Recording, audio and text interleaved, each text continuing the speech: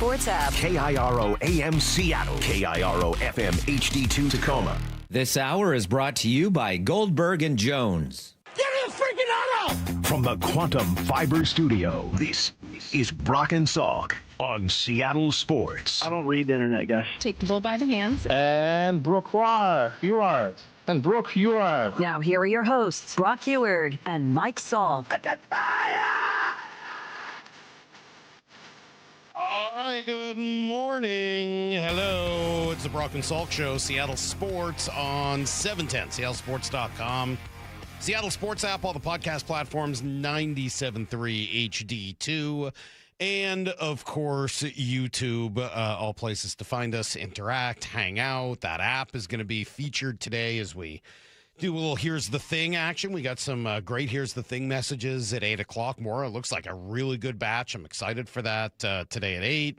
We're going to talk to Shannon today. Brock was out of practice yesterday. The Mariners lost yesterday. And Matt Brash, I'm not wild about this Matt Brash situation. We'll talk more about that in about an hour. I'll dig a little deeper into what that means because I think there's a trickle-down effect, and I don't like it. So, but before we do any of it, I can't believe this is the case, but I'm going to start the show with the NBA. I don't know how you don't. I will be honest with everybody. I'm going to be transparent with all of you. I would never lie to you this early in the morning. It's just not right. I didn't get to watch the game last night. I would have. Again, Mariners played early. I would have put it on. I certainly would have been following it. As I think I mentioned to you guys yesterday during the show, my older daughter, Avery, graduated 8th grade yesterday. There was a big ceremony. She was, walking on stage. They kind of treat it like a high school graduation. So I was there. I was doing that. I was, watching my daughter, and then I was legitimately before the ceremony, because we had to get there 45 minutes early and sit in the audience and wait. I was legitimate. I got onto the school Wi-Fi, and I'm legitimately watching the Mariners game on my phone. Shout out to Mariners.tv, which is great. Works so well. So I'm on the MLB app, and I'm watching the Mariners. That was great. But then, the thing started, and I saw the Grand Slam. So at that point, I just kind of turned it off. All right, well, this thing's over. And I didn't get an opportunity to watch the NBA game. But I'll comment on it anyway, not the specifics of the game, because you know what happened. The Knicks come roaring back from 31 down. Just an incredible comeback. I mean, really remarkable what they did. But the story of this to me is the effect of the Knicks doing what they're doing. Now, they haven't won yet, and they probably need to in order to complete this whole storyline. But it is such a perfect NBA story. It is such a perfect NBA story because it just involves all the things that the NBA kind of is. The biggest market team, probably the biggest upcoming star in Wemby, taking on, the two teams taking each other on here in the finals. The Knicks fans are starved and passionate and crazy and kind of fun. It's weird. It's very rare to find kind of fun New York fans because generally they're completely insufferably arrogant. I mean, just absolutely insufferable and arrogant. And that's Yankees fans, obviously. That's Giants fans. They're just insufferable and obnoxious. But the Knicks fan is a little different. Yeah, there's some crossover, but they're so much closer to Mets fans because they've never, it's been years and years since they've won a title, and it's been nearly that long since they've even been relevant to close to winning a title. So there's a sympathetic element. There's a sympathetic element to the fan base. And then because and they handle themselves in this strange way where they set themselves up for disaster over and over again, right? Even the whole Nixon 4 thing is kind of setting yourself up for disaster. That's how they remind me of Mets fans who are as sympathetic as they get. Everybody likes Mets fans. They're silly. They're fun. They're hilarious. They're so mad at their team all the time. The only thing they hate more than other teams is their own team. They're hilarious. I mean, we don't have some of that here.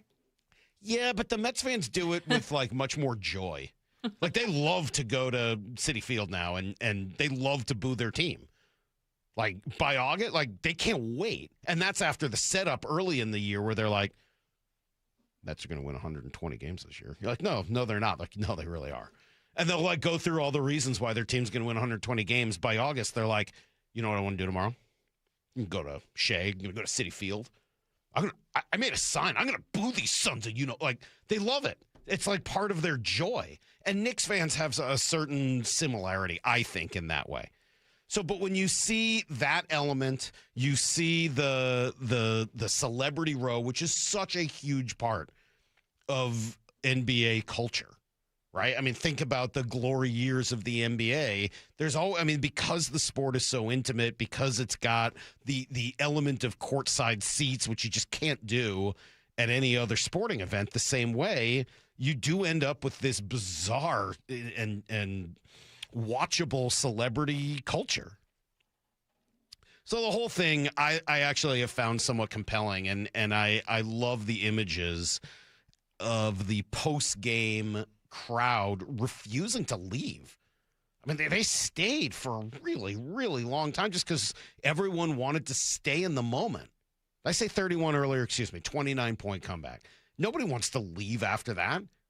And now I'm looking at videos this morning of you got Ben Stiller, who's filming a documentary about the Knicks on his iPhone. He's got black and white footage from his view, on the court of what that looked like last night as Anunoby tips it in. You got Taylor Swift dancing with random Knicks fans in the hallways. You've got Jerry Seinfeld and Larry David together. I mean, like what all these familiar faces. Heck, the other day, you had Donald Trump and Tina Fey in the same building. I mean, like, just everything that happens when you've got a team like the Knicks or the Lakers specifically, you see it with a few other teams. The Bulls were able to pull it off to an extent. But it's just something crazy watching that. So that was really cool. Just from a sports fan perspective, I didn't get to watch the game. You know what else actually helps? I know this is going to sound like the biggest old man idiocy of all time, so you guys can feel free to just get on me about it. I appreciate that the Knicks are still just wearing their old uniforms. Like, they haven't gone to, like, crazy, wild, oh, my God, look at us uniforms. They're just the Knicks uniforms. They just look like the Knicks. Like the Knicks have always looked. I mean, they modernize over time, but they're just the Knicks. So I like all that. Yeah, 208 says there's videos all over the internet of Knicks fans assaulting Spurs fans. Yeah, I'm not obviously in any way. That happened after the last game. It was pretty bad. Yeah, I mean, those people are awful. There's obviously a lunatic fringe, and you're right. The Knicks, yeah, there is an element of that with the Knicks. But what I think is much more, I don't think that's the norm. Hopefully it's not. Jeez. I don't think that's the norm. Yeah, there's some renegade jerks out there who like to take advantage of a situation like this. And when you get a city as large as New York, obviously you're going to get that. But I do find that in general, the Knicks fan base is a little bit more sympathetic than most other, especially Northeast fan bases. You mentioned that they haven't won yet. The 2016 Golden State Warriors are the only team to go down 3-1 and then lose. So they have a pretty good shot here. They do. They're going to go to San Antonio for one, then back to New York for Game 6. Right? They don't have the advantage, home court advantage in the series. So, if you're a Knicks fan, do you want them to just close it out in San Antonio, or do you want to see the incredible scene it would be if and when they were to win in Madison Square Garden? I don't know. So again, I'm not a big NBA fan. I'll watch when they play next on Saturday. I won't watch it, but I'm going to be at Rush. Like sorry. Like I built my life around what I'm doing on a couple of these days, not around the NBA schedule. Do they play Saturday next, or do they wait till Sunday? I'm not going to get to watch a hockey game. I think they play either. Saturday at 5:30. Yeah, it's not going to happen. We got Rush at 7. Like that's just not going to happen. Sorry. I know what I'm going to be doing that day, and it's going to be listening to Rush. I can't wait. And I even thought about buying more tickets for tonight's show. I don't think I'm going to do it. My buddy didn't want to spend more money. I know the tickets were not cheap, but they're mixing up the set list, Maura. They're mixing up the set list. Wow. I know, and like if you want to see the show, the songs that you love, you kind of have to you have to move things around. But do you have tickets for another one of their shows? Yeah, here when they come back here. Yeah. So you need to go to 2 in LA and 1 here? Well, I'll probably now go to 2 here. Because I couldn't get anyone to go with me. Like, I want to see this. I love this song. But they're only playing it one of the 3 nights. Let's leave that thing alone. They're not going to play that every time. They're not going to play Olivia Stronggiato every time. One of my all-time favorite songs. Listen to the subtlety of the drums here just for a second. Ew. Shut up, Laura. This is awesome. Listen to how cool that is. It's so hard to do. That rhythm is so off kilter. I've been listening to this song most of my life, and I still can't get that rhythm in my head. I can't get that rhythm down. It's so freaking cool. I love this song and that guitar solo over it. It's unreal. What do you mean you still can't get that rhythm down? Are you trying to drum? Yeah. You're air drumming to it? Well, I played drums as a kid. Okay. It's just such a it's just so offbeat. Cash, you play little drums, right? Yeah, a little bit. And that rhythm is insane. I could never just even... the way it's off with the hi-hat is it's unbelievable. Neil is a god, and psyched to see Annika take that on Saturday night. And yeah, if anybody down there wants to go with me, maybe I'll get tickets and go tonight. If you're in LA, text me if you want to go see Rush. Certainly if you want to pay for it. All right, we'll be right back. We'll give you guys everything you need to know next on Brock and Salk. Brock and Salk. Unfortunately, we got a Mooney problem, man. We do. Morning 6 to 10. Because he's given up as many earned runs now as he did all last year. There is a problem. I think a confidence problem as much as maybe anything else. And we know how fickle that can be with closers. At the end of the day, what would I do right now? Nothing. Yeah, I don't think right now you can. I think I'm probably doing nothing. If there's another couple of these blow-ups, another couple command issues, I think you do. I think then you evaluate it after this road trip. Only on Seattle Sports and Seattle Sports on YouTube. We meet by accident, fixing every last bit, Accurate Auto Body. If you've been in an auto accident, you have the right to take your vehicle to any repair facility. Accurate Auto Body has been family owned and operated since 1994, and they work for you, not your insurance company. Your insurance company may not love them, but you will, because we meet by accident, fixing every last bit, Accurate Auto Body. Dave Wyman here, and you've heard me talk about a local company for over a year now I really love working with, Harley Exteriors. You can expect a no-pressure consultation, they're great people to work with, and their windows are beautiful.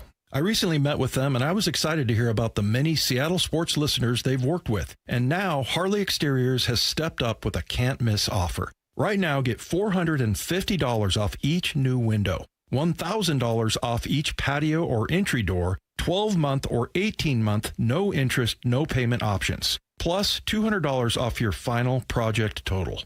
If that isn't enough to get you started on a new project, I don't know what is. Schedule a consultation just like I did. Give them a call at 833-HARLEY, that's HARLEY, or go to harleyexteriors.com. minimum purchase of 4 windows required for window discount. Qualifying windows must be 36 by 36 or larger. No size minimum on patio or entry doors. Financing subject to credit approval. Cannot be combined with other offers outside this promotion. Offer valid through June 30th. Hey, it's G. Scott. Let's talk real for a sec. Summer is supposed to be about sunshine and kids having fun. But when the kids are home all day, that grocery bill, yeah, it grow fast. That's why I want you to know about Sunbucks and why our friends at Safeway are helping get the word out. If your family qualifies, you can receive $120 per child to spend on groceries this summer, food in your cart, and a little less pressure on that budget. And let me be clear about this. There's no catch, no judgment. This program is simply about making sure kids have enough to eat when school is out. Here's the important part. Many families are enrolled automatically, and a card may already be headed to your mailbox. But some families do need to apply depending on income and where you live. So take a couple minutes and check. Visit freesummermeals.org. That's freesummermeals.org. Safeway, looking out for your family this summer. Once again, that's freesummermeals.org. In a contracting business, you're either growing or you're grinding. Success is no longer about hard work alone. It's about using AI to accelerate impact. Service Titan is the only integrated intelligence that seamlessly automates your entire workflow, from first call to final invoice. Born in the trades, built for visionaries ready to stop operating and start automating. Service Titan, AI for the trades. Shop the Sherwin-Williams sale and get 30% off Super Paint, Super Deck, and Woodscapes products June 12th through the 22nd. Whether you're refreshing your interior or exterior, we've got the colors to bring your vision to life. And with delivery, getting everything to your door is easier than ever. Shop online to have it delivered or visit your neighborhood Sherwin-Williams store. Retail sales only. Some exclusions apply. See store for details. Delivery available on qualifying orders. Compassion. Communication. Results. That's Pendergast Law Personal Injury Lawyers. Go to pendergastlaw.com. That's pendergastlaw.com.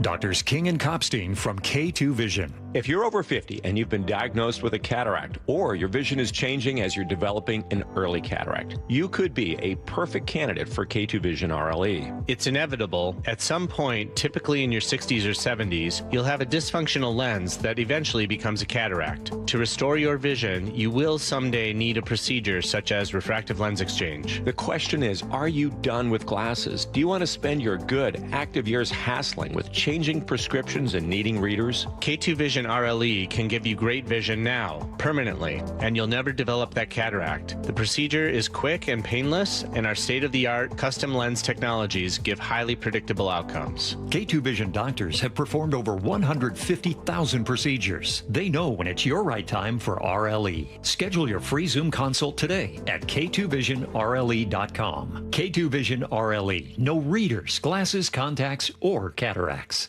Running a small business means juggling a lot. Your network has to handle it all. That's where a fiber-only provider falls short. You deserve a partner who gives you a greater advantage. Introducing the Total Solutions Advantage only from Comcast Business. A first-ever combination of the largest, fastest fiber-powered network, the most reliable Wi-Fi, gig speeds with equipment and security included, and a 5-year price lock. Plus, it's all backed by a 30-day money-back guarantee. The Total Solutions Advantage only from Comcast Business. A new standard for small business with reliability, security, and savings in one. When you add it all up, no one does business like Comcast Business. Switch today. Get started for $60 a month for 12 months when you add an advanced solution to a qualifying internet package. Limited time offer. New customers only. Requires 300 megabits per second internet, security edge, and additional qualifying service. 1-year agreement, paperless billing, and autopay with bank account required. Taxes and fees extra. Most reliable Wi-Fi based on Open Signal Awards USA Fixed Broadband Experience Report, May 2025. This hour is brought to you by Goldberg and Jones. Need to know. 15 minutes past every hour with Brock and Salk. Presented by Marquee Data. Here's what you need to know. Up first. Yeah, wheels kind of came off a little bit for the Mariners. They wobbled to a Game 3 loss in Baltimore. George Kirby, it's a quality start, 6 innings, 3 runs, but unfortunately not enough, and then got a whole lot worse when Jackson Holliday did this in the 7th. The 1-1. Swung on. That is ripped right field. Luke Raley racing back. He's at the warning track wall. Grand slam. Jackson Holliday. He's broken this thing wide open. It's 7-0 Baltimore. Yeah, probably not the outing that Domingo Gonzalez was looking for, and he'll probably get sent back down today because they're going to need more pitching. Not much offense. They managed just 4 hits in the game. Just weird how every once in a while this team is just totally befuddled. But series finale today, they'll try to avoid a split. Brian Wu and Kyle Bradish in that one. The big news, though, Matt Brash heading back to the IL for his lat strain. That is going to put even more pressure on the rest of the pen, and Dan did not make it sound good. Yeah, in terms of particulars and the medical side of it, I'm not super skilled in that level, but I know it's going to be a little bit here with Matt, and a tough blow for him, and I know it's just so difficult after having been on the IL earlier to have to go back on it, and I'm sure frustrating for him and a tough day for him for sure, but I think the rest will do him some good and get that arm back and healthy, and he'll come back, just like he has before. He'll put the work in, he'll put the time in, and he'll be back and ready to go. But certainly a tough day for Matty. Yeah, and a tough day for the team. That's going to put a lot of pressure on this Penn. It's been 3 weeks since he'd returned. He's going to miss at least 2 more, and it sounds like, just listening to Dan there, I mean, if Dan says it's going to be bad, what? We might not see Brash for 5 years. I mean, like, he said Colt Emerson was going to be fine. It's been 3 games, and we still haven't seen him, and that is making me a little bit nervous as well. Here's the second thing you need to know. All right, Seahawks have kept up their promise of keeping the workload pretty light at minicamp in order to let everybody's body continue to heal after the extra long season. They held what was really more of a walkthrough yesterday. Then they had the players visit places in the community, which I thought was a really cool idea. Kudos to Mike McDonald for getting that done. Probably the biggest newsy item from yesterday was Steve Weish of NFL Network saying that we're getting a little closer on Witherspoon. The anticipation is something could get done by training camp. As you mentioned, Devin Witherspoon has been to the Pro Bowl in each of his first 3 seasons, and he has seen his draft classmate Jackson Smith-Njigba sign that 4-year, $168 million extension. He has also seen Trent McDuffie, once he was acquired by the Rams in that trade, sign a 4-year, $124 million extension. So in terms of Witherspoon getting a deal done, the average where he can come in at, because he is such a good player, could be in that $30 million a year range on deals that we've seen signed recently by the Colts' Sauce Gardner and Houston Texans' Derek Stingley. All right, so we'll watch and see if that can get done in the next couple of weeks here before training camp. A lot of rumors and thought that Zach Charbonnet may be ready to go sooner rather than later. That is really cool, given that I didn't think he'd be back until near the end of this season. So we'll see. Obviously, still a little way to go there. And God, I have more. You know what sound? I just love this from my guy Leonard Williams. It's just my favorite. They're going to have their big ring ceremony tonight. He's pretty psyched. Man, I can't wait. It's been a long time coming. I can't believe it's tomorrow. I feel like I'm going to sleep like on Christmas Eve right now, waking up tomorrow about to get my ring. Man, I'm excited. I get to see the guys. It's going to feel like a reunion from last season. Yeah, very cool. Love that. And congrats to all those guys. And tonight's going to be, I'm sure, a pretty amazing evening for them. Here's the third thing you need to know. Knicks complete the greatest comeback in NBA Finals history as they were down 29 points in the third quarter. It ended like this. The Knicks were down as many as 29. Anunoby gets it into Brunson. Brunson pulls a quick 3 off the front rim. No. Tip it good for the lead with 1.2 seconds to go. OG Anunoby flying out of nowhere. And this place is rocking at the Garden. Yeah, and continue that way for what seems like hours afterwards as nobody wanted to leave. Pretty incredible moment in New York. Charles Barkley ripping the Spurs. We saw the dumbest basketball team in the history of civilization. Oh, wow. We saw they had a 25-point lead, took eight straight threes. Like, they thought to get, like, that was some of the most mismanaged, stupid basketball. Hey, when you... He goes on from there, but I think you get the deal, get the idea. Stanley Cup Finals back at it tonight. Game 5 in Carolina. That series is tied 2 apiece. So there you go. That's everything you need to know. 1:15 every hour here on the Brock and Salk Show. I can't believe some of this Rush hate. What is wrong with you people out there? Just when we thought Salk couldn't get more annoying, we find out he's a Rush fan. I think I've been pretty clear about that over the years. How can you, and the same person, how can you tell when Rush changes up their set list since all their songs sound the same? No. That's not true. I can tell. I still remember taking that video of you and Justin when you were putting together a ranked and you started talking about pre and post synth Rush. Yeah. And I posted it in the comments. You guys got roasted for that. Well, that's fine. I don't care. I like, that's the great thing about getting old. Like, you don't care. Oh, you don't like what I'm into? I don't care. I'm into it. I love it. I think it's great. I can't wait. I'm so freaking excited for this weekend. Can't wait. All right, let's come back. Brady Henderson gives us a lot of details on what's going on with these Seahawks and what could happen next. Stick around. It's Brock and Salk, Seattle Sports on 710. Have you downloaded the Seattle Sports app? We're going to have a challenge right here. What are you waiting for? Listen to this. Every pitch. Here comes the 3-2. Every game. Swung on and missed. Got him. One app for free. How about that, folks? The Seattle Sports app. every game. Julio racing back. Right in the palm of your hands. Makes a leap and makes the catch. Plus the latest Mariners news, insider access, video, and podcasts. They got it. Wow. The Seattle Sports app.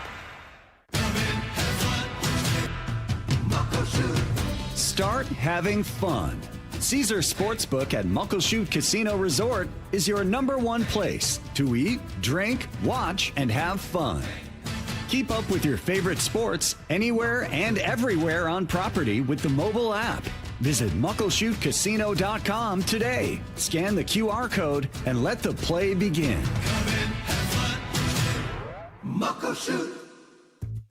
Looking for a pre-owned Toyota you can actually count on? Then you need to take a trip to Toyota of Renton. Each vehicle passes a rigorous 160-point inspection, so you drive off with confidence. Plus, their service center has factory-certified techs and genuine Toyota parts to keep you running strong. Come meet the incredible team, ask questions, and take a test drive in their variety of dependable, certified, pre-owned inventory. See them in person at Toyota of Renton or online at toyotaofrenton.com. Wait, everything on this IHOP value menu is just $6? I told you it was amazing. A huge plate of pancakes, bacon, and eggs is just $6. Wow. There's also French toast, a ham and cheese omelet, and oh, they got a BLT and fries now. Okay, we're coming here every day. You don't have to tell me twice. Feast for just $6 with the IHOP value menu. $7 in some locations, available every day for a limited time at participating restaurants in the U.S. Hours may vary. No substitutions. Not valid with other discounts or promotions. Prices may vary. This is the story of the one. As a maintenance engineer at a beverage manufacturing plant, he starts his day knowing every line is ready to run because Grainger delivers the industrial-grade products he needs to keep mixers, conveyors, and packaging equipment moving. With Grainger's vast selection of bearings, belts, and motors, he keeps operations running smoothly, so nothing grinds to a halt. Call 1-800-GRAINGER, click Grainger.com, or just stop by. Grainger, for the ones who get it done.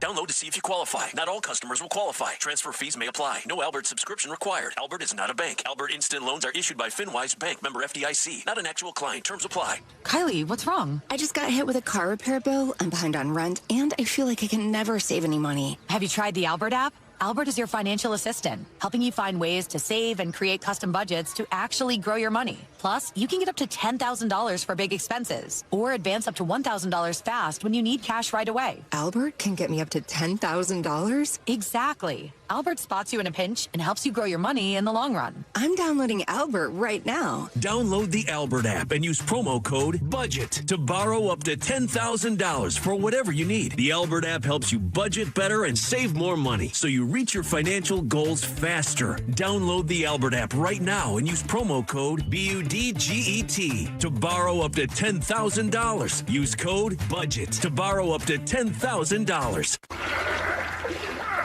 The idea of push-starting a boat just doesn't seem right to us here at Pacific Power Batteries. A marine battery should just plain work every time. Let us help you with selecting the right type of marine battery. Deep cycle, starting battery, AGM, or even lithium battery. You can start with our helpful hints on our website or just stop by and talk with us.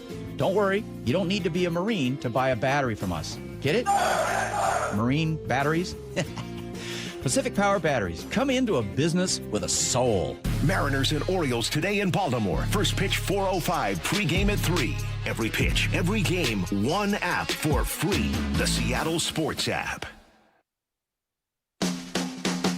When temperatures rise, the Murphy Auction Company rolls out the biggest online heavy equipment auction of the summer. And it's here now. Bidding starts 10 a.m. Thursday, June 11th, and closes at 10 a.m. June 18th. On the block, find a huge assortment of heavy equipment, contractors' equipment, and vehicles, like 80 heavy trucks, 13 excavators, 5 backhoes, 9 forklifts, 3 skid steers, 2 asphalt pavers, and a 2002 Trail King 50-ton triaxle lowboy equipment trailer. Plus, a 2025 Dodge Durango SRT Hellcat with under 2,000 miles, contractor's tools, attachments, roll-off boxes, lumber, and much more. Preview all items June 16th and 17th, 8 a.m. to 4 p.m. at our location in Marysville, 3803 136th Street Northeast. For pictures and all details, visit murphyauction.com. That's murphyauction.com.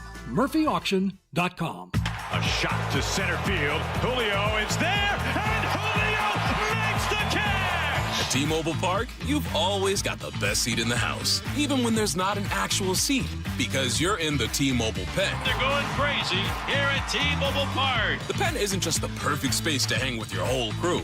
It's where you can see Julio defend the no-fly zone 1 minute and watch Senor Smoke get ready for his big entrance the next. Andres Munoz has simply been incredible. Sure, the pen is standing room only, but with a team this exciting, who wants to be sitting down?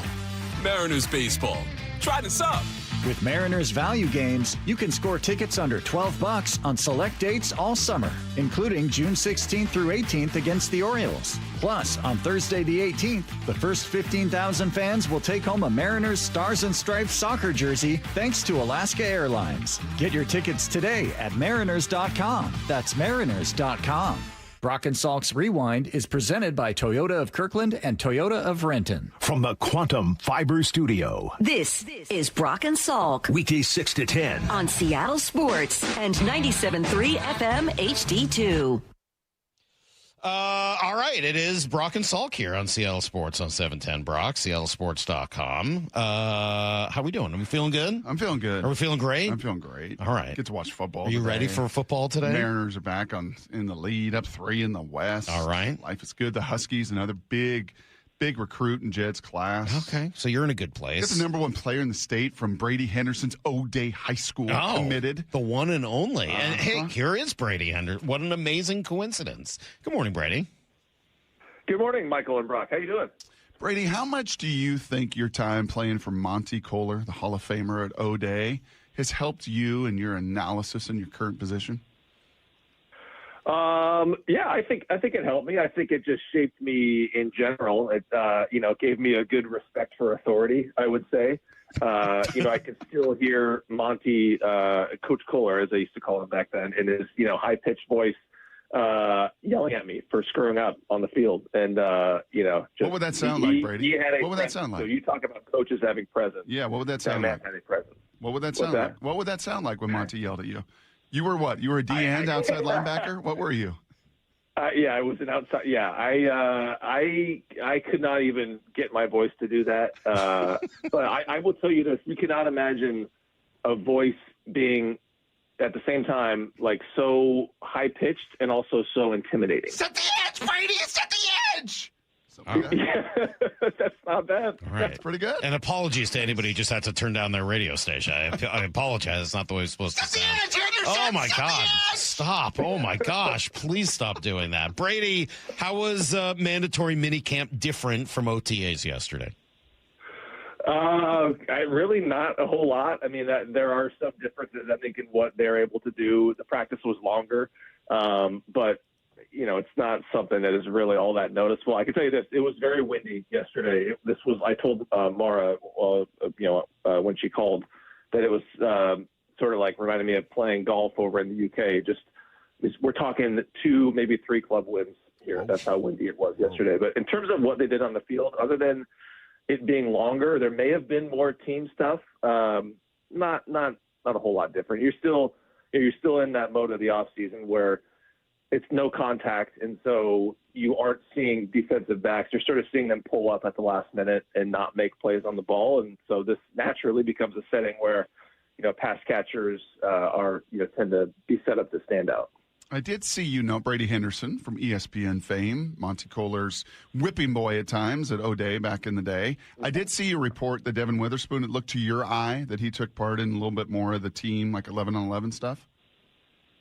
Yeah, and he had been doing some of that before, but it seemed like, and we had only been out there, I think, for 3 practices, not counting the rookie minicamp before yesterday, just the 3 OTAs that were open to reporters. And it looked like during the full speed 11-on-11 reps, he would sit out those, and don't know if that was due to his contract or what. Looked like there were some other players kind of doing the same thing maybe. But he did more of those yesterday. I don't necessarily read that as any sort of sign of significant movement in the contract or not. But, yeah, it did look like he was doing a little bit more yesterday than he had been in terms of those full-speed 11-on-11 reps. Early impression of Jadarian Price? I I mean, he looks the part. He is, as you guys know, the scouting term for guys like him is rocked up, which means, kind of like Ken Walker III was rocked up. This guy's rocked up. And I know there was a lot made, and understandably so, about just his hands and his ability to produce as a pass catcher out in the backfield. And, I'm not going to tell you that he is the greatest receiver of all time, but from what I've seen, it seems like that was maybe just as much or maybe more so a product of the fact that, okay, you've got the fact that he only caught 15 passes in college seems to me, based on what I've seen from him, probably more so a product of Jeremiah Love being so good in that role, and not as much of a product of this guy just can't catch. I mean, he had a drop, I think, on the rookie minicamp. Other than that, he's caught the ball fine. He had a chance to make a tremendous one-handed catch, kind of back shoulder situation yesterday, and couldn't come up with it. But that was a tough catch that, we would have been saying that was a great catch if he had made it. So he looks, not going to say great as a pass catcher, but he looks plenty capable. And as you guys know, that really helps determine what your role is going to be on Sundays. Brady, you're mostly journalist. You can be part opinionist, and you can be part analyst. You can wear some different hats, and you jump on this station an awful lot and fill in for shows in an awesome way an awful lot. So just analyst, fun guy, radio guy. If you were to say Jadarian Price reminds me of, is there any kind of former Seahawk running back? Is there somebody in the NFC West that you have seen? Does he just kind of strike you as like, whoa, that kind of reminds me of?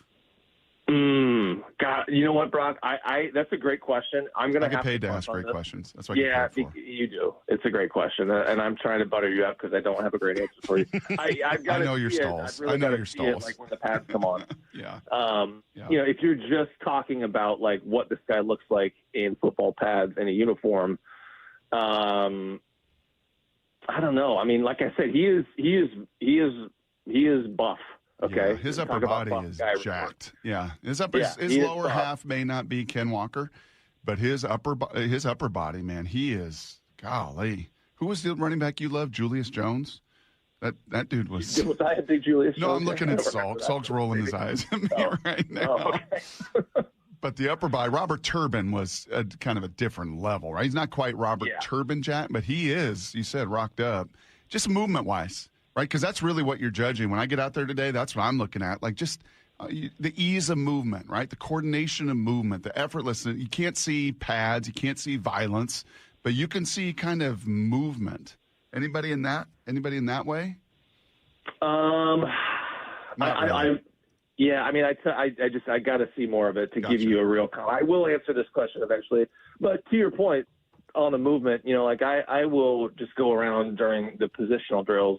And I've spent time watching the running backs, and it's sort of like last year with Gray Zabel, where if you didn't know who was who, and there was no numbers or no names on the back of the jersey, and you said, okay, one of these guys is a first-round pick, you could tell which one was the first-round pick, just because he moves differently than the other guys. And, they're not in a full sprint, but they're doing the bag drills, and it's change of direction and starting and stopping and stuff like that, and just very fluid mover.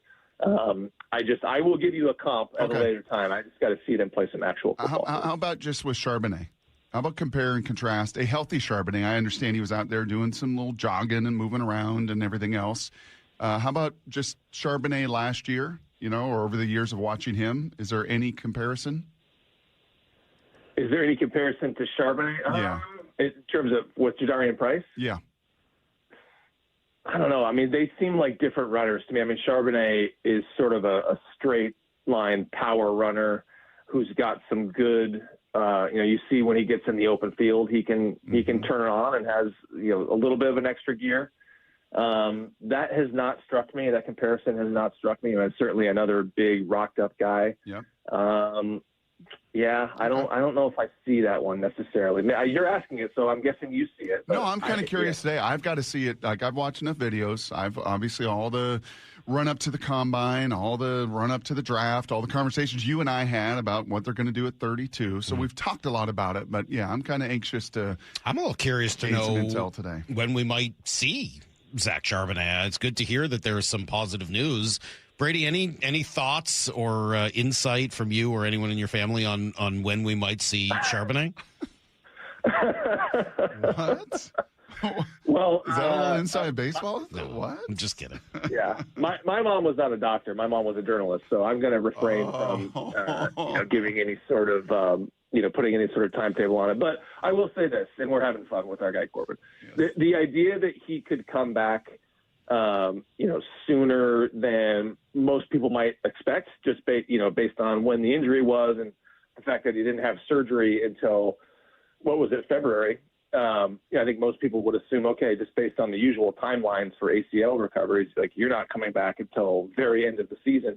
I think the idea that he could come back before that is not crazy. And I'm not saying that like I have, hard, this is not like a report or anything like that. I have kind of gotten the sense from the organization, there is this sense of, hey, this guy is such a diligent worker. He is going to attack his rehab like better than anybody else will attack their rehab.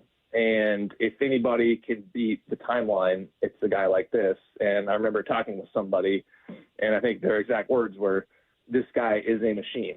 And so I think there is this sense in the organization that they're just not going to put anything past him in terms of, possibly beating some timelines. But I'm not going to tell you that's going to be, October, November, December. I'm just saying it would not surprise me if he comes back maybe a little bit sooner than most people would assume. Hey, so when we talked to Mike last week, he mentioned I think it was talking about Derek Hall at the time as somebody who could take a really big leap from where he was last year to where he could be next year. And we asked him, okay, who else is on that list? And he declined to answer for the team, somewhat obvious reasons, I guess. But I'll ask you, what players are poised to take a huge jump heading into this next season? I got to say Nicky Manwari. And, I mean, you're probably asking about guys that you didn't really pay a whole lot of attention to last year. No, I put Nick on that list. I mean, Salk already talked about that last hour, Brady. Stop. Give us some better than that. I'm telling you, I mean, the way that this guy played, while managing a bunch of different positions, while missing time with an ankle injury, I mean, I got to imagine that is not hard to do when you're bouncing around meeting rooms. You're getting coached by every coach of the defensive staff, basically, and you're not able to focus on one position. I mean, I don't think that's going to change this year, but I imagine your head has got to be spinning in year one, and that naturally you're going to get a better handle on that in year two. And, he's healthy after the ankle injury, so he is maybe not the conventional answer for that in terms of like a guy who was under the radar last year, but I think Nicky Manwari could take a step in year two. Got any other names?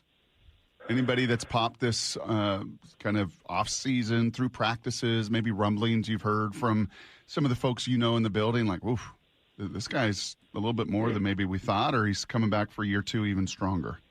I think that there is a reason why John Schneider talked about George Holani the way that he talked about him. And look, George Holani is going to factor into this backfield. And, the way that from what we've seen from him and the way John Schneider talked about him, what did he talk about? Talked about how well he caught the ball out of the backfield in those, I think it was the playoffs after Charbonnet went down, and then how good his pass blocking was. He used the word elite, I think, to describe his pass blocking. So to me, what do you want your third down back to be? What do you want him to be able to do? You want him to catch the ball out of the backfield and be great in pass protection. So George Holani, to me, sounds like he's their third down back. And obviously there's a lot of time to sort that out. But with the questions about Jadarian Price's, ability to factor in the passing game, I think right now he and Emmanuel Wilson are your early down guys. And then George Holani is your third down guy. But Holani he looks, and I remember thinking this last year that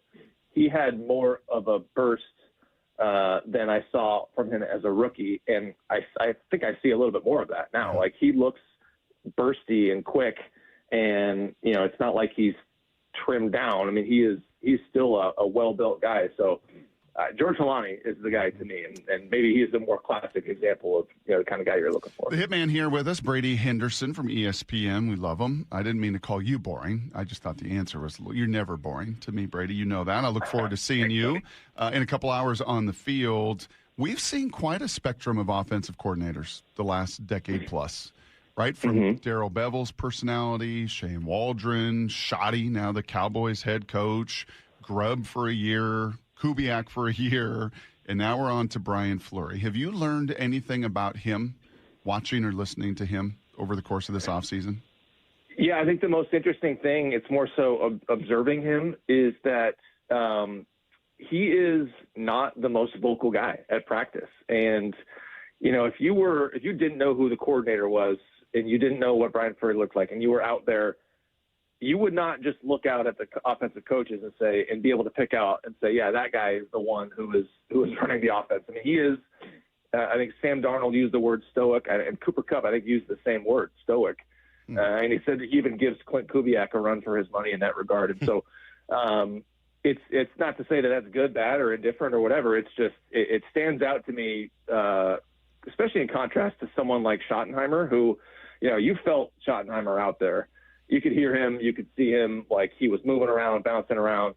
That's maybe a little different because he wasn't technically their quarterback's coach, but he might as well have been their quarterback's coach with how hands-on he was. Mm-hmm. You really don't hear, or I don't see Brian Fleury like giving a ton of instruction in between plays, and maybe he's just too far away for me to hear it. But I tell you, I've had my eyes trained on him for good chunks of time during the team periods, and you just see him, and he just looks like he's got completely dialed into play calling, and maybe that is part of it. Maybe this is, maybe he is sort of eschewing some of the on-field coaching, knowing that, hey, man, this is his time to really this is on-the-job training. And as you've said, Brock, there's no replacement for experience when it comes to play calling, and maybe that's part of it. Maybe he is just focused on honing that part of his, doing what he needs to do to get ready to call plays for the first time. That surprises me a little bit, but doesn't in some ways. It surprises me because usually former tight ends coaches and run game coordinators are pretty loud, pretty demonstrative, right? Like it's setting the edge, it's setting the tone, it's setting the run game, it's winning the line of scrimmage. Those guys usually have a little bit of juice. But on the other side, to your point, like he's also fitting in here with an entire staff that largely returns.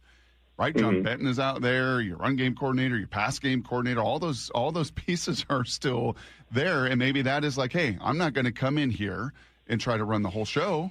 I'm going to come in here and facilitate and let all of you that did it and won a Super Bowl just be a part of it. That makes sense? Yeah, it totally does. And there is an element of, just letting your coaches coach. And as you know, Brock, one of the criticisms inside the organization of Ryan Grubb during his one season in Seattle was that he was reluctant to delegate, and he would, try to not only be the offensive coordinator, but the quarterback's coach and the O-line and he wouldn't let his coaches coach. And I remember talking to several assistants last year and they weren't comparing one to the other, but they would talk about, how much sort of Kubiak is the opposite of that, basically, and to the point where, he would even let guys, he would even, seek input in terms of game planning and designing plays. And there was, one play, I remember talking to one coach, Matt Brown, during the Super Bowl week about it. And, he said Clint let him design the play that ended up being that long touchdown pass in the Jacksonville game to JSN up the seam. And so,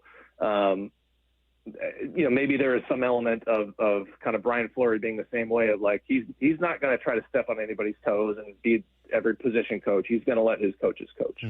Talking to Brady Henderson here for a few more minutes as the Seahawks are in the middle of their mandatory minicamp. I played some sound yesterday from Willie Colon, who said the Seahawks just don't feel like a team that can return and do it again, which I thought was kind of rich. But when you're out there, do they feel like a Super Bowl team? Do they feel like a team that is coming off of winning a championship? Well, I would say not. They do, but not because it's out there and you feel it. I would say they do just based on how good they were last year, and this is more of like an on paper argument. I know there was a lot made of like how much they lost in free agency, and there's no doubt they did lose some key pieces. And they lost their offensive coordinator, and now they're going to be relying on a first-time guy like we talked about. So there's no doubt that they lost some pieces, but kind of like, remember what I was talking about last year where you asked me, I think at some point in November or December, like, does this feel like a Super Bowl team? And I said, yes, because, when you look around, when I go around and talk to all my, when I go and cover a game in another market or, whenever I talk to one of my other ESPN colleagues, all they can talk about is like, well, all the flaws with the team that they cover. Like, every team has flaws, and every team, maybe took hits in free agency or still has some lingering question about them. So it's sort of like a question of, okay, well, who is so much better than the Seahawks right now that makes the Seahawks non-contenders? I just don't see another team in the league that would fit that description right now. It's less about, less about like what I'm seeing out at practice, because we've only seen 4 practices. They're not playing real football. I will say this: the observation that I can make that supports that is that this still looks like a very tight team, and you just see it out there at practice. Guys are still doing the shadow boxing thing off to the side, and it just seems like a group of guys that genuinely like being around each other. And I do wonder if that was part of the reason why the attendance was so great during the voluntary off-season program like it was last year. So it just seems like there is a tight team, still a strong culture. They did take some hits in free agency, and they are going to have to prove that they can overcome those. And I think probably the coordinator is the biggest one of those. But I just don't see another team that is clearly so much better than the Seahawks that we can say that they are not contenders anymore. Last thing for me here, Brady, does Super Bowl winning head coach Mike Macdonald look, sound, feel any different than Mike Macdonald of the last 2 years? No, not really. No. I do understand that he is going to be playing in the American Century, the celebrity golf tournament in Tahoe. So, maybe some more eyes on him, some more opportunities coming his way. But, no, I mean, McDonald, and Brock, you see it. You guys see it. Like, you look around the NFL, there's coaches that you can tell have egos, right? And we don't need to look very far for that. Really? And McDonald just seems like he's a very grounded guy and this is probably a big reason why this organization is the reigning Super Bowl champions, is because the 2 leaders at the top of the organization are very low ego guys, John Schneider and Mike McDonald. Mm-hmm. And just listening to Nolan Teasley's presser in Minnesota, man, did that reverberate as he kind of talked through all that. I'll give you, you just gave us a little nugget. I'll give you a little nugget. A family friend was out on a golf course and saw Mike McDonald last Friday. And you know what he said about Mike McDonald on the golf course? What's that? A very Brady term that you used 20 minutes ago. That dude is rocked up. Mm-hmm. We looked at it at camp the other day, bro. That was the first thing I noticed when I got out there. Yes. You see him, you're like, why is one of the players not dressed? Like, why is he yelling at everyone else? Like at Lake Tahoe, he might be jacked. one of the most rocked up dudes playing.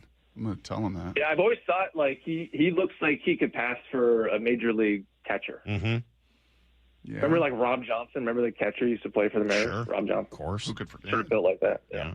Good friend of the program here. As a matter of fact, Rob Johnson had that great catcher ERA we were always talking about back in the day. Yes. All right, Brady. Good stuff. That was fun. Brock will see you out there. Brock has asked not to be bothered today, so please don't come over to Brock. He's not interested in talking to anybody today. He'll have security around. He's got to get his own. He's got to get his own roster. I have forever been Brock's roster boy, where he'll say, "Who's number 19?" Right.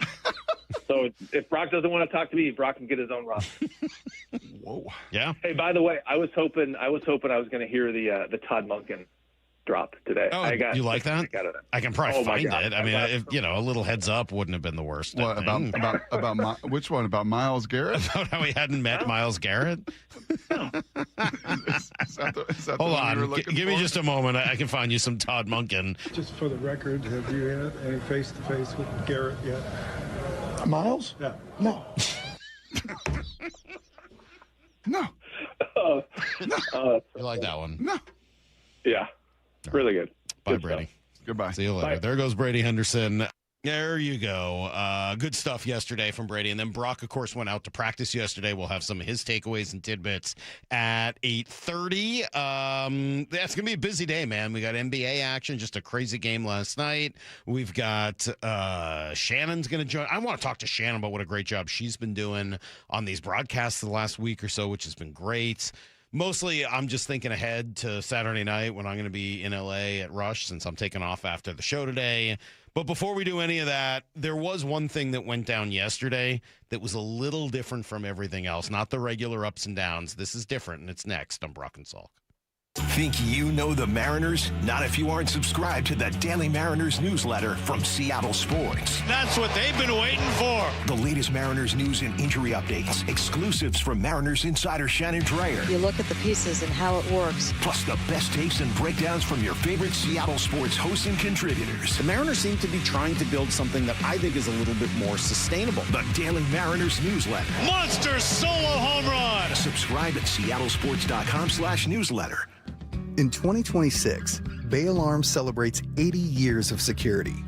For the Puget Sound, that means local service including burglar and fire alarm systems, 24/7 in-house monitoring, and custom security designed to work with business operations.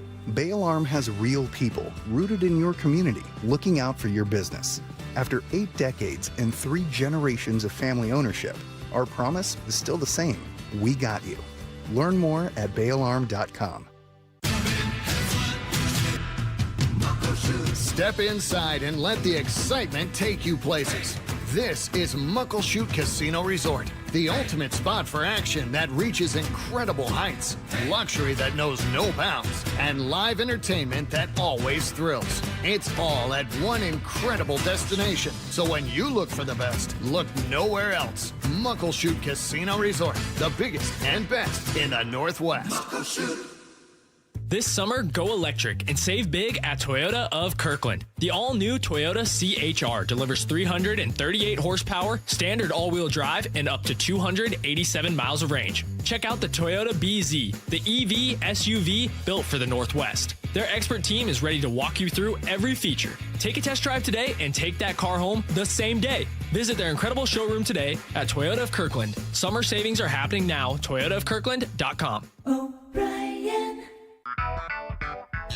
Does your yard need shade, privacy, or a little brightening up? Look no further than Big Trees. I'm Nancy Penrose, owner of Big Trees in Snohomish. At our 30-acre location, there are thousands of trees to choose from and knowledgeable staff, including a board-certified master arborist, to help you find exactly what you're looking for. Visit the nursery and learn more about Big Trees at bigtreesupply.com.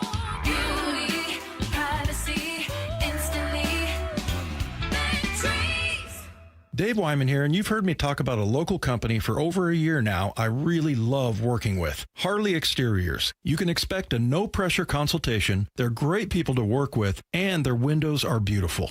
I recently met with them, and I was excited to hear about the many Seattle sports listeners they've worked with. And now, Harley Exteriors has stepped up with a can't-miss offer. Right now, get $450 off each new window, $1,000 off each patio or entry door, 12-month or 18-month, no interest, no payment options, plus $200 off your final project total.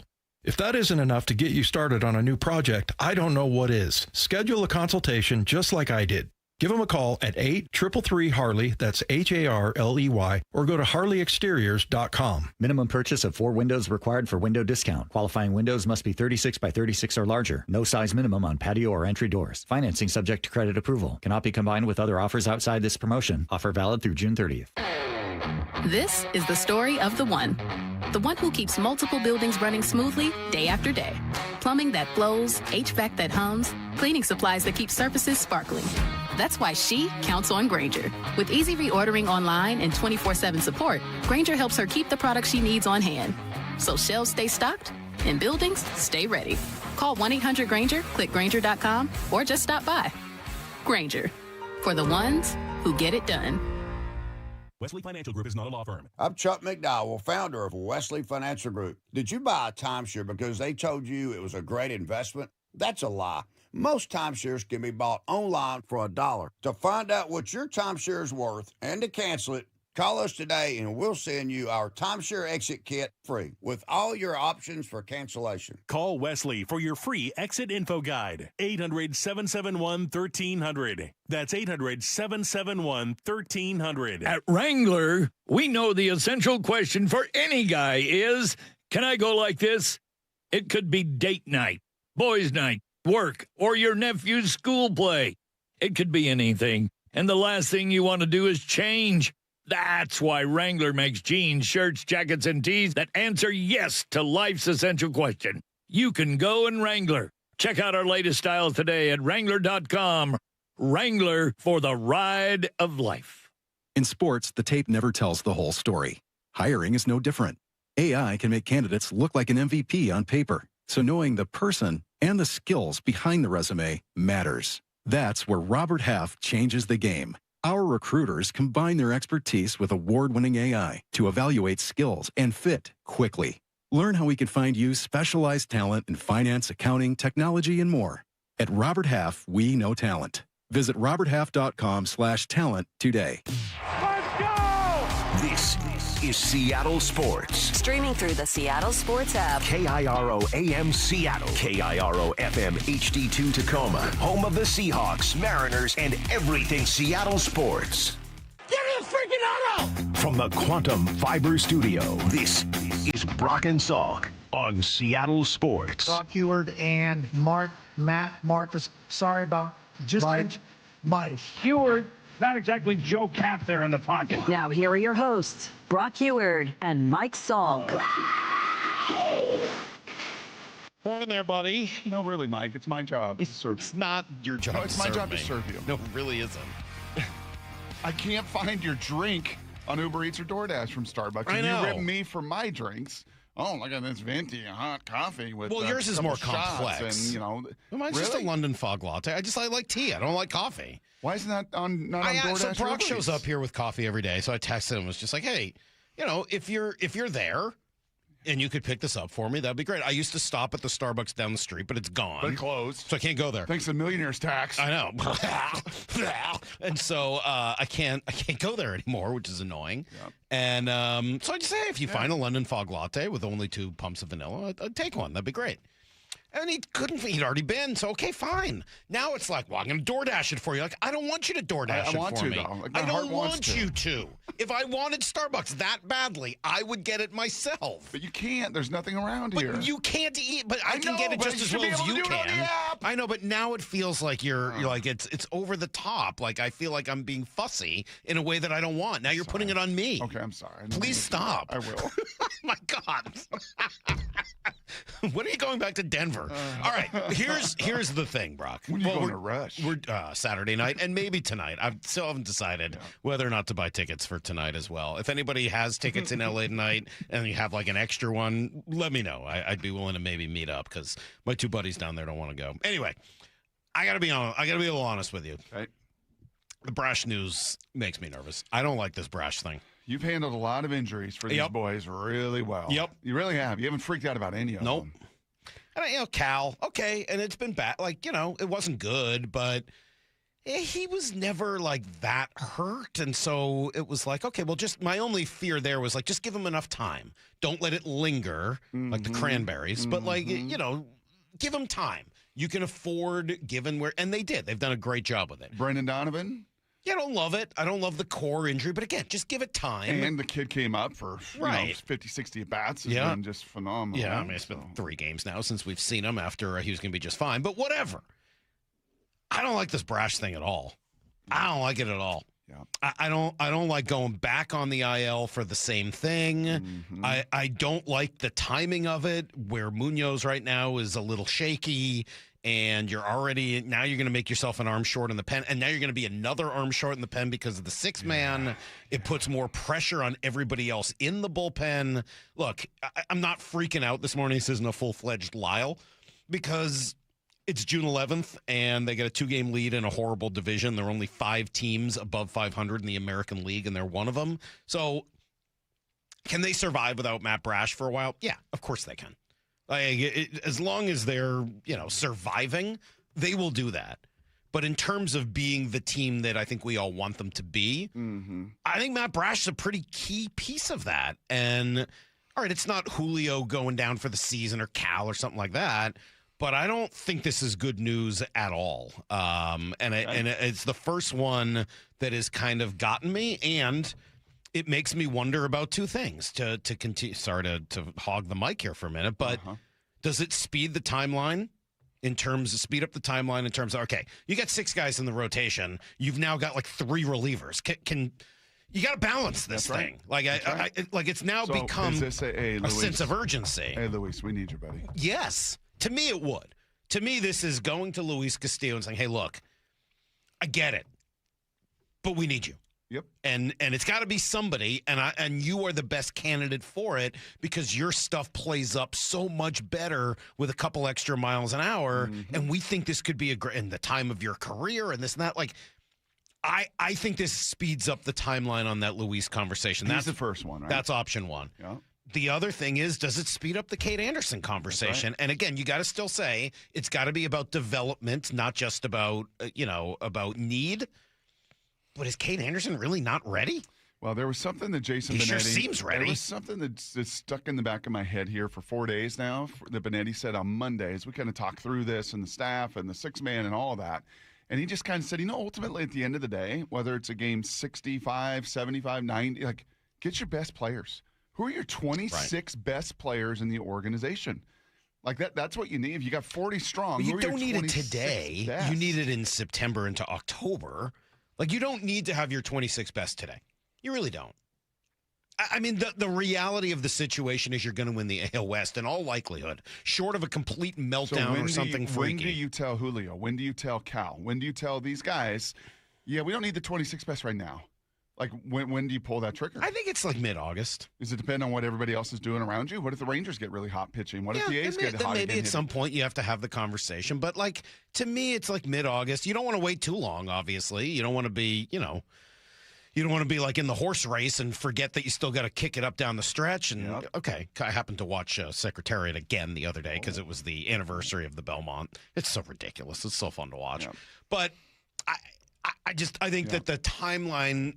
the conversations. Okay. If I were in the front office, I'd be having those two conversations with a little bit more urgency today after the Matt Brash news. And by the way, if you missed the news, Matt Brash to the IL, his second lat strain of the year. Afterwards, Dan Wilson, who normally says everything is fine, did not have that to say at all. Let me play. Here was what Dan said about Brash. Yeah, in terms of particulars and the medical side of it, I'm not super, skilled in that level. But I know it's going to be a little bit here with Matt and a tough blow for him. And I know it's just so difficult after having been on the IL earlier. So, yeah, and then Morosi said this yesterday afterwards to Wyman and Bob. But now that it's the second time this year that Brash has been on the IL, I'm starting to get a little worried about what this means for the long term and how much they can count on him down the line because, again, and this is not new, but it's part of the game now, and it's been this way for several years. There's no more August waiver period to save you where you make some more moves. It is it. And it concerns me, and I'll get to this in Blue 88, actually with a tangential conversation I had yesterday with a couple throwers down there with the Seahawks. Concerns me, Mike, that it's now been elbow, and now it's lat, and now it's lat. Where you're like, okay, is there something here mechanically that is just not sustainable? I mean, it's just not sustainable. Yeah, I heard you say. I know that you think that a lot about guys. Because some of you said it years ago to me with Jerry DiPoto and talking about these relievers. And I think it was even Josh Hader back then. And, do you draft it? Well, yeah, I mean, it's amazing. Like, short term, you were going to get some unbelievable fuel. But over the long term, that herky-jerky and that violence and what that does on that body, can the arm and the levers and the lats and everything sustain it? And right now, over these 2 years, you've got to question that at least. When it's been now multiple injuries, you do. You just have to at least question to say, yeah, can that body support that kind of RPMs? Is that engine just going to explode? Like, it just runs too hot, and that's a bummer because he's unbelievable. And then lastly, why don't we ever, after an outing like he had the last time, why don't we learn and go, something must be wrong?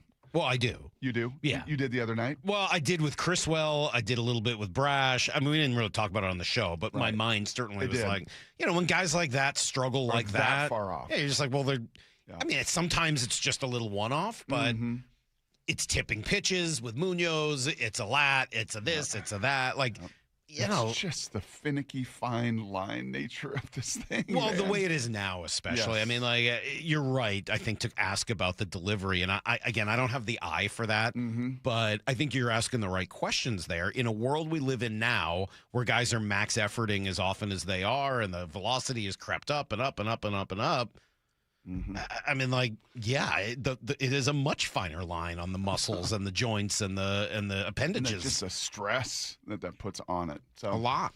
Yeah, that's I think worth watching. And then the last option would be, well, what about the trade deadline? Well, but you don't have to go down that road yet. I mean, you still have 6 weeks, 7 weeks before the trade deadline. I mean, don't you want to put yourself in a better position? As far as like knowing your team and where you're at? Yeah. And letting the data play out of the next 4, 5, 6 weeks. But, man, this is getting thin. When you see, like, who we go into the bullpen, well, we just called up Davila, or is it Hoppy, or is it Gonzalez? I mean, that's not it. I mean, like, really those guys are, those are low leverage arms. Really tough. Yeah, and they're young for the most part, but those are low leverage arms, and we've seen So now those. it's Spire Mooney. And Ferrer. And Bizzardo. I mean, the nice thing is this, it was a fairly, you did have 5 guys that I think you thought you trusted pretty well in the bullpen. I mean, you kind of have 5 high to mid leverage arms. Ferrer's, I mean, picking him as the closer the other day. I mean, that you got 5 guys. You do. But now you're down 1, and Munoz doesn't look quite right.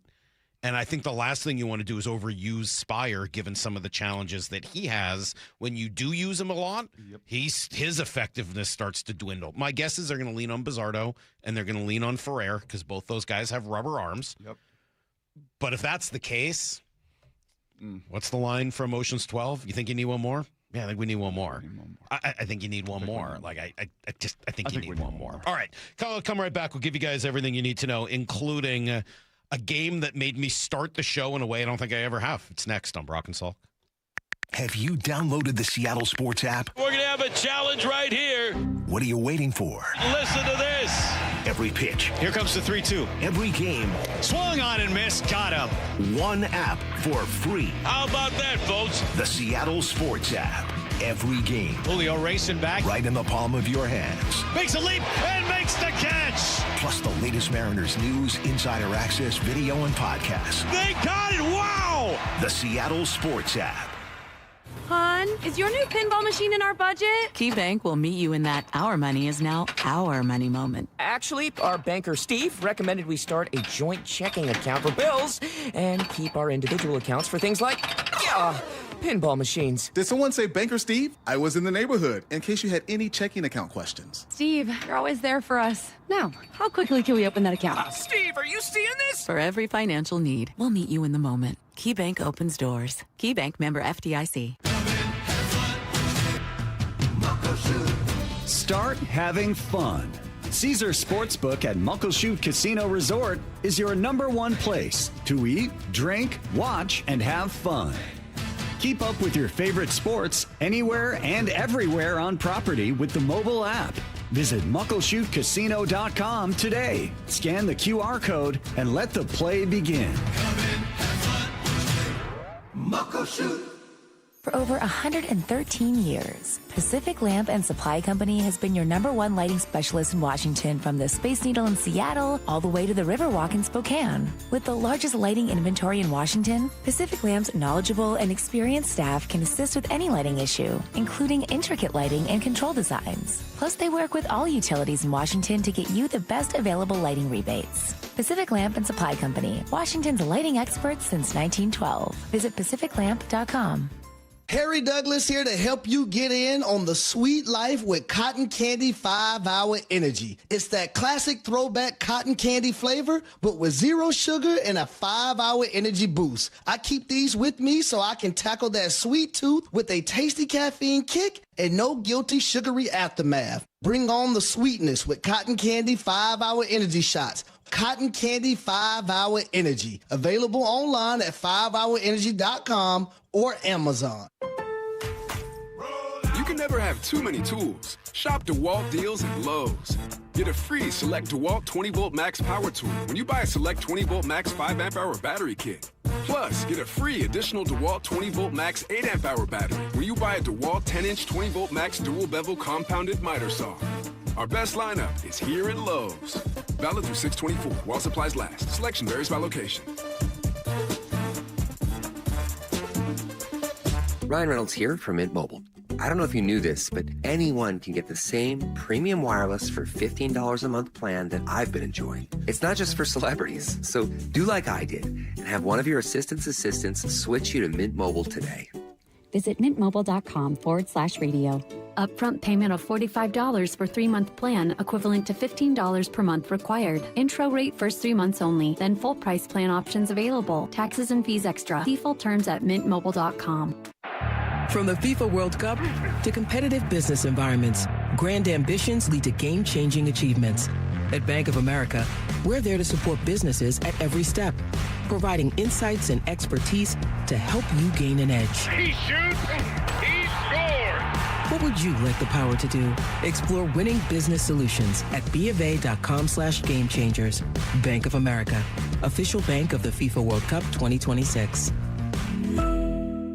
Mariners and Orioles today in Baltimore. First pitch 4:05, pregame at 3. Every pitch, every game, one app for free. The Seattle Sports app.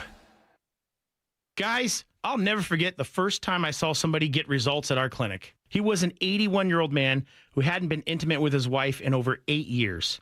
Viagra had stopped working for him, and he was desperate for help. After several treatments, he walked into my office and told me he couldn't believe the results. Needless to say, this was a very happy man. This man made me a believer in what we do. He had taken pills for years, but he had never fixed the problem. When he came to us, we fixed the problem. Our treatment does what no pill can do. So give West Coast Men's Health a call today. Speak with our clinic manager. Ask him any question you like, how it works, the science behind it, and even the cost. Change your life today, like the thousands of men who already have. In addition to treating ED and Peyronie's disease, we now offer testosterone replacement therapy. With clinics in Redmond and Tacoma, call 206-519-6541. 206-519-6541. Online at westcoastmenshealth.com. Free consultations, no fee guarantees, 5-star reviews. J.P. Pendergast with Pendergast Law explains the importance of going beyond these familiar offerings. Accident victims want an attorney, Tom, that satisfies their needs. Someone who handles those needs with the highest degree of care. Pendergast Law offers the no-fee guarantees and free consultations, but these only scratch the surface. Okay, explain more. We make sure that every member of our team is genuinely passionate about helping others. Customer service and communication are our top priority. It's how we take care of our clients so they always feel one step ahead of the insurance companies. Our strong reputation for high standards provides comfort and confidence when it's needed most. Pendergast Law offers the free consultations, the no-fee guarantees, and, of course, they are 5-star rated. But what really makes them different is their genuine passion for helping others. I can't recommend them enough. If you or a loved one has been injured in a car accident, call Pendergast Law. We can help. That's PendergastLaw.com. Need to know. 15 minutes past every hour with Brock and Salk. Presented by Marquee Data. Here's what you need to know. Up first. Yeah, wobbly last night. Those wheels kind of fell off a little bit as the Mariners lose game 3 in Baltimore. George Kirby. It's a quality start. 6 innings, 3 runs. I mean, he didn't pitch that bad, but unfortunately, that wasn't enough. And then he came out, and Domingo Gonzalez got in there and kind of got away from him. The 1-1. Swung on. That is ripped right field. Luke Raley racing back. He's at the warning track wall. Grand slam. Yeah, nobody needed that from Jackson Holiday. At 7-0, it was over. It ended up being, 7-2, I think, last night. But, I mean, eventually, you load the bases, you load the bases, you load the bases. You throw guys out at home, you throw them out at home, Right. you throw them out at home, you throw them out at home. Playing with fire. Like, eventually, you're going to get burned. Yeah, and they did. And Domingo. If Pete Alonso had done even half of that in this series, you'd be down 3-0. Yeah. I mean, so series finale today. You still have a chance to win a 4-game series, which is great. And you got Brian Wu on the mound against Kyle Bradish. So certainly positive vibes ahead. But, yeah, kind of a bummer last night. I feel for George. And I don't think it's projecting because he talks about it after games. And I got feel for him. He gives up 1 home run. And I think he even said this afterwards. Like, it's over. The thought bubbles would be so fascinating to see with some of these different guys. Like the lack thereof in a beautiful way of okay, it's over, it's done. Move on to the next one. Or oh my gosh. And then it's a 4-pitch walk, and then it's a couple stolen bases, and it's just losing a little bit of that concentration. Letting it speed up on him in those moments. Yeah. Yeah, he could use some of that same Brian Wu time with the Yep. And I'm sure he does. And he does, and he spends a lot of that time, and he feels like he's come a long way in that. But I think it's just his natural DNA that he's got to fight against I can understand all the time. that. I think I can understand. I think I can understand. Oh, gosh. Here come the Shanks. Here's one. Oh, can't hit my driver. It's the rest of the day. I'm going to just suck. Can we get some Zoloft for poor George Kirby? Matt Brash heading back to it was going to happen. Matt Brash eventually is heading back to the IL. And then the shanks come, and I can't do anything about the shanks. Just stop it. You know what I'm saying, Cash? Second lat strain of the year, not good. And he's going to be out for a little while. Going to put even more pressure on this pen that already has a lot of pressure on it, especially with the 6-man rotation. So you would think some changes will be coming. Miles Mastroboni back for the first time. He was activated off the 60-day, and good to have his versatility. He's a good little player. He is. He's just a good, solid player. He's a little better than that 4A player. He is a major league utility player. He's got a little sprinkle of Italian stallion in him. Just a little sprinkle of that. All right, I'm moving on. I'm just moving on. Here's the second thing you need to know. I didn't go to bed till 12:30 last night, so I think today's going to be one of those wild days. Seahawks, Brock, they've kept their promise, keeping the workload very light at minicamp. Yesterday, they kind of want everyone's body healing after the long season last year, short off season, and so a little bit more of a walkthrough. Yeah, I was at the gate yesterday, so all excited. Had my 5 things to watch. The man at the gate said, well, today's an ACT practice. I was like, they're taking the ACT? What? I thought that was a high school thing. No, they're not. He's like, yeah, just a walkthrough. And ACT is like accountability, communication, technique. Trust. Yeah, whatever. That's just kind of the process. Now, they still did some stuff. I still got plenty of tidbits and takeaways. Yeah. More eye tests than anything else. But today they'll get after it. Today will be the final. I think there was some thought that maybe they would cancel today. Mm-hmm. And no, you go through a walkthrough. So today will be a lot of red zone. I like what they did, though, kind of cutting out and sending the guys out into the community to do some nice deeds. And it's bigger than you, man. It's bigger than you. And there's good bonding associated with that as well. Anyway, newsy stuff. Mike McDonald kind of on the same trend that maybe Zach Charbonnet's going to be back earlier than expected. You're going to guess what type of schedule Zach Charbonnet would be on. That's the type of schedule he's on. Doing a great job. I know he has high expectations for himself. Look forward to see where it ends up. Not every ACL tear is the same. I've learned that over my lifetime watching these different guys and talking to different doctors and people. And as far as his went, it is speedy. Kenny McIntosh is a little bit firmer. He's still working through that process. So not everyone and not every injury is the same. You can ask guys coming off Tommy John, too. Everybody heals a little bit differently. But I think what you hear there is Zach's going to work really hard to try to be an Adrian Peterson here. Yep. And, if anyone can get that done, it's somebody who works the way he does. Also, maybe a good possibility, a Witherspoon deal gets done. We'll discuss that a little more in Blue 88. Here's the third thing you need to know. Started the show with the NBA today, Brock. I heard. How'd I do? Not bad. Okay. Especially for not watching him. Well, I admit, I didn't. I was at Avery's graduation last night, which was great. Yeah, you almost made me sympathize for the New York Knicks fan until, like the text toy told you, they had a bunch of bums. Like the norm. I mean, that's not the norm. That's a lunatic fringe. Right. Look, I don't. You know me. It's not like I generally want to sympathize with any New Yorkers, but the Knicks fans are kind of cute. And basketball. And I was saying this. I was watching it with Damon and Julie last night. And remember, Julie was a Sonic dancer back in the day. Sure. So she loved the NBA, and Damon did too when it was here. It's so intimate. You use that word. It's what it is. Like, it's in your face. Like, these guys are celebrating on the court. Like, they're all right there. It was pretty cool that nobody wanted to leave afterwards for as long as it went on. The biggest comeback in the history of the NBA Finals on one side, and on the other side of that, the biggest collapse. The worst collapse in the history of the NBA Finals. Knicks were down as many as 29. Anunoby gets it into Brunson. Brunson pulls a quick three. Off the front rim, no. Tip it, good! For the lead with 1.2 seconds to go. OG Anunoby flying out of nowhere. And this place is rocking at the Garden. Well, it was rocking and the celebrity element is important to the NBA, the way it is to no other sport. There was one other tidbit story to this that I don't know if you've read it or seen it yet, but it does play a role. As you were kind of going through, the different reasons why it was cool.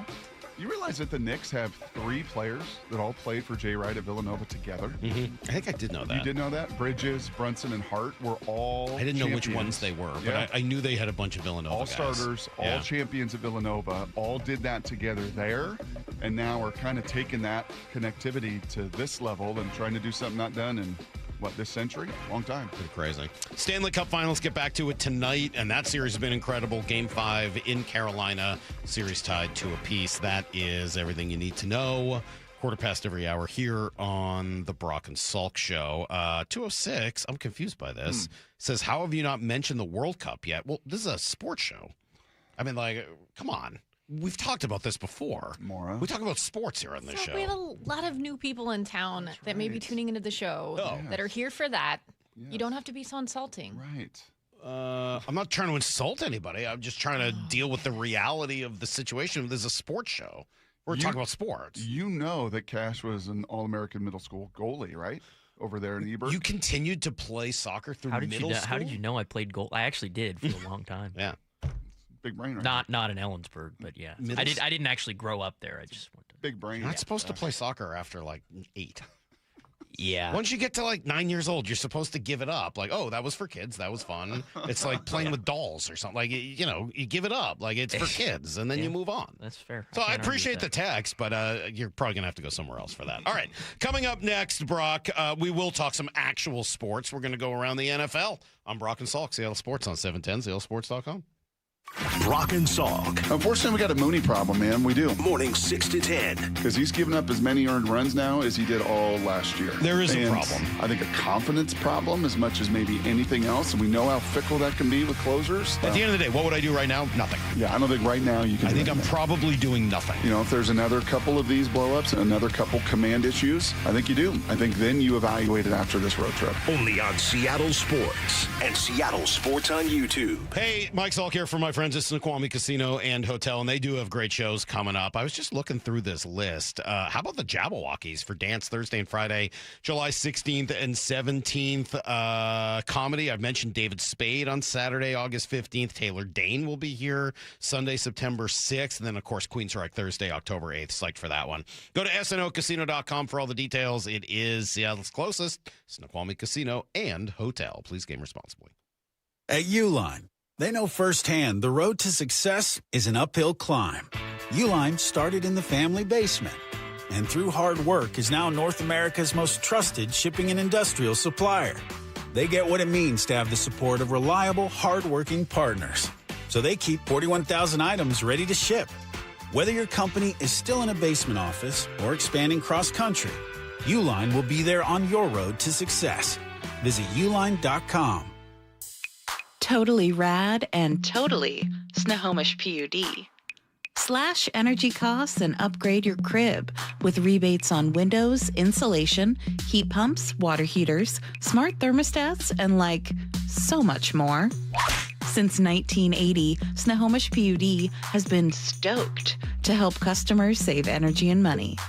Discover rebates and no-cost energy tips at snowpud.com/rebates. Hey, Brock Ewart here with my buddy Shannon O'Kelly from IRG Physical and Hand Therapy. Shannon, if I've heard it once, I've heard it 100 times from our sports teams in town. Talent acquisition, we need it. I'm guessing at IRG, talent acquisition is also key for you? Absolutely, Brock. Talent acquisition is everything.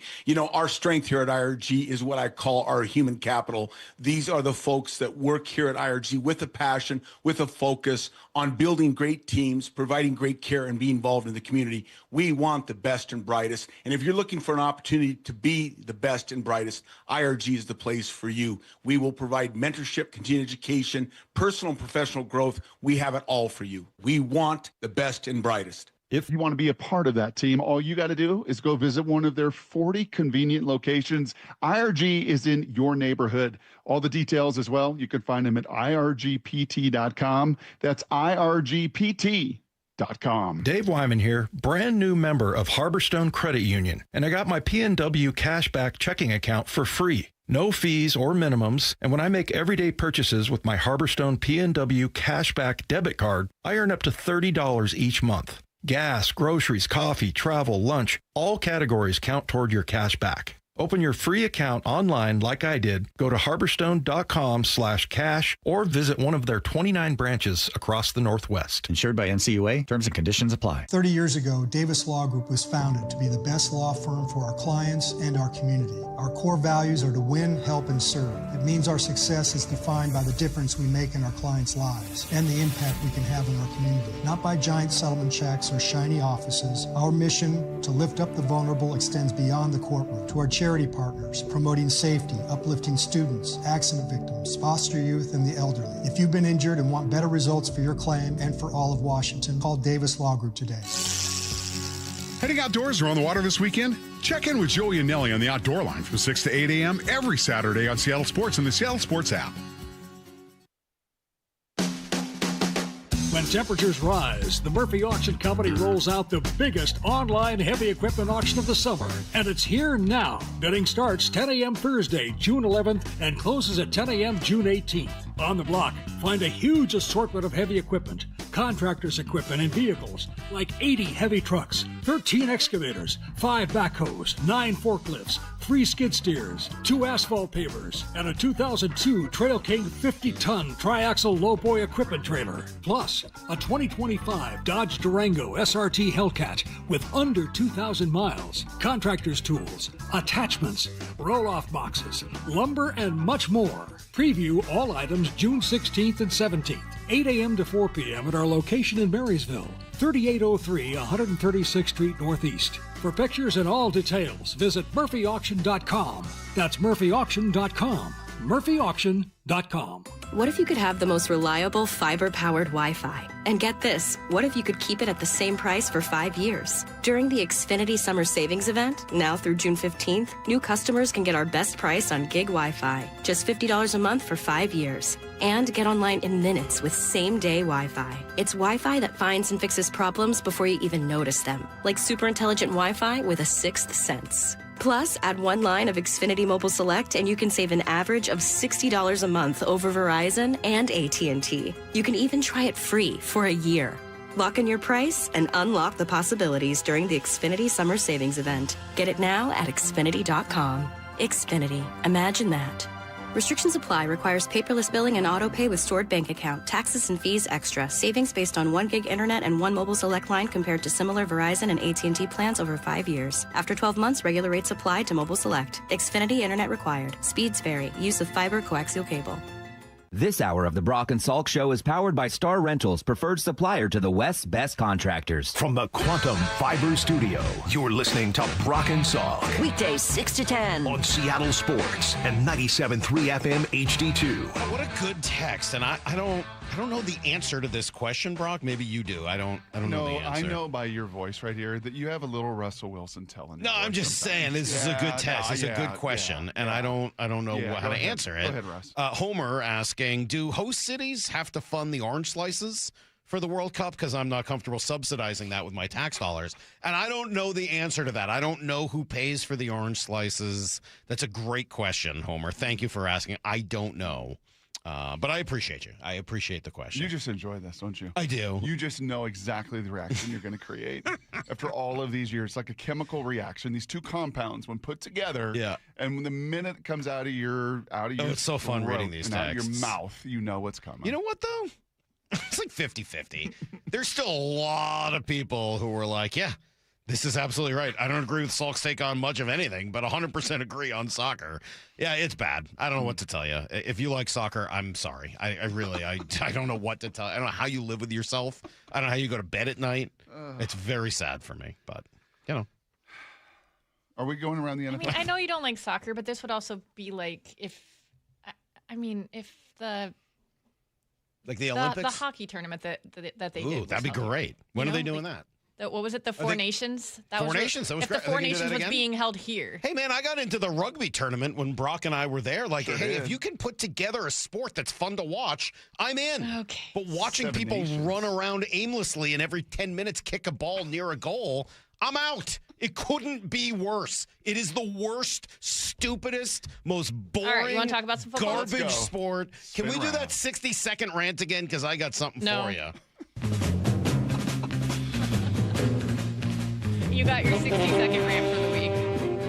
we've got some responses to that in Here's the Thing, by the way. Oh, nice. So if they come out on stretchers, they have to spray like ice and life back into them. I'm dying! That aspect of soccer is frustrating. Meanwhile, dude from the Vegas Golden Knights got hit in the face with a puck, and he's like, I'll be back out there tomorrow.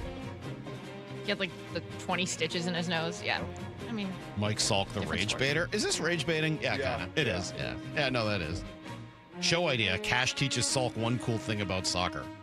What would that even be? Wish I could name one for you. Yeah, I played it for so long, and goalie was cool. The position I played was You get those huge gloves? Yeah, I did. You have to spit on them every 2 seconds. Oh, really? Yeah. Oh, to yeah. keep them tacky? Yeah. Yep. And then, otherwise, I mean, if they slides off the gloves, then there's no point in wearing them. What do you got for me? Those things are like hamburger helper, too. They're extra big, right? They were massive, yeah. Different color? You got like a crazy color? Yeah, I might have been They look like compensating. water skis from the 80s. They're like super hyper-colored. Okay, we're done. Here we go, we Maura. should just change the name of Around the NFL to Maura Attempts to Read Things While She Gets Interrupted. What you got? What you got? George Kittle was asked about Myles Garrett going to the Rams. He was on Rich Eisen's show, and he responded exactly how Brock was saying that he thought the Seahawks should. Very similar. Myles is a fantastic player. He's a defensive MVP for a reason, broke a sack record for a reason. Like, he's an amazing football player. So it just kind of changes up how you have to play against the Rams. And now he's probably going to get the Aaron Donald treatment from all the NFC that we all had to do for so long with Aaron. And just say, make your game plan around him and make the rest of the team beat you. Just don't let don't let the best defensive player in the league beat you on every single snap. So it's going to be a huge challenge. Like I said, he's incredible. Hey, we got incredible players too, and I love a great challenge. It's going to be really fun. Mm-hmm. It's going to be fun. It's going to be fun. It is going to be fun. It's going to be a fun challenge. That's what I've always thought. You know who else was a really great player? Not Myles Garrett, but a pretty great player. Jared Verse. Yeah. And that guy brought it. Like, that dude played with incredible rage and passion and effort and all that stuff. Hope Myles continues to do that too. Again, I'll say what I said on day one. This is they upgraded the position, they didn't add. And that is a big difference. Mm-hmm. They upgraded, they didn't add. And because of it, look, it's a deal, and it's a big deal, but it's not as big a deal as it was when I first. Aaron Donald. Yeah, that's going to be a big deal, and they're going to add Aaron Donald. So I have some sound on that. Adam Schefter told the show right before us on Sportsmanlike that he thinks there's way too much smoke to the Aaron Donald fire for there not to at least be a chance. When you talk to all the people involved, nobody is coming out right now and saying Aaron Donald is coming back.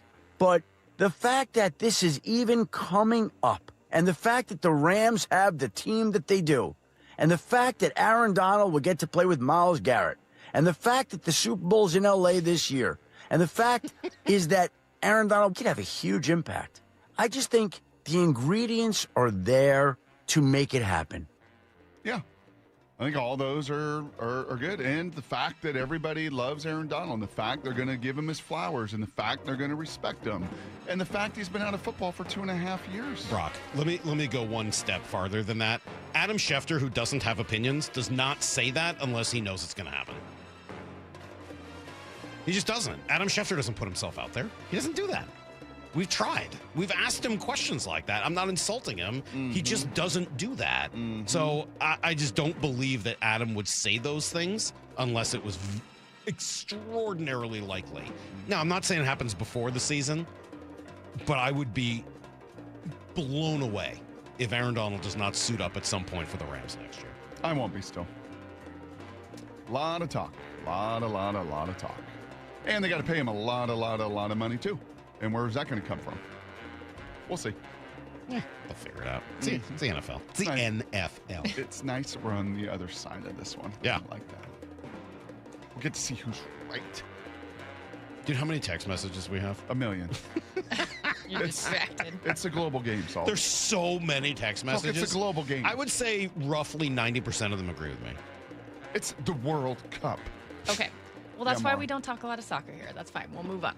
Browns lineman Joel Bitonio gave Johnny Manziel a shout-out in his retirement press conference. Kind of. Maybe for the wrong thing, but he gave him a shout-out. I was drafted the same year as Johnny Manziel, and we actually roomed together. I learned some things not to do from him. I got the opportunity to play with and learn from so many guys. I learned how to be egoless from Nick Chubb. I learned to always smile like Christian Kirksey. I learned to Chief Slam from David Njoku. I learned how to be fiery and competitive from Baker. It's cool. And learn what not to do from Johnny Manziel. Yeah. Remember when you and Pete got into a fight about Johnny Manziel? Yeah. Who was right? You.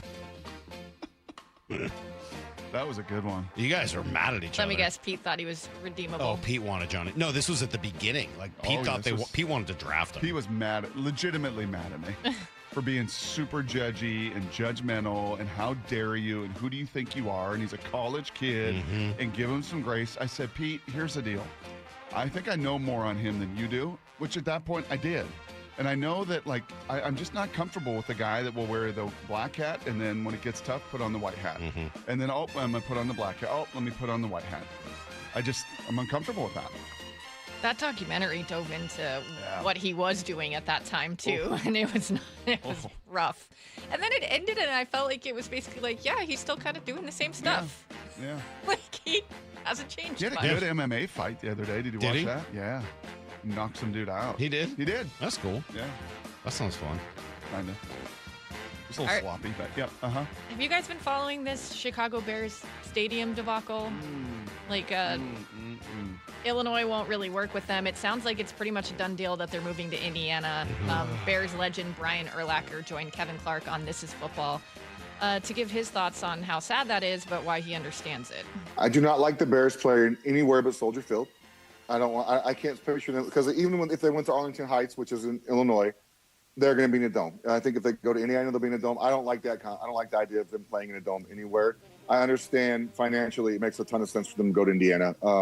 They don't own Soldier Field, so the Sundays are not very profitable for them. You know, they don't like usually the Cowboys. Jerry Jones owns that stadium. He's doing pretty well on Sundays and during any other events there. The Bears don't own their stadium, and the state of Illinois for some reason is not giving them as good a deal as maybe they should. And Indiana's willing to offer more. So I get it, man. I don't like it.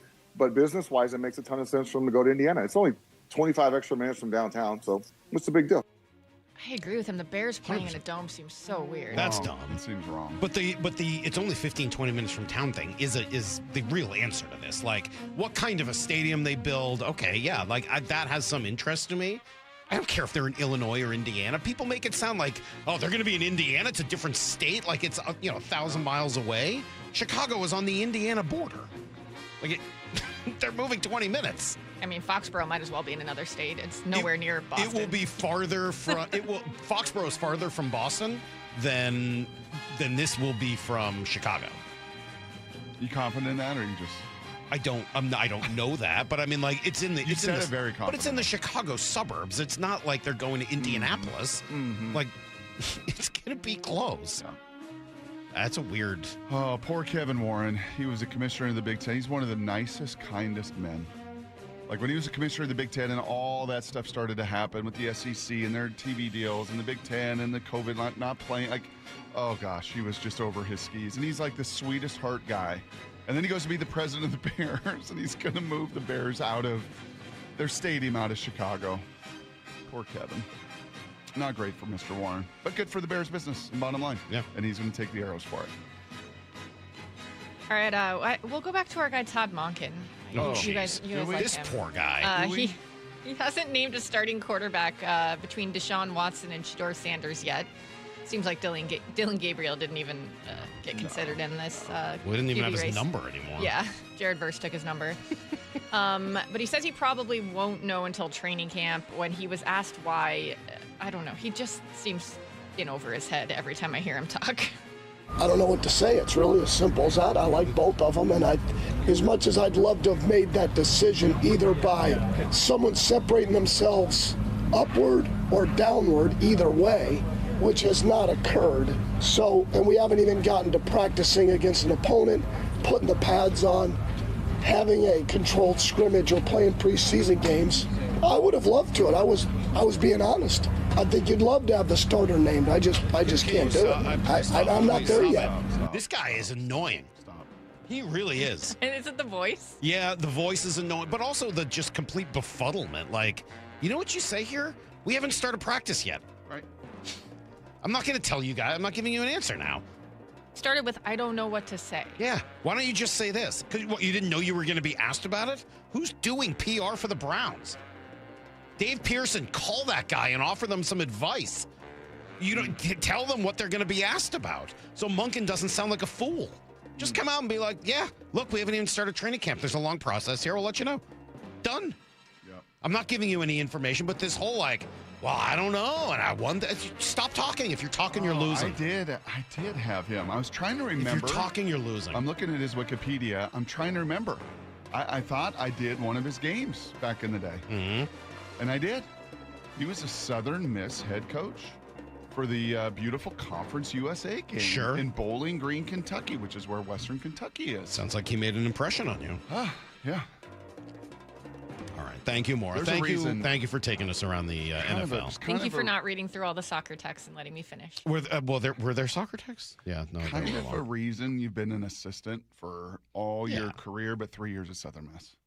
Just a better assistant, and he's a good play caller, game designer, play caller. He's done some good stuff at Georgia and Baltimore, but yeah, man, he does not present as a head coach. What are you looking at? I was just thinking, you've been to a lot of your kids' graduations, right? I mean, no, I've been to none of them. Missed every really? one of them. Molly was a single mom. I was on the road. Really? No, you've been to all those graduations, right? Because it was in May, you've been, or June. You've been to those graduations. Mm-hmm. Everyone's clapping as the kids are going. You ever not clap for a couple kids that you don't like? Kids that have been mean to your kid or anything. Like, you ever just not clap? Just out of curiosity. That's a good question. I mean, 130 kids last night at Avery's 8th grade graduation. And how do you feel about not clapping for a kid or two?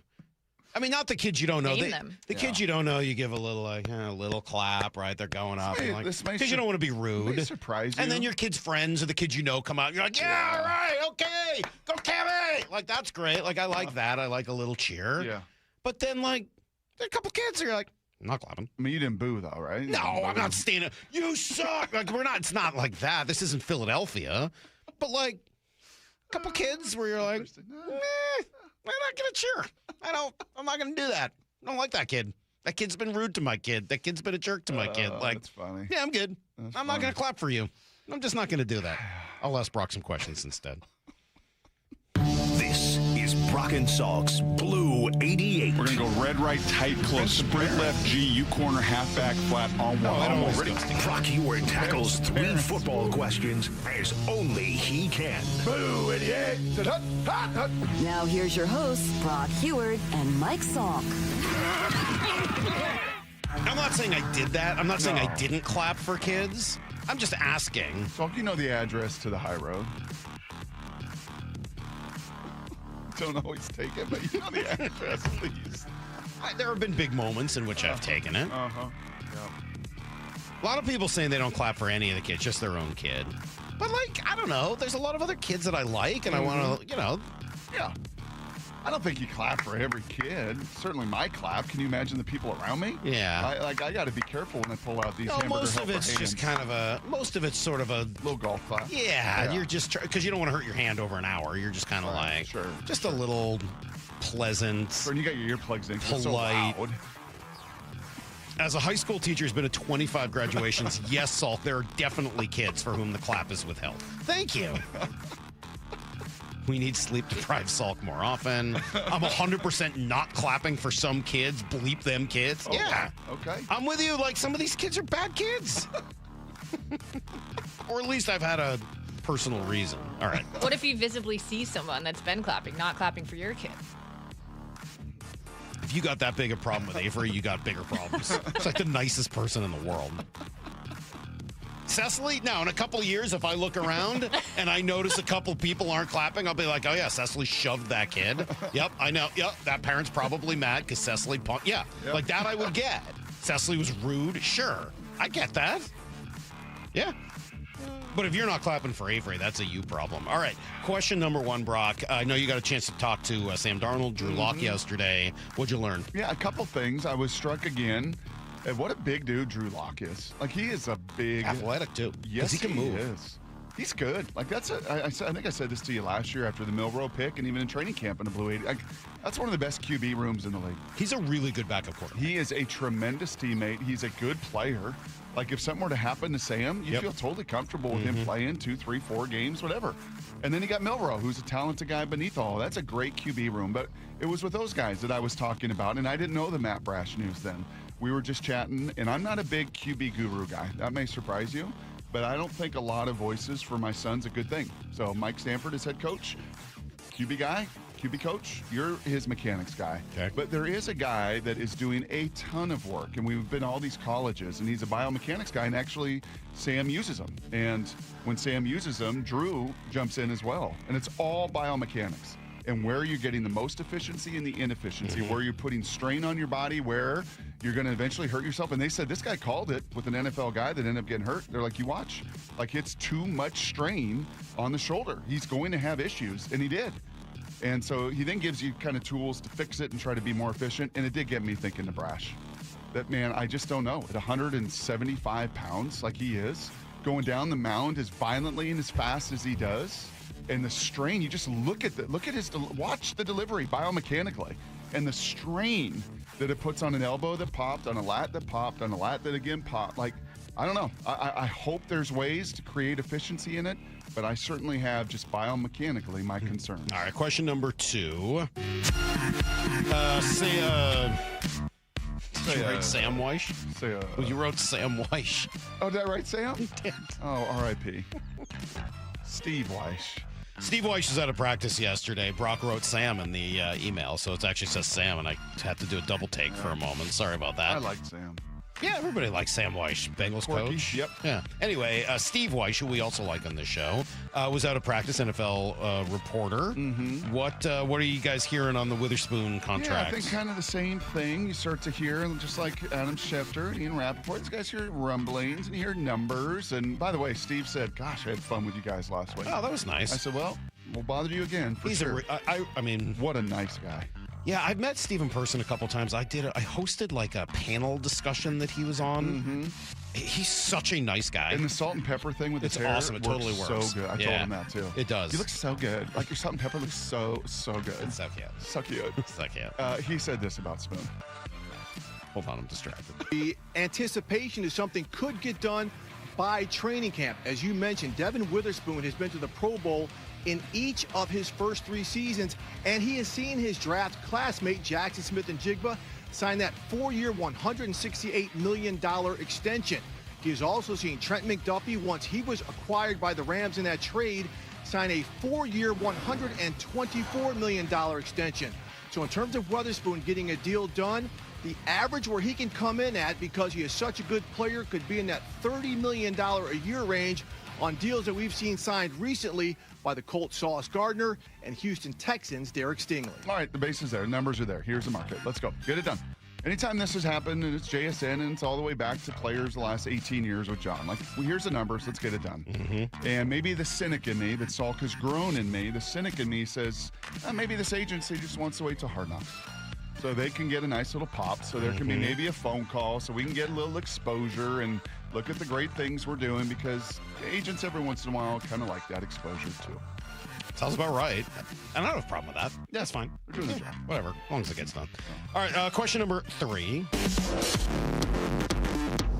You got to pay for future production, right? Not for past performance. So what are the Chiefs doing with Patrick Mahomes? They gave him a 2-year extension? Bro. Yeah? Like $500 million guaranteed. It seems like a lot of money. Louis Riddick. Yeah, here you go. It's just, the ultimate reward for a guy who, from day one that he was drafted down there, they knew that they had something special. They just did. And we're not just talking about his... I'm going to cut it off. Hey, Cash, do me a favor. You keep a journal, you write things in notes. You do, what do you do? Just lock them in your big brain? What do you do? Yeah, I've never journaled. Okay, well, take a mental note on this. When this young man to my right got this job, and it was highly contested. I mean, it was a interview process like you wouldn't believe. We had the backup studio behind you is where our studio used to be, and he and I did a demo for like an hour. And I had even less sleep than I did last night. And do you want to know why he got this job? Pig races. Because he had such strong opinions, and one of them happened to be about some veteran players that you don't reward in pro sports. The minute you start rewarding, you start losing. Yeah. And you cannot pay for past production. You pay for future production and projection. And is Patrick Mahomes? We watch this. Here's what I think is happening here. So obviously that's my take, and I agree with myself. Yeah, you do. Darn right you do. I was shocked at that much money. I'm going to bet that they promised him this money a long time ago. That's Blue 88, by the way. Yeah, I'm going to bet that they promised him this money a long time ago. That this actually is salary for the last 5 years that he didn't take at the time. I think it was more of when you signed that very team-friendly deal 5 years ago, your first 10-year deal. Here, like within this, we're going to have, it's not going to be public. Right. But every time the market ratchets up, we're going to take care of you. That's what I think that's why they did this. They didn't, I don't think it's because they think he's going to be that good moving forward. But that body? I know, but I think this is the price they had to pay for the team-friendly deals in the past. I guess. That's my gut. I mean, obviously I couldn't prove that. But that would definitely be my gut. 509 asking a great question. Still trying to figure out why we're graduating the 8th grade. There's 2 graduations, high school and college. That should be it. I'm with you. So I totally agree, 509. But once the school does an 8th grade graduate, what are you going to do? Not go? Right. I mean, like, well, I don't approve. So all the other parents go, I'm not taking my kid. Like, what are you going to do? Fight? You can't fight City Hall on that. Well, you just have to go with it. You think it's a little bit of a reward, a little bit of a little cookie for the commitment of resources you make at that school? I think it's certainly a possibility. I think it's certainly a possibility. Sure, you all know. All right, Brock, you ready to get roasted? I think we're going to have some roasting up next. Here's the thing coming up on Brock and Salk. Think you know the Mariners? Not if you aren't subscribed to the Daily Mariners newsletter from Seattle Sports. That's what they've been waiting for. The latest Mariners news and injury updates, exclusives from Mariners insider Shannon Drayer. You look at the pieces and how it works. Plus the best takes and breakdowns from your favorite Seattle Sports hosts and contributors. The Mariners seem to be trying to build something that I think is a little bit more sustainable. The Daily Mariners newsletter. Monster solo home run. Subscribe at seattlesports.com/newsletter. You know I love a good acronym, and I really, really love the folks down at People Come First, PCF Construction Group. And if you have been dreaming of that new deck, then you got to call PCF before the good weather fully arrives, and it's going to be gorgeous this weekend, and their schedule gets all filled up. Because with a new deck, patio cover, heater, and fireplace, you don't need the 80s and 90s that are coming this weekend. Nope, you can enjoy the outdoors year-round, no matter the weather, and for a limited time, you can get 50% off your demo cost. That's up to $5,000 when you book your project right now with PCF. They designed and built our outdoor living space, and Molly's pretty particular about the way things are put together. And man, did she love it, and I love it as well. So start planning and designing your dream deck now so you're ready to build this summer. Planning, permitting, construction take a little time. So get the party started today. Get your project ideas, browse the amazing photos, find all the offer details at PCFgroup.com. That's PCFgroup.com. Get ready. Seattle Soccer Fever is taking over. Join us at noon on Friday, June 19th at Muckleshoot Casino Resort as the U.S. men's national team takes the field. Brought to you by Seattle Sports. Plus, don't miss your chance to meet a Seattle Sports on-air personality who'll be on site with exclusive giveaways all game long. You could win a 2-year lease on a Mini Cooper from Seattle BMW Mini. And the first 200 guests get a free hot dog and chips. Be there June 19th at Muckleshoot Casino Resort. This might be the most surprising statistic I've shared in decades of doing local news. More than 75% of commuters will be involved in a car accident at some point.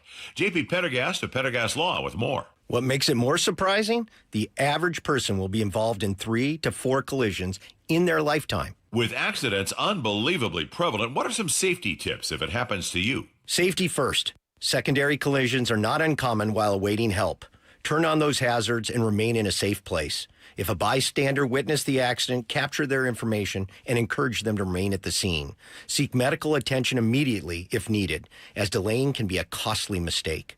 Lastly, remember that statements made to police and insurance adjusters can affect your case. Collisions are more common than we'd like to think. If you find yourself in one, follow these helpful tips and then call my friends at Pendergast Law. If you or a loved one's injured in a car accident, call Pendergast Law. We can help. PendergastLaw.com. Dave Wyman here, and you've heard me talk about a local company for over a year now I really love working with. Harley Exteriors. You can expect a no-pressure consultation. They're great people to work with, and their windows are beautiful. I recently met with them, and I was excited to hear about the many Seattle sports listeners they've worked with. And now Harley Exteriors has stepped up with a can't-miss offer. Right now, get $450 off each new window, $1,000 off each patio or entry door, 12-month or 18-month no interest, no payment options, plus $200 off your final project total. If that isn't enough to get you started on a new project, I don't know what is. Schedule a consultation just like I did. Give them a call at 833-HARLEY, that's HARLEY, or go to harleyexteriors.com. Minimum purchase of 4 windows required for window discount. Qualifying windows must be 36 by 36 or larger. No size minimum on patio or entry doors. Financing subject to credit approval. Cannot be combined with other offers outside this promotion. Offer valid through June 30th. Thinking about upgrading your water heater? Snohomish PUD can help. Right now, you can get $1,000 back when you install a qualifying heat pump water heater. These systems use far less energy than standard electric tanks, which means lower electric bills for you. Oh, nice. Choose an eligible model, apply for your rebate within 90 days, and get cash back from PUD. Learn more at snowpud.com/rebates. Shop the Sherwin-Williams sale and get 30% off Super Paint, Super Deck, and Woodscapes products June 12th through the 22nd. Whether you're refreshing your interior or exterior, we've got the colors to bring your vision to life. And with delivery, getting everything to your door is easier than ever. Shop online to have it delivered or visit your neighborhood Sherwin-Williams store. Retail sales only. Some exclusions apply. See store for details. Delivery available on qualifying orders.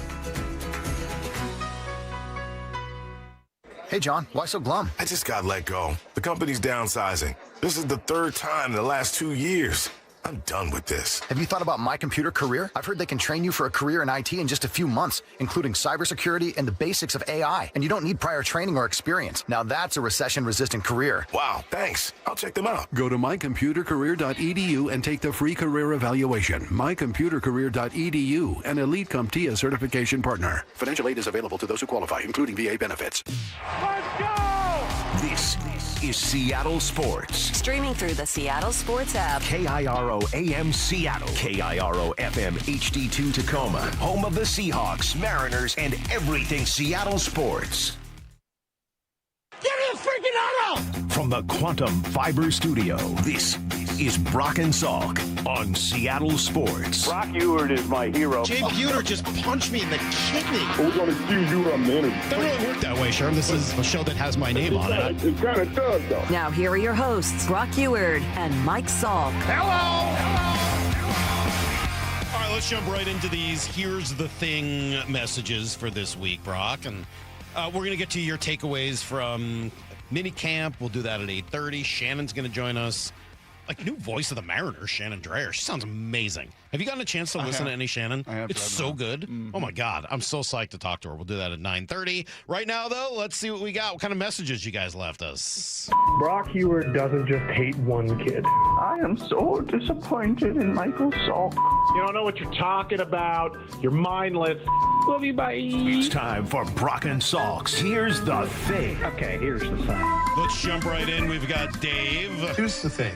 You added a new feature called For You in Review. True. This is Dave from Mercer Island. As a loyal listener, I'd like to return the favor in a segment I call the BS Show in Review. Uh-oh. Over the last couple of weeks, we learned that Salk yaps like a chihuahua when he watches games at home, and that he's not from a Nantucket whaling family, and that he does not know Russell Wilson intimately, whatever that means. In the prior week, we learned that Maura has, not surprisingly, never made a mistake with a drink during her time as a bartender, and that Brock wants to know the height and weight of every man he meets. Brock, I had a college roommate who was also fixated on people's height, weight, and athleticism. So you, my friend, are not alone. For those really paying attention, we also learned that Brock likes to fish at the Queen Charlotte Lodge in Canada. Yes. Lastly, we said goodbye to Lyle, and although his voice may be gone from the show, I have a feeling his obstinate anti-bunting attitude will resonate with listeners over the remaining months of this season. In conclusion, the hay is in the barn, and answer the chopper! No. Answer the chopper. I hope you're going to get to the chopper. Answer the chopper. Get to the chopper. Get to the chopper. Well done, Dave. I thought that was going to be funnier, though. I thought we were going to get attacked more. That was like actually a week in review. Right. I thought we were going to get attacked. Here's Zach. All right, here's the thing. I'm huge on all this Jalen Milroe talk because I was super high on this guy coming out of the draft. I mean, I thought it was going to be a repeat of Russell Wilson. You know, we go and pay some good money to an NFC North quarterback, and then we draft a third-round QB. I mean, I thought that it was the prophecy being foretold once more, okay? So I'm loving all this Jalen Milroe talk, but Sam Darnold's shown that he can captain this ship. But we still got to get Jalen Milroe involved in some way, shape, or form. So let's look to the 2016 Cleveland Browns when they converted Terrell Pryor Sr. from quarterback to wide receiver, and he went for over 1,000 yards. I was thinking about that because he was here, remember, briefly? Terrell Pryor, yeah. He was like... He's a big dude. 6'6". Yeah. Yes. Milroe's like 6'2". Yeah. He's athletic, but he's not that big. Yeah. I don't see that. No. Now, could he take some handoffs? You cut off his Mo Milroe at the end. Mo Milroe? Mo Milroe. Mo Milroe. Sorry, we just got a lot to get to, like Josh and everyone else who agreed with my take on the strike zone this week. Here's the thing. This is Josh in Burien. Yeah. Well, we learned last week I can't do math, but I'm a little bit better with words. And I was thinking about the strike zone conversation. And I think really what we're looking at here is the strike zone used to be partially subjective and partially objective. In and out was objective. You've got the plate there to define it. And up and down has been a bit more subjective. So Salk's right. I mean, this is a tectonic change to all of a sudden have a 100% objective strike zone. So I'm kind of in favor of if it's smaller than a quarter of an inch difference, just let the call stand. Don't show it on the board. Just say the call stands. Thank you. To allow some of that subjectivity to be in place, especially since we know the height of the players isn't really being measured correctly and it changes. Oh, it is. So that's my thought on that. And then, of course, there's no fights at Salk House. His wife's a therapist. She's probably always talking about everybody's feelings. So hope you guys have a good one. Thank you.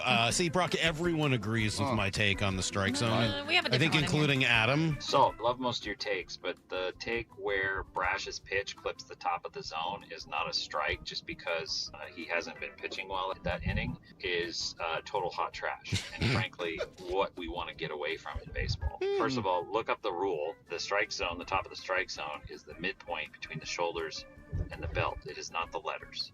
Second, we now have the technology to identify exactly where that is on every single player. Now, you might not like that. You might not like the fact that we have a very specifically defined strike zone, but that's what the rule says. It has nothing to do with the replay technology. Has nothing to do with requesting a replay. And frankly, I would have no problem with this going the other way on against the Mariners. Okay. Smart guy. Not really.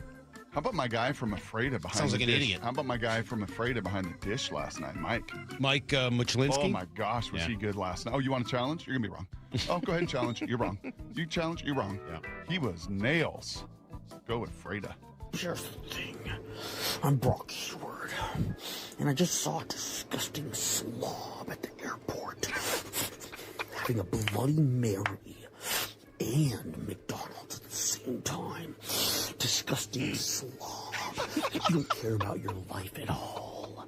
You don't care about your health. That's another data point from Marky Dad. Disgusting slob. I will say for... Who was that? That was Jared. You are pretty judgy for a Christian. That's my inner voice. For a religious guy, you're pretty judgy. So I just... Especially on that. In the bars at 6 a.m.? You're pretty judgy. You're just a little judgy on that. So here's the thing. As a longtime listener of the show and an avid and devout follower of the Larry Salk rule, I gotta ask, does he have an amendment for day games? When the rule was introduced to me, I was living on the East Coast, and I couldn't stay up late for any of the Mariner games to begin with, and they were terrible, so it worked out beautifully. But now that I'm back on Pacific time, and we have games like today that are on the East Coast, how on earth do you turn that off and go to bed just hoping that your closer doesn't blow it? There has to be an amendment. I got to know what Larry does for those day games on the East Coast. To be fair, my dad's probably napping during those games at this stage of life. So you still go to bed? And in fact, I mean... mean... he can't help that one, though. That's not a purposeful, I'm going to bed. That's just, I'm asleep on the couch. The other challenge is here in June, it's light till 10 o'clock here. Yeah. So... I mean, those are very good questions. I will check in with my dad and see if I can get David an answer. I would assume, though, that the answer on the day game is, yeah, you suck it up and watch. Deal with it. Here's the thing. I was listening to the Brock and Salk podcast and accidentally put it into 3/4 speed. Now, you'd think that's kind of boring, but turns out Salk sounds completely wasted at 3/4 speed. So if you think his takes don't make any sense, listening to them while he sounds drunk make them make a lot more sense. They just slow it down a little bit and sounds a little bit like I'll tell you what, find me about, 10 o'clock tonight. You can hear what that sounds like in real time when I'm down in L.A. visiting my buddy. Warm, friendly. Yeah. Gosh. Make sure you have a drink at the airport on the way back in the morning. I plan to. That Wazoo press box, I'll never forget that. You were so... Brock's like, hey, you want to come meet some people? Nope. No. No, I do not. I am not in a good state for that right now, Brock. But you're so friendly right now. Not going to happen. Here's the thing. Salk is so pretentious with his hoity, I got silver spoon money to fly to Los Angeles and see Rush in concert. Oh, Rush with their 12-minute songs and intricate instrumental work and changing time signatures multiple times in the same song. Hoity. Whatever. Big pretentious baby. All right, well, I gotta go. Catching a plane to Paris to see Tool live in concert. Bye. Who's that? Brent. Gonna go see Tool in Paris. What do we got left? How many we got Just left? Danny. Danny's gonna give us the fight. We wondered if anyone could topple Danny this week. Here's the thing. It is I, Skeletor, ruler to all that is evil. I wanted to call in because I have a bone to pick, no pun intended, with your radio program. Not with the program per se, but how come no one on the station is talking about my Academy-nominated movie, Masters of the Universe? Let's be honest, though. Masters of the Universe is such a lame name. Just like He-Man and his lame banana hammock bikini thing he wears. The movie should be called Skeletor, King of the Damned. By the power of Grayskull. Oh, God, it's He-Man. He-Man, get out of here. You're ruining my moment on air, you little turd. Greetings, 710. Oh, sorry there. Let me turn off my echoey voice. I've come here to vanquish you, Skeletor. Oh, what are you doing now? That really don't like that at all. Wow. Where's Orca when you need him? We had another message we didn't get to from Ethan where he was accusing Brock of giving Danny a production budget. He wanted to know how he could get some help for his years and things. Was that not on here? I thought I had that one. That's funny. I thought we were running out of time. Okay. Well, there you go, Brock. That's another version of Here's the Thing. We do that every Thursday at 8 a.m. You can go to the app, the Seattle Sports app, download it, and then leave us a message. Yeah, it's pretty easy. Strong, quite strong that week. All right, Pretty there you good, go. folks. That good stuff. Okay, 8:30. Brock was at practice yesterday. Tidbits. Takeaways? Tidbits? I don't know. They're coming up at 8:30. It's Brock and Salk. Seattle Sports on 710. Think you know the Mariners? Not if you aren't subscribed to the Daily Mariners newsletter from Seattle Sports. That's what they've been waiting for. The latest Mariners news and injury updates, exclusives from Mariners insider Shannon Drayer. You look at the pieces and how it works. Plus the best takes and breakdowns from your favorite Seattle Sports hosts and contributors. The Mariners seem to be trying to build something that I think is a little bit more sustainable. The Daily Mariners newsletter. Monster solo home run. Subscribe at seattlesports.com/newsletter. Hey, Mike Salk here. We are getting into summer now. Going to be hot and beautiful the next week or so. And you know what that means. Beach, summer, barbecue, golf, vacation maybe, right? That's what summer's all about around here. And then everyone's going to take pictures, and you want to look and feel your very best. Eastside Weight Loss Clinic can help. You can do this super fast. I lost 15 pounds in just 2 weeks. I lost 35 pounds after just 8 weeks. Yeah, so there's time. What are you waiting for? Schedule a 15-minute, no-obligation consult right now at eastsideweightlossclinic.com. You can get safe, healthy, sustainable weight loss, no exercise, no pills, no injections, no surgery. It's all real food. It's all stuff that you buy at the grocery store, and it'll help you lose weight, look, and feel your very best. The secret? You're going to find out in just 15 minutes with Eastside Weight Loss Clinic. Schedule your quick intro today by going to eastsideweightlossclinic.com. sportsapps.com. Dr. Ryan Coogan, D.C. Results may vary. Eric Johnson here. I spent the past 30 years working to help make our community better informed, better protected when it comes to consumer issues, and better equipped to take on whatever life throws at us. That's why I love the free Washington Accident book series from Davis Law Group. These books keep us better informed about the law, better able to protect ourselves on and off the road, and better off when all is said and done after an accident. Chris Davis didn't have to write these books. He did it because he saw a need. People who were in accidents or other legal situations didn't know what to do, what pictures to take, documents to request. Only a tiny fraction of the people who get these free books will ever become clients of Davis Law Group, but that's not the point. Chris wrote them because it was the right thing to do. The free Washington Accident book series is a must-have for drivers who want to be prepared for whatever the road might throw at them. Get yours at WashingtonAccidentBooks.com. Let's talk about your hair. Well, maybe after we talk about my hair. I've got great hair, as you know, and it's because of Advanced Hair. Yep, Advanced Hair Restoration. Their simple one-day treatment offers life-changing results that I can attest to. Guys, it's not magic, but it's close to it. They put hair where you need it most, and bam, it grows. It's actual science. Advanced Hair has top-rated physicians, modern technology, and best of all, you get your very own natural hair that begins to regrow the very next day. It's even guaranteed to grow for life. So schedule your free consultation now at 425-449-8185. Mention Curly to qualify for $250 off and $250 free hair grafts. It's a limited time offer. Advanced Hair, the winner of the 425 Business of the Year, and the team that gave me my hair back. More importantly, they'll do the same for you, guaranteed. 425-449-8185 or advancedhair.com. We're kicking off a football frenzy that can net you up to $10,000 in cash. Don't stand on the sidelines. Get on the pitch and join the fun. Hourly hot seat drawings run every Saturday night from 7 p.m. till midnight in June and July. Take your shot at $10,000 every week. The field's wide open. Don't forget, your Reef Rewards card can save you up to 25 cents per gallon at Lummi Bay Market next to Silver Reef. Silver Reef Casino Resort, located off I-5 exit 260. Mariners and Orioles today in Baltimore. First pitch 4:05, pregame at 3. Every pitch, every game, one app for free. The Seattle Sports app.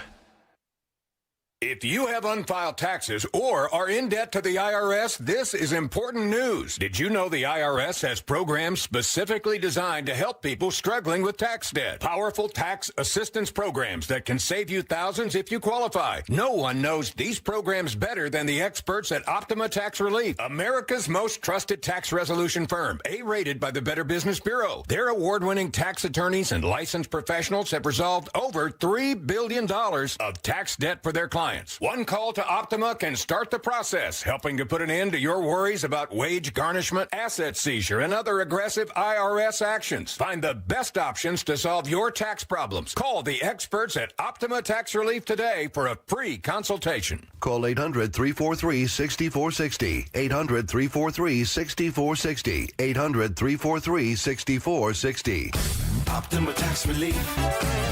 Some restrictions apply. For complete details, please visit OptimaTaxRelief.com. This is a special alert to all Americans who own a vehicle with less than 200,000 miles with an auto warranty about to expire or with no warranty coverage at all. Due to a decline in the economy, CarShield is announcing a low-cost month-to-month vehicle protection plan that is now available to the public to save any driver out-of-pocket expenses on future auto repairs. Call now to find out how you can pay almost nothing for covered auto repairs. Yes, you heard that correctly. Pay almost nothing for covered auto repairs. An open phone line has been established for all drivers to call for a free quick quote. Call 800-330-8323 now. Drivers who are covered will not have to pay for covered repairs again. This protection plan is at an all-time low. Additionally, drivers who activate this vehicle protection today will also receive free roadside assistance, free towing, and car rental options at no additional cost. Call us for your free quick quote today. 800-330-8323. That's 800-330-8323. What do you have to lose? Call 800-330-8323. Again, 800-330-8323. Need to know. 15 minutes past every hour with Brock and Salk.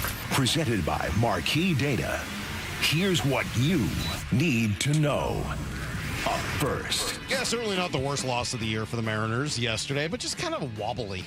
I don't know, for whatever reason, that was the word that came up to me. Just, you've been wobbling the last couple of games against the Orioles, but that team just could not take advantage, and Mariners defense is able to make those plays. And then yesterday felt like that wobbly wheel kind of fell off for the day. And George Kirby, good, not great. It's a quality start, but they needed a little more than that. Bullpen gives it up. Domingo Gonzalez gives up the grand slam, and it's kind of it. And you may be asking yourself, just who is Domingo Gonzalez? Yeah.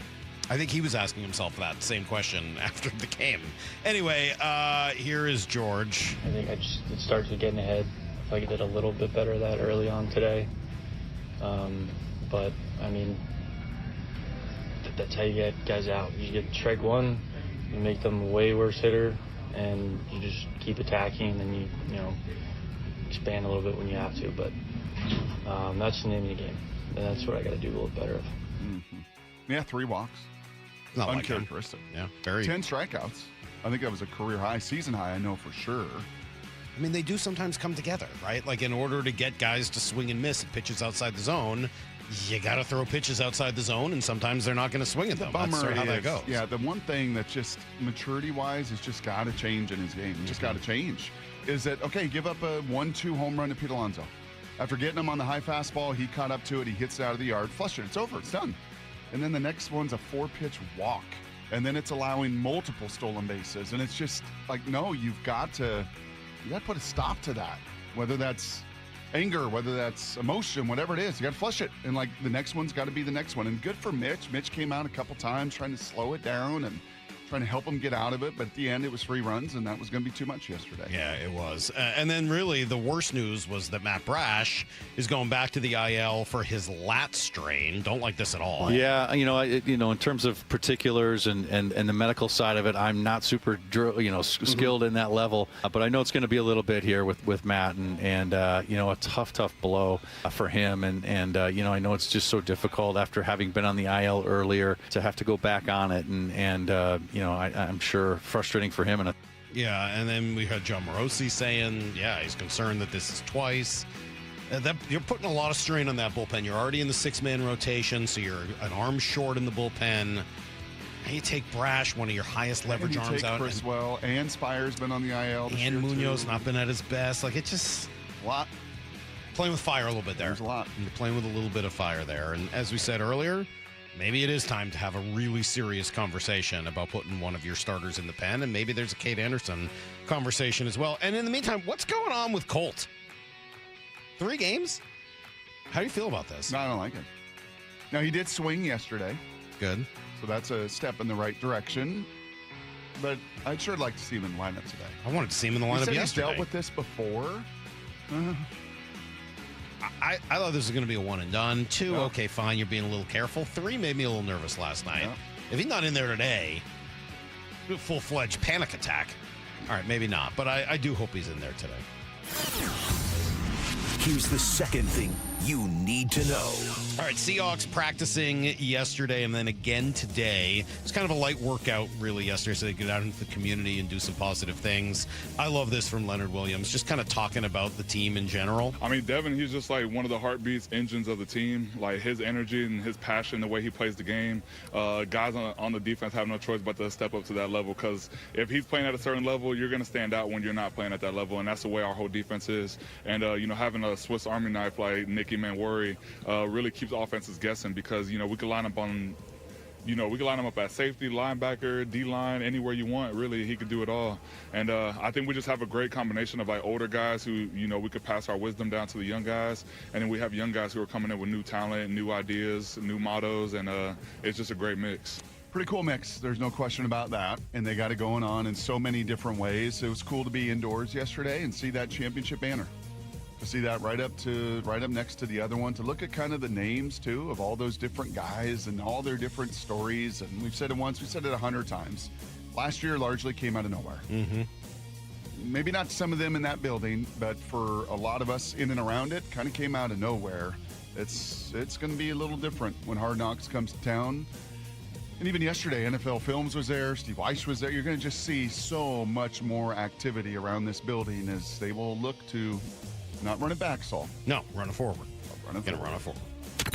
Here's the third thing you need to know. One of those crazy basketball games you're going to see last night. Knicks come back to win. They were down 29 points in the third quarter. The crowd was such a huge part of it. And that really is, to me, the story. More than the play on the court has just been the vibe in New York and the crowd and the way they're into it. They celebrities and nobody wants to leave. You got Ben Stiller filming a documentary on the court, which was crazy. Taylor Swift and Jerry Seinfeld and Larry David and obviously Spike. Like, it's the scene. And the scene in New York is the only thing that is like the scene in LA. So when you see it, it does make it a little different. And the fact that there was so much love in the air last night after the win, I thought that was cool. Something you've said to me back in my broadcast journey as I was growing and working at Appalachian State, year number 1, and eventually kind of working my way up is I remember you saying, it's pretty cool, man. You're getting to work a game that feels big, right? Like, you work with some of these guys and you're around, like, that just feels big. Yeah. It didn't feel, I mean, I don't know how it could feel bigger last night. Right. That venue in and of itself, all the people in it, and then history made. Never, ever, ever in the NBA Finals, a 29-point deficit you come back from. I turned it off for a while. I was like, oh, this is over. Like these NBA games, you lose by 40. Okay, now it becomes a 3-game set, and first one's in. Oh, no. Yep. Oh, they're coming back. Put that sucker back on. Pretty nuts. All right. And if you're in San Antonio, and that's what Barkley and those guys post-game, they were much more on that end of it. I have some of that. How in the Here's world? a little Barkley. We saw the dumbest basketball team in the history of civilization. Oh, wow. We saw they had a 25-point lead, took eight straight threes. Like, they thought to get, like, that was some of the most mismanaged, stupid basketball. Hey, when you blow a 29-point lead, the other team has to help you. The San Antonio Spurs helped the New York Knicks win this game by doing some of the stupid-ass stuff I've ever seen on a basketball court. Yeah. Yeah, like if you think it was bad with Atlanta and Matt Ryan's fumble and all of that, I mean, at least there was a holding call and a fumble. Like, okay. You got to blow a 29-point lead. And De'Aaron Fox, who steals the ball at the end, just dribble it out. Just dribble it out. He tries to shoot the lane, gets blocked, and sets up, like, just dribble it out, you win. All right, that's everything you need to know. 15:15 every hour here on the Brock and Salk Show. Got a lot of text messages today. It's been a big text day. Big text. Salk, do you know how the Rush instrumental YYZ got its name? It's the airport code for Toronto. And so when they would see YYZ in their equipment, they knew they were going home. Yes, I did know that. Not only did I know that, but the opening rhythm for that song is Morse code for YYZ. What? Yes. Oh, mind blown. Mind blown, right?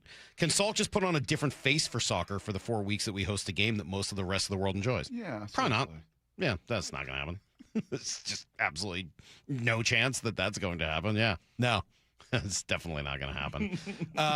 And then where was the other one that I wanted to get to? I don't know. Just so many. I've lost. There's so many, Brock. There's so many texts, but that's what I got for you this morning. Okay, well, I got some tidbits and takeaways. You do. It was only a walkthrough, so this is a little bit more kind of eye test. Tomorrow, Lefko's going to be in for Salk because he's going to be at Rush, and I'll do more takeaways tomorrow because I'm going to watch practice again today, which will be great outside. But I got some good tidbits for you. I got some information. I got a few things I picked up down there at the VMAC, and I'll share them with you next. Have you downloaded the Seattle Sports app? We're going to have a challenge right here. What are you waiting for? Listen to this. Every pitch. Here comes the 3-2. Every game. Swung on and missed. Got him. One app for free. How about that, folks? The Seattle Sports app.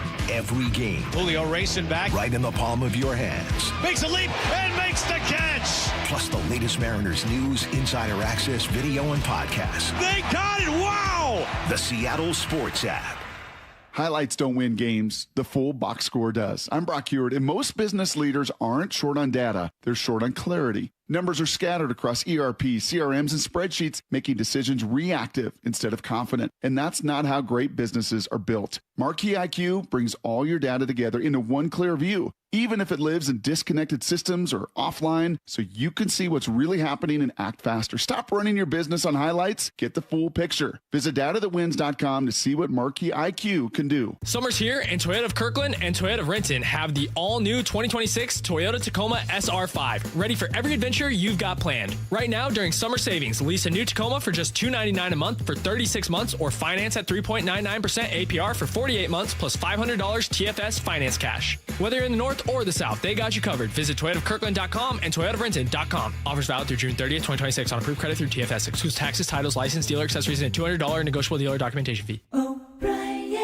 I got to ride in the brand new all-electric Arc Sport, and it was a luxury EV on the water. Stacy here. You hop aboard immediately and feel like you're someone important. Luxury finishes, clean, tech throughout. Driving it is smooth, and it has that impressive kick you expect from an EV. Charging it is really easy, and not paying for gas is a huge plus. Book a free demo and see it for yourself in Lake Union, Lake Washington, and Lake Sammamish. Schedule your demo at arcboats.com/demo. If you can't make it to them in Kirkland, they'll come pick you up. arcboats.com/demo. Coming to Emerald Queen Casino Event Center, Thursday night, June 18th, it's Jim Jeffries. If you see like an old couple and you go, how long you two been married for? And they go, 45 years. And then I always ask, what's your secret? The man goes like this, she's always right. And then you see him go dead behind the eyes. Tickets at emeraldqueen.com. Global comedy heavyweight, Jim Jeffries, June 18th, Emerald Queen Casino. Always entertaining. 21 and older, need gambling help, call 800-547-6133 or visit emeraldqueen.com.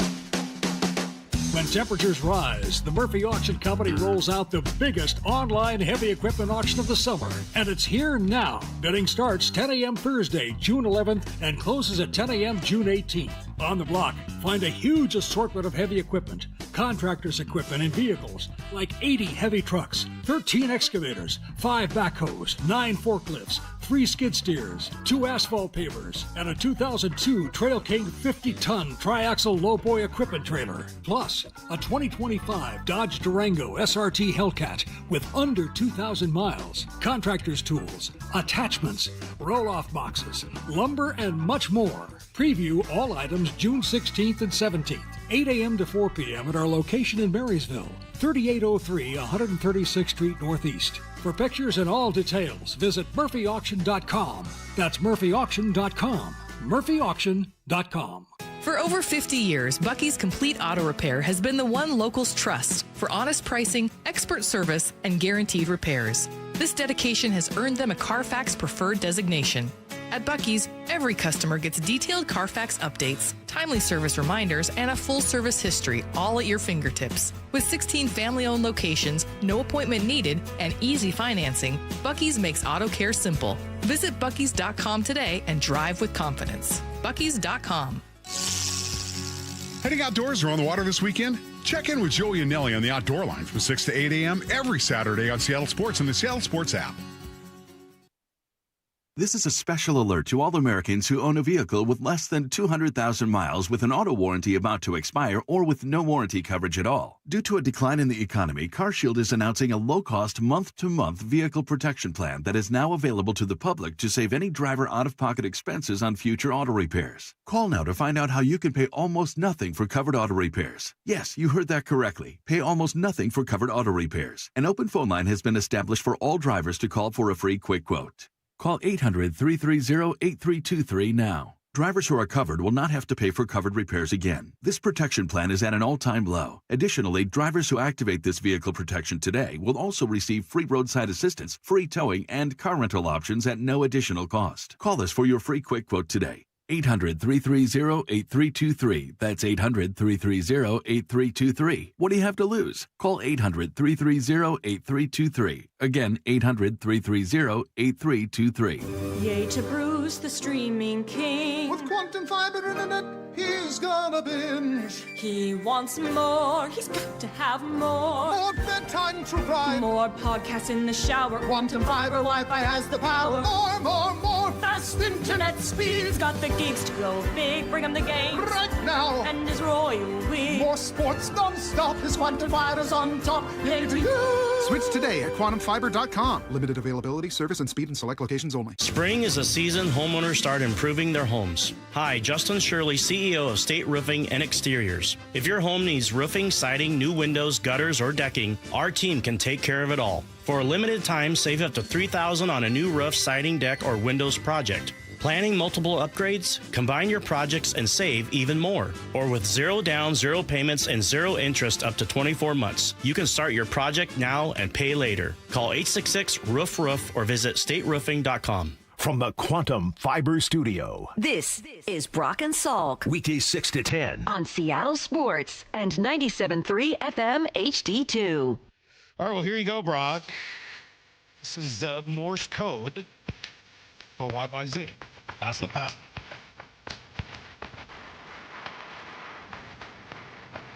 People like that. I mean, they do, yeah. It's a legendary instrument. Can we turn it down? I can hardly hear myself. Oh, my God. Now, you're just being difficult for no reason. That's unnecessary. Okay, that's good. Is it? It is good, yeah. No, that's good. Can't wait for you to go to this concert so we can. Oh, really? So then he can relish in it for like the next 2 weeks more afterwards? And you should have heard this riff. And then see him again in October. Ooh. All right, here we go. Well, that's such a good groove. Get it up. That doesn't do it for you at all? No. 0. I got some tidbits. What about John Clayton doing it?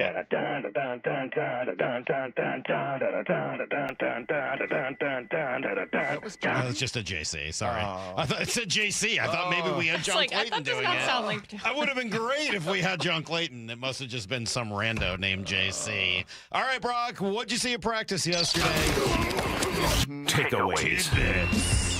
Take away some tidbits. Well, I kind of, again, it was a walkthrough yesterday. They'll be going at it today, from what I understand. A really fast, competitive situation, red zone. So I'll get a little bit more tomorrow when Luff goes in your seat.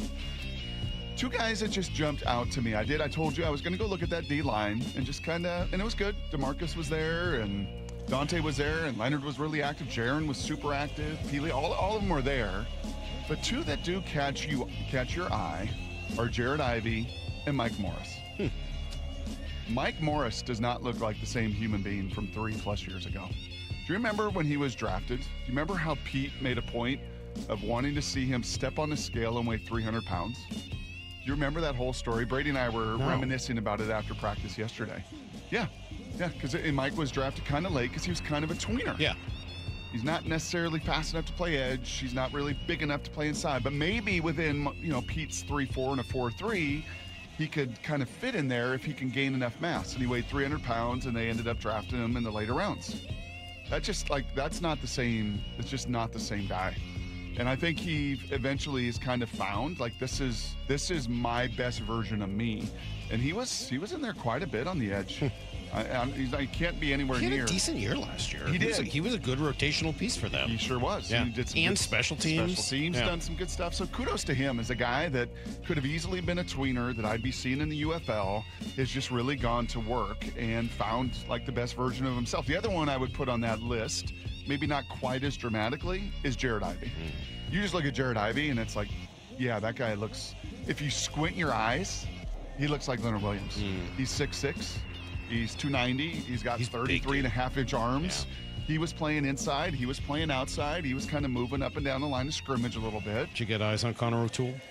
I did. I could see where you were talking about a little bit. He looks like Jake Bobo.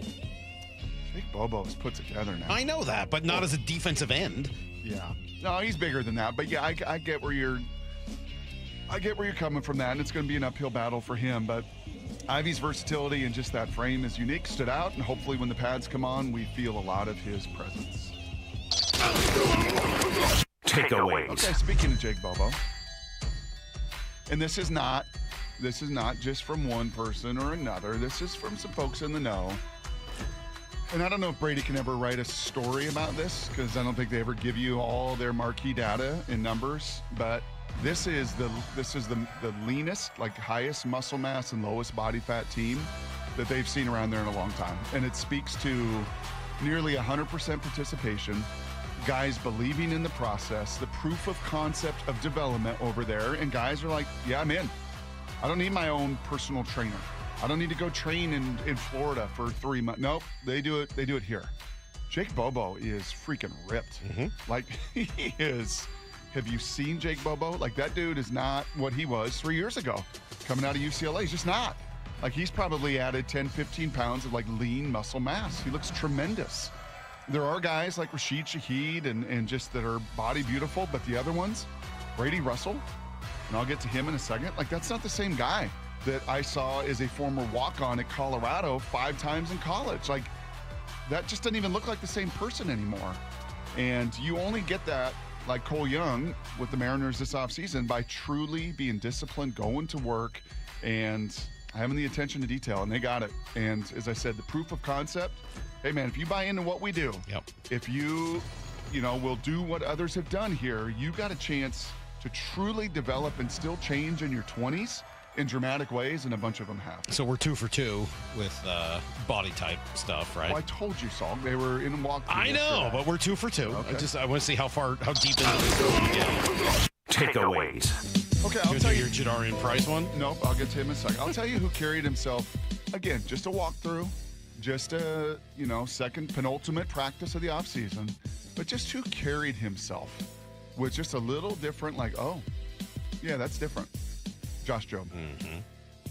And remember, they had, 7 free agents, and who were the 2 they signed? Rashid Shaheed came back to them, and Josh Jobe they prioritized.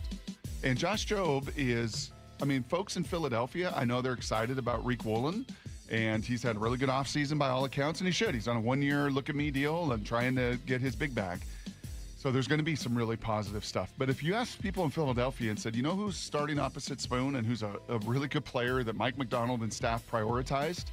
Josh Jobe. They'd be like, what? Josh Jobe was just a dude. Like, what? We cut him. Can't play.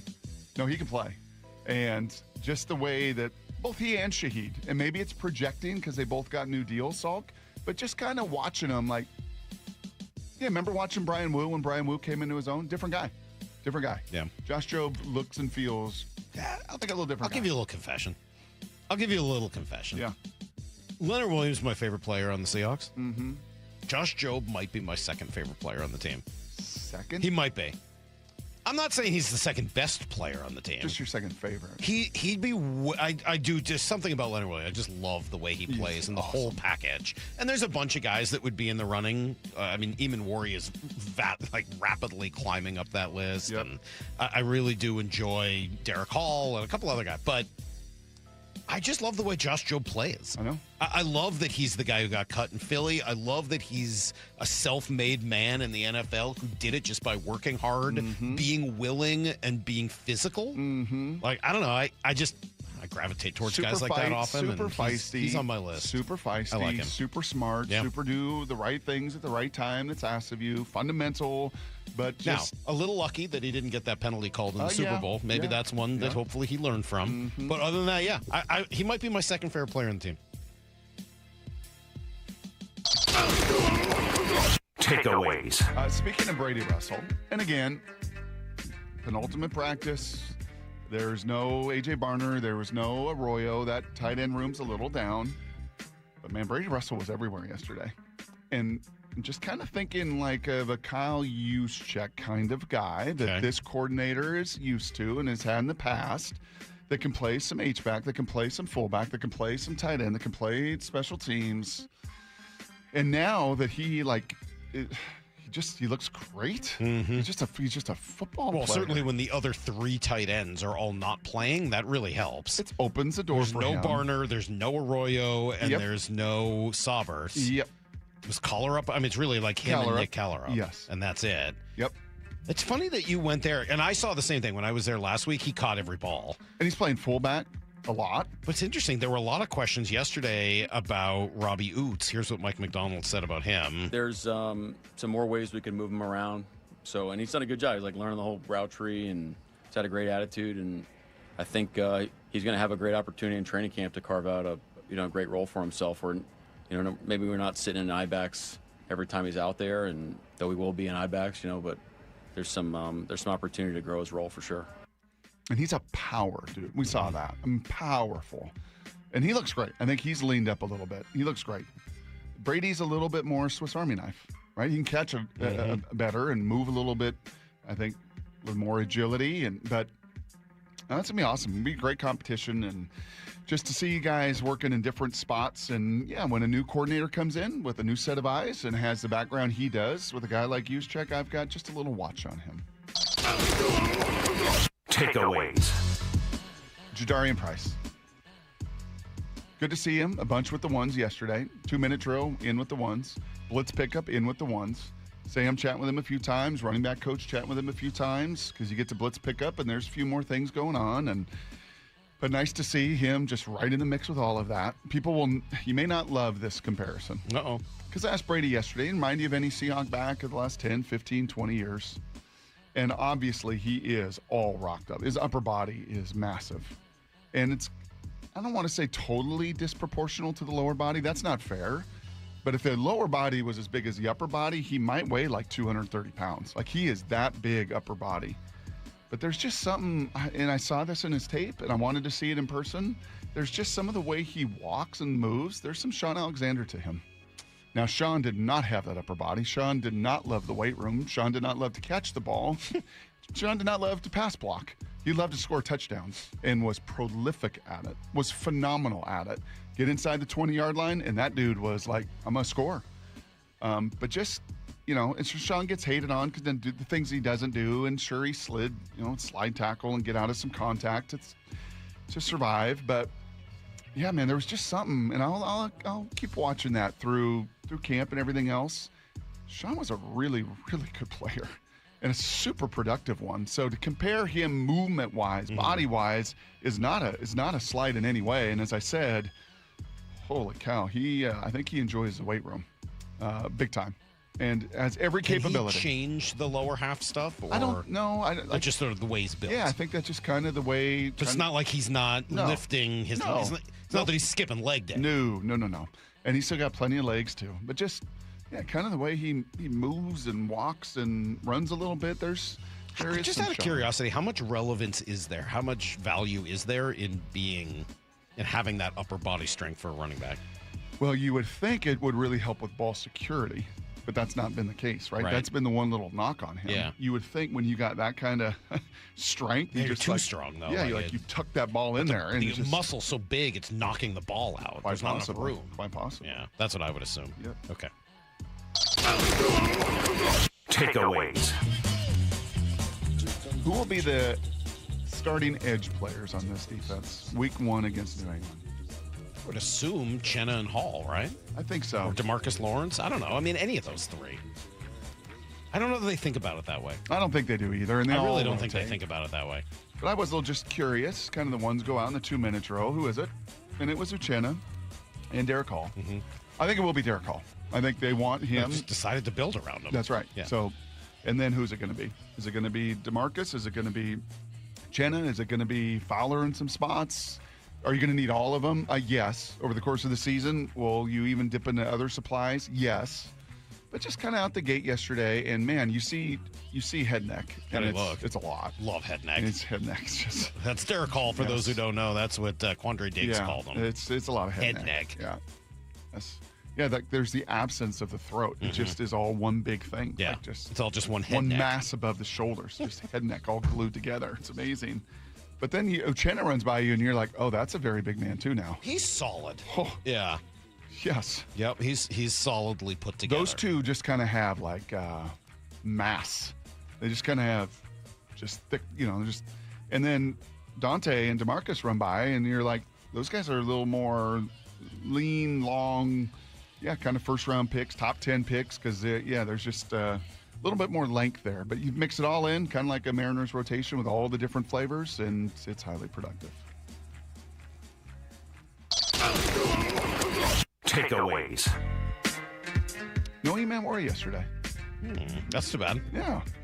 I hope he's there today. He was there when I was there. I know. And he was there the day before because he talked to all the media, right? All right, so maybe he had a day off. I know. It was just. Why you got to be such a drama queen? Sorry. You are funny with lack of sleep. I am. I get kind of feisty. like it. I get a little feisty. Yeah, I kind of like it, Yeah. and I kind of don't. No, I understand that. I think I feel the same way. Yeah, no, who knows? He might have had an appearance. He might have had something going on. He was totally there yesterday. He's been there throughout. This is not. It's not a. He wasn't there. Like, It was a kind of bummed because we talked about him a ton yesterday, and I just, you want to see him participate. So hopefully he's out there today and he's back. But in his stead, who was starting for him in his spot? You think? Bud Clark? No, too early. Too early. Too early for Bud Clark. Too early.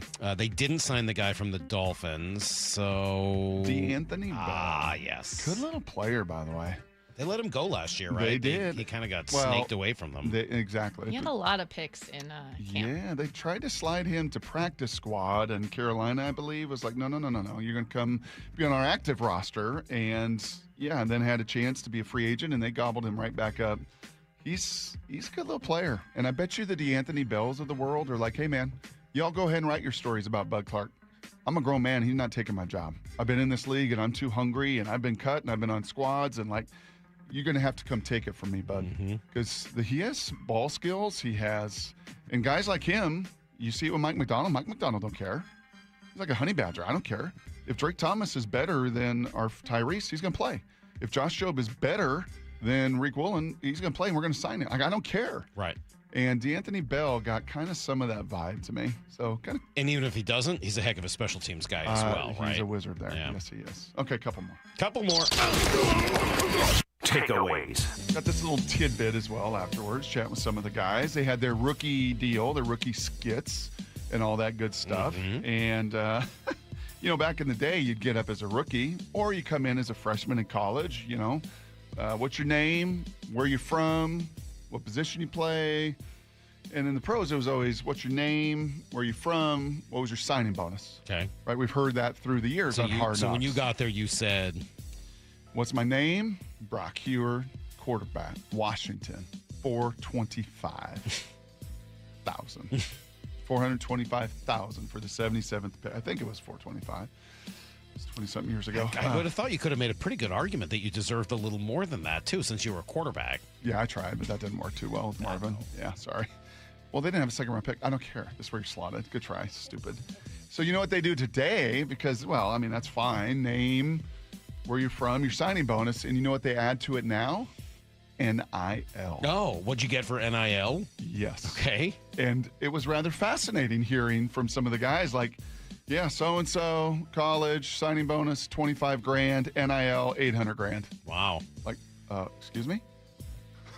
Yeah, name, where I'm from, signing bonus, $100,000, NIL, $2 million. What?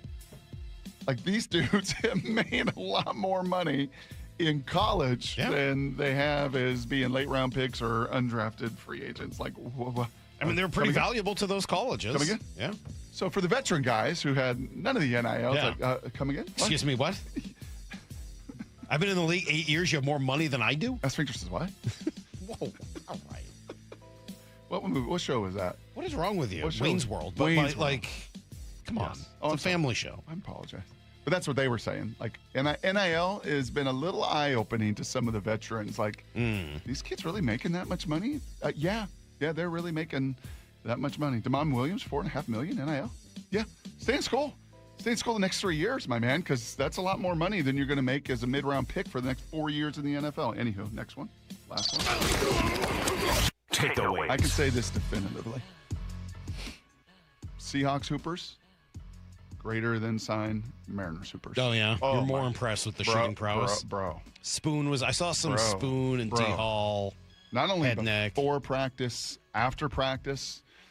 I was like, just shooting, or was there some game time? A horse. No, I think they were playing horse or knockout. It was just shooting. It was all shooting. Yeah, it wasn't taking it to the rim on the turf. Okay. But they got the hoop in the indoor facility there, and I was like, I was listening to Mike's presser, and then because my eyes, right? We talk about my white space eyes, so I'm able to see them shooting to the right, and then I took my full attention there, and I was like, oh my gosh, like they can play. They can play. Yeah.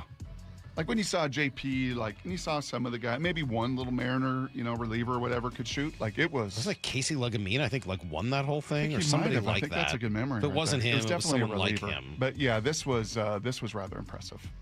if you ever get your eyes on it, you're ever out there in the indoor or whatever, and get to see these guys shoot, you'll be pretty amazed. There are a lot of hoopers back in the day on this Seahawks team. All right, there you go. Is that it? That is a full set of tidbits and takeaways from Brock's journey yesterday to training camp, or to mini camp, and then we got another one today. We do. A couple just tiny little things. Bradford is a big man. Gigantic. He's a gigantic He's man. huge. But I did like him, A, out there, and B, actually him and Leonard. Leonard was doing some stuff with him, kind of like he did with Gray Zabel last year.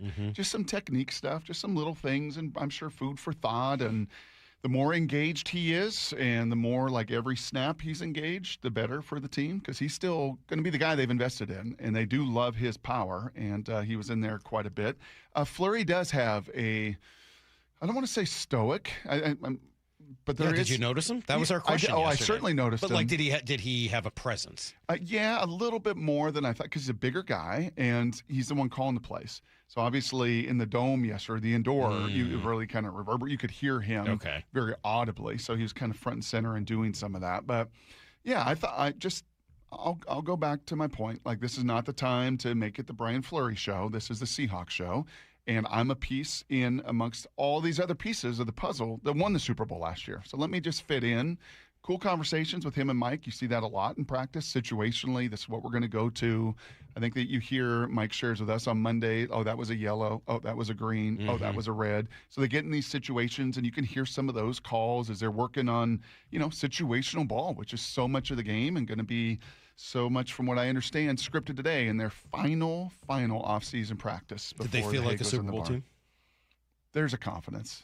Yeah, there's, we said that about the Mariners in the spring, right? We said, oh, these guys, it feels different. It feels like confidence. But this is like, no, our banner's up there. Right. Like, and tonight, they're getting their rings, too. Like, it's going to get even better for them tonight. Yep. They get their rings, and they're pretty psyched about that. So, yeah, I think they'll feel even more like champions when they're walking around with those Super Bowl rings on their finger. Shannon Drayer is going to join us in about a half hour. It's Brock and Salk, Seattle Sports on 710 and the Seattle Sports app.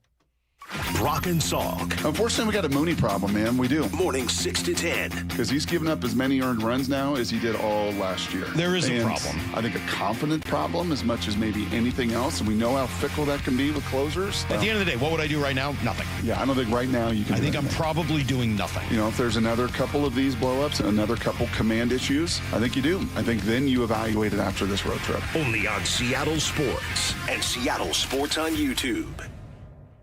Underestimating the trucking industry is one of the biggest mistakes I see victims and other lawyers make. Trucking companies have an army of lawyers and experts who act quickly after an accident to protect the company. Only an experienced trucking accident lawyer can navigate the complicated federal and state laws to protect your rights. If you or a loved one has been injured in a trucking accident, call Davis Law Group today for a free consultation, or get my free book on trucking accident law at WashingtonAccidentBooks.com. Dave Wyman here, and the folks at Bellevue Rare Coins say higher prices have enticed more Americans to cash out their jewelry, gold, and silver items. Here's a story from a real customer. She walked into Bellevue Rare Coins with an old bag of jewelry, a little bit nervous, a little bit embarrassed, because it was mostly old tangled chains and pieces she hadn't looked at in years. When they gave her the total, she couldn't believe what it was worth. Go see what your jewelry is worth with a free consultation. Bellevue Rare Coins is now in Linwood, Issaquah, Tacoma, and Bellevue.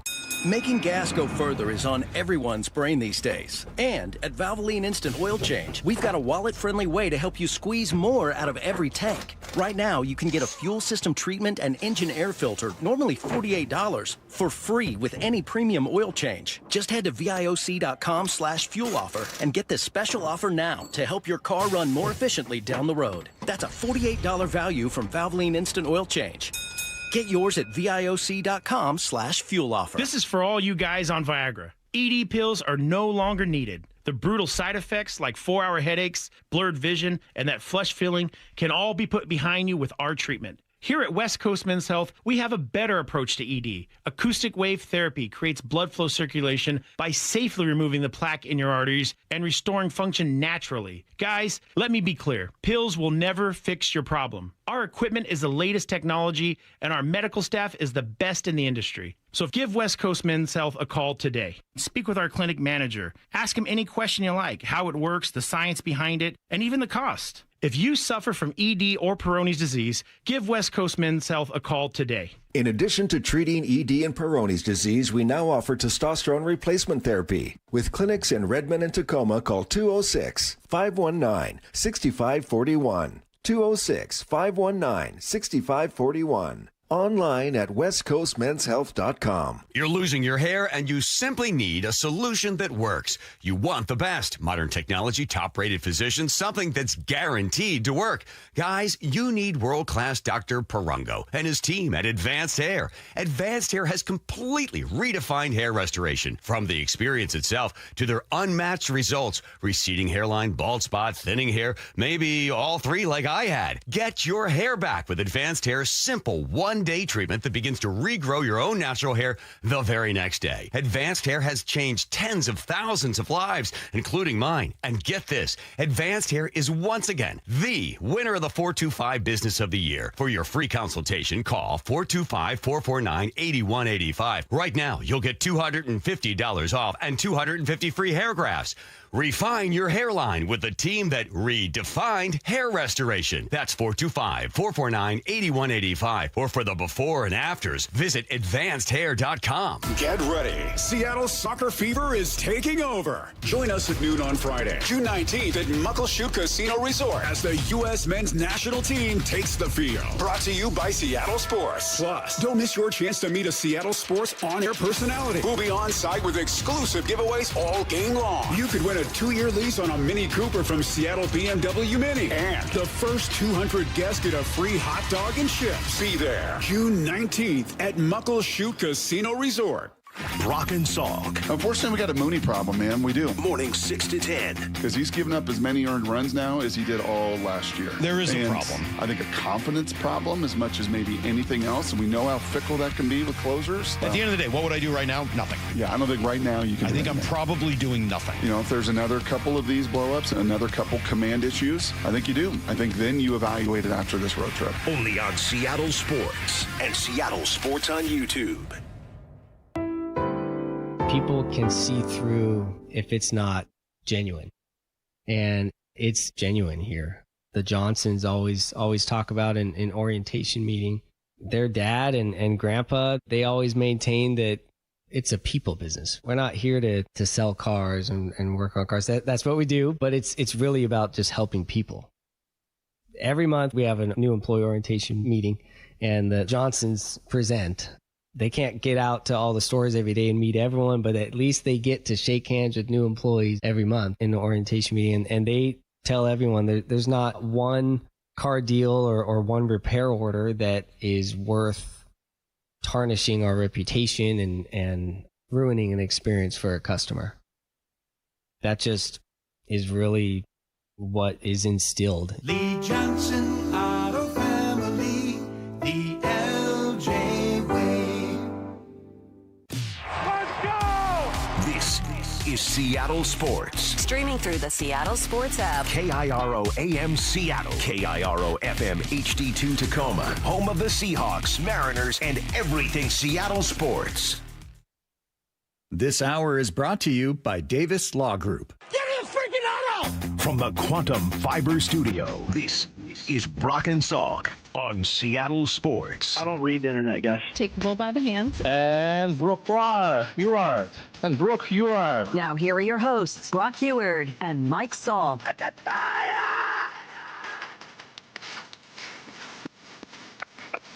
All right, hour to go here in the Brock and Salk Show, Seattle Sports on 710. Oh, Lundberg 3 walked in, huh? Wow, unexpected. Not very often we see Lundberg 3. No. He really liked whoever that was on Here's the Thing. Who did the... Jared, just so you know, our program director, our esteemed Lundberg 3, Kyle Brown, walked in and imitated you. You slob. Yeah. Yeah, he really... He imitated Jared imitating you. Yes, my hidden voice. It was like a inside. double imitation. Yeah, it was really good. Yeah. Way to go, Jared. That should make you judgy on those things. Just stop, okay? Enough, all right? Let's move it along. You want to talk more about soccer? No. You want to talk more about the Rush? No. The soccer world descending upon us here in Seattle? What a bummer. It's so sad. It really is. Why can't you what are we let doing? Why can't I agree you with let the 509. people... How can you say soccer is not a sport when golf exists? Why can't you just let people enjoy? Like, you call me judgy. Yeah. You're judging all soccer fans and lumping them all together. I am. Why can't you just let them enjoy something they enjoy? It's not that I mean, I can. The problem really... And then you're saying, why can't people just let me enjoy how I nerd out over Rush? Right. But you can't let the soccer fans enjoy what they like. Here's the thing. I'll tell you more. I'm so glad you said that. No, Mike, no. Maura, that's not it thank at all, you Mike. thank you for bringing that up, because you're absolutely right. And here is the difference. What's the difference, Mike? I am happy to nerd out over Rush, but I understand that not everybody is going to like that. I love it. I understand that there's a niche there that I appreciate that not everyone does. That Geddy Lee's voice is not for everybody. But, you know, I love it, and I love dorking out. World Cup I isn't think it's really great. a niche, though. Soccer's just dumb. And the problem with soccer fans is that they constantly, they want attention. They think that soccer should, lead off Sports Center. They think soccer should be like a conversation on sports radio. And that's just not cool with me. It's just a no. If you want to go to your little soccer podcasts, I don't know what they're called, kicking a ball around, child sports or whatever. I don't know. Before you get into youth sports, this is what you try. Learning to play sports as a 4-year-old. Those types of podcasts, if they exist, I'm sure that they enjoy that. But, this is broadcasting to large groups of people. I don't want to talk about soccer. Do you think, just out of curiosity, if you got to watch, who's over in Spokane at Gonzaga? Which country? There's a country over there. Sure. Yeah. If you got to watch them up close and see their skill, their speed, their quickness, are you they can do that with a soccer ball? Do you think that would make me want to watch? Do you think you would have at least an appreciation? I mean, I could go to the World Hacky Sack Championships too, and I don't know that would make me want to sit and watch other people play hacky sack. I mean, it's one thing, and you're right. For coordination, for athleticism, for conditioning, soccer is a great youth sport. It's a really good way to learn about sports. You should learn how to play soccer so that eventually you can quit and play other sports.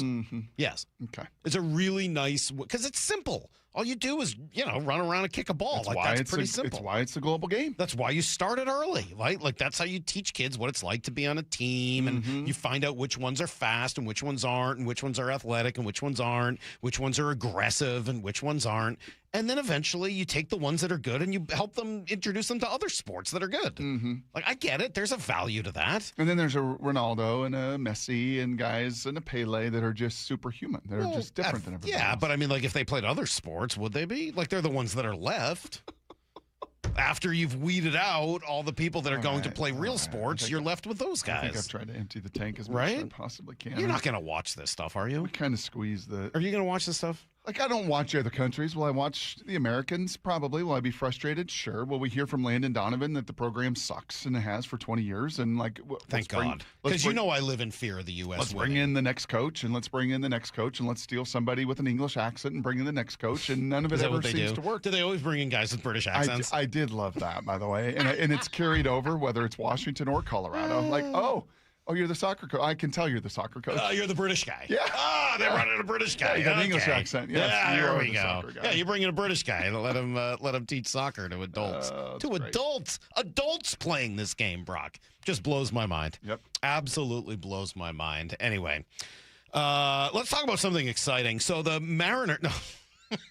I know there's a lot of people who feel that way about baseball as well. Well, we got a couple minutes on the NBA. Can we do the NBA for a couple minutes? Because last night was Shannon's going to join us at 9:30, and we'll wrap it up with all the Mariners and all the questions and all the moves and what can they do now. Is Matt Brash going on the IL for 15 days as well? It honestly, I turned it off because I thought it was over. Because in the NBA today, when you get down by 25, and you saw this in every round of the playoffs, they're going to lose by 30. It's over. They're going to just kind of save their resources and play for another day. And New York did not do that. And they kept playing, and they kind of kept playing, and they kept kind of chipping away at it. And I think at the end of the third quarter, it was 15 or 16 or something. We better put this back on, and let's see what happens here.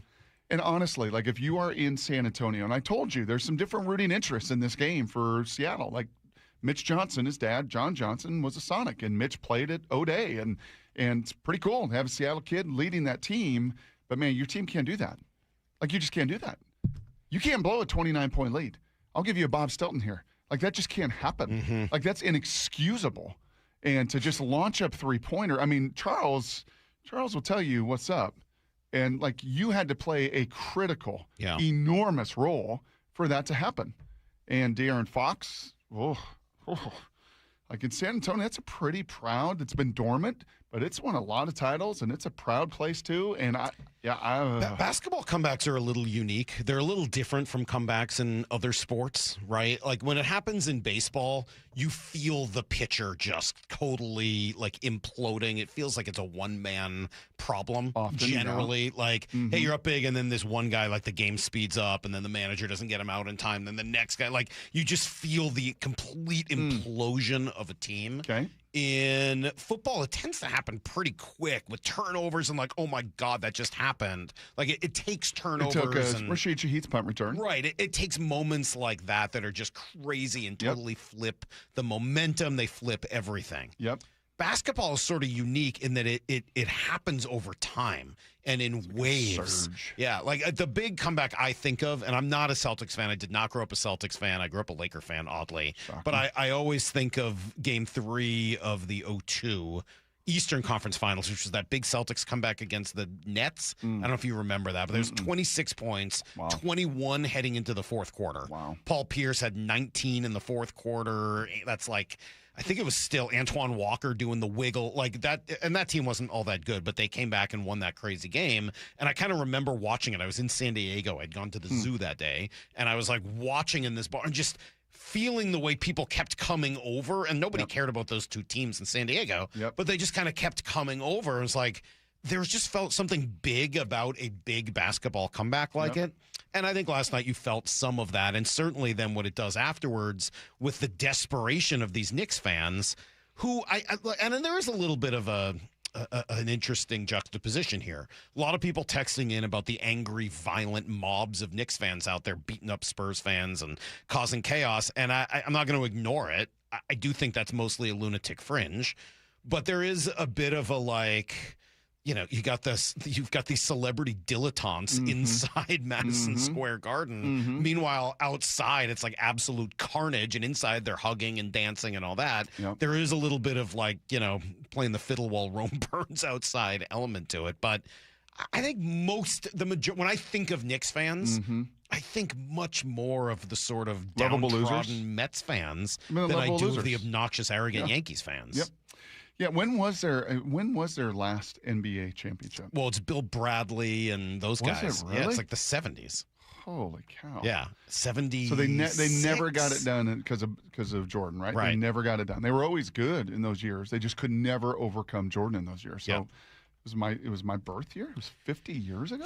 70 and 73. Holy yeah. Sorry, it was a little earlier. Yeah, 70 and 73. Yeah. Isn't that crazy? That is wild. Yeah. So they've been just that desperate, and you felt that, and you feel that in the building, and not just with the celebrities and Celebrity Row and everything else. So Spike Lee has been there since 1974, so he's been front and center in it, but they've just never gotten over that hump. They've just never been able to do it. You say this all the time. It's about the climb. It's about the climb. It's what made 13 so amazing. That first time, and it's all about the climb. And for the majority of the people in the building, they weren't around in 70 or 73. Right. Or if they were incredibly young. 73's Walt Clyde Frazier, Willis Reed, Earl the Pearl Monroe, and Bill Bradley and Phil Jackson. Like that's who was leading the 73 Knicks. And Tex Winters in his triangle. Exactly. Yes. I think it was before that even existed. For I sure. mean, that team, Brock, beat the Baltimore Bullets. In the playoffs. Wes Unseld, I think. That's how old. Yeah, he was still coaching there then. Yeah, exactly. So they're thirsty, they're desperate, and you could feel it. And it was just one of those. You don't even have to be a basketball fan; just be a sporting fan. Just like you'll feel in the World Cup. The final minutes of a game, just like the desperation of a country. There is that element to it. That part is cool. I mean, I won't be watching, but for everybody else, that sounds pretty cool. I'm glad to make the soccer fans mad. Sorry, everybody. I hope that. I hope at least a few people got a. Is angry with me. Oh, right really? now. Well, that's weird. I never would have expected that. Jeez. A lot of people calling you ignorant. Soccer fans think that? That's so weird. You sometimes wonder why. every once in a while, you call. Hey, why? Why would people be Why so do I mad put at up me? with all this grief? Why am I put in this position? Well, this is why, and we'll give you everything you need to know next. 7 Brock and Salk. Unfortunately, we got a Mooney problem, man. We do. Morning 6 to 10. Because he's given up as many earned runs now as he did all last year. There is a And problem. I think a confidence problem as much as maybe anything else. And we know how fickle that can be with closers. At the end of the day, what would I do right now? Nothing. Yeah, I don't think right now you can. I think I'm probably doing nothing. If there's another couple of these blow-ups and another couple command issues, I think you do. I think then you evaluate it after this road trip. Only on Seattle Sports and Seattle Sports on YouTube. Hey, Brock Heward here for my good friends down at People Come First down there in Kent, PCF Construction Group. And if you have been dreaming of a new deck, then you better call PCF before all of the good weather arrives and their schedule gets totally filled up. You see, with a new deck, patio cover, heater, and fireplace from PCF, it really doesn't matter what Mother Nature throws at you. In fact, for a lot of years, those were some of my favorite times outdoor, under the heater, fire on. And right now, for a limited time, you can get 50% off your demolition costs. That's up to $5,000 when you book your project with PCF. You better get a hold of them now, though, because they will fill up. They designed and built our outdoor living space. Man, we loved it. So start planning and designing your dream deck now so you're ready to build this summer. Planning, permitting, construction takes some time. So go get the process started today. Get your project ideas, browse their amazing photos, and find all the offer details, like $5,000 off your demo costs right now at PCFgroup.com. That's PCFgroup.com. Hey, you mind keeping it down up there, please? KeyBank will meet you in that I need new neighbors moment. Rick, it's your mortgage loan officer, Beth. I was in the neighborhood and wanted to let you know your home loan application's been approved. Beth, you're always there for me, and not a moment too soon. Are your neighbors bowling with grand pianos again? And apparently raising livestock? Ew. For every financial need, we'll meet you in the moment. KeyBank opens doors. Equal housing lender. NMLS number 399797. If you've been in a wreck or a fender bender, You have the right to take your vehicle to any repair facility, not just where your insurance company tells you to go. Accurate Auto Body has been family owned and operated since 1994, and they work for you, not your insurance company. With over 25 years of auto repair work, they'll exceed your expectations. we meet by accident, fixing every last dent. Accurate Auto Body.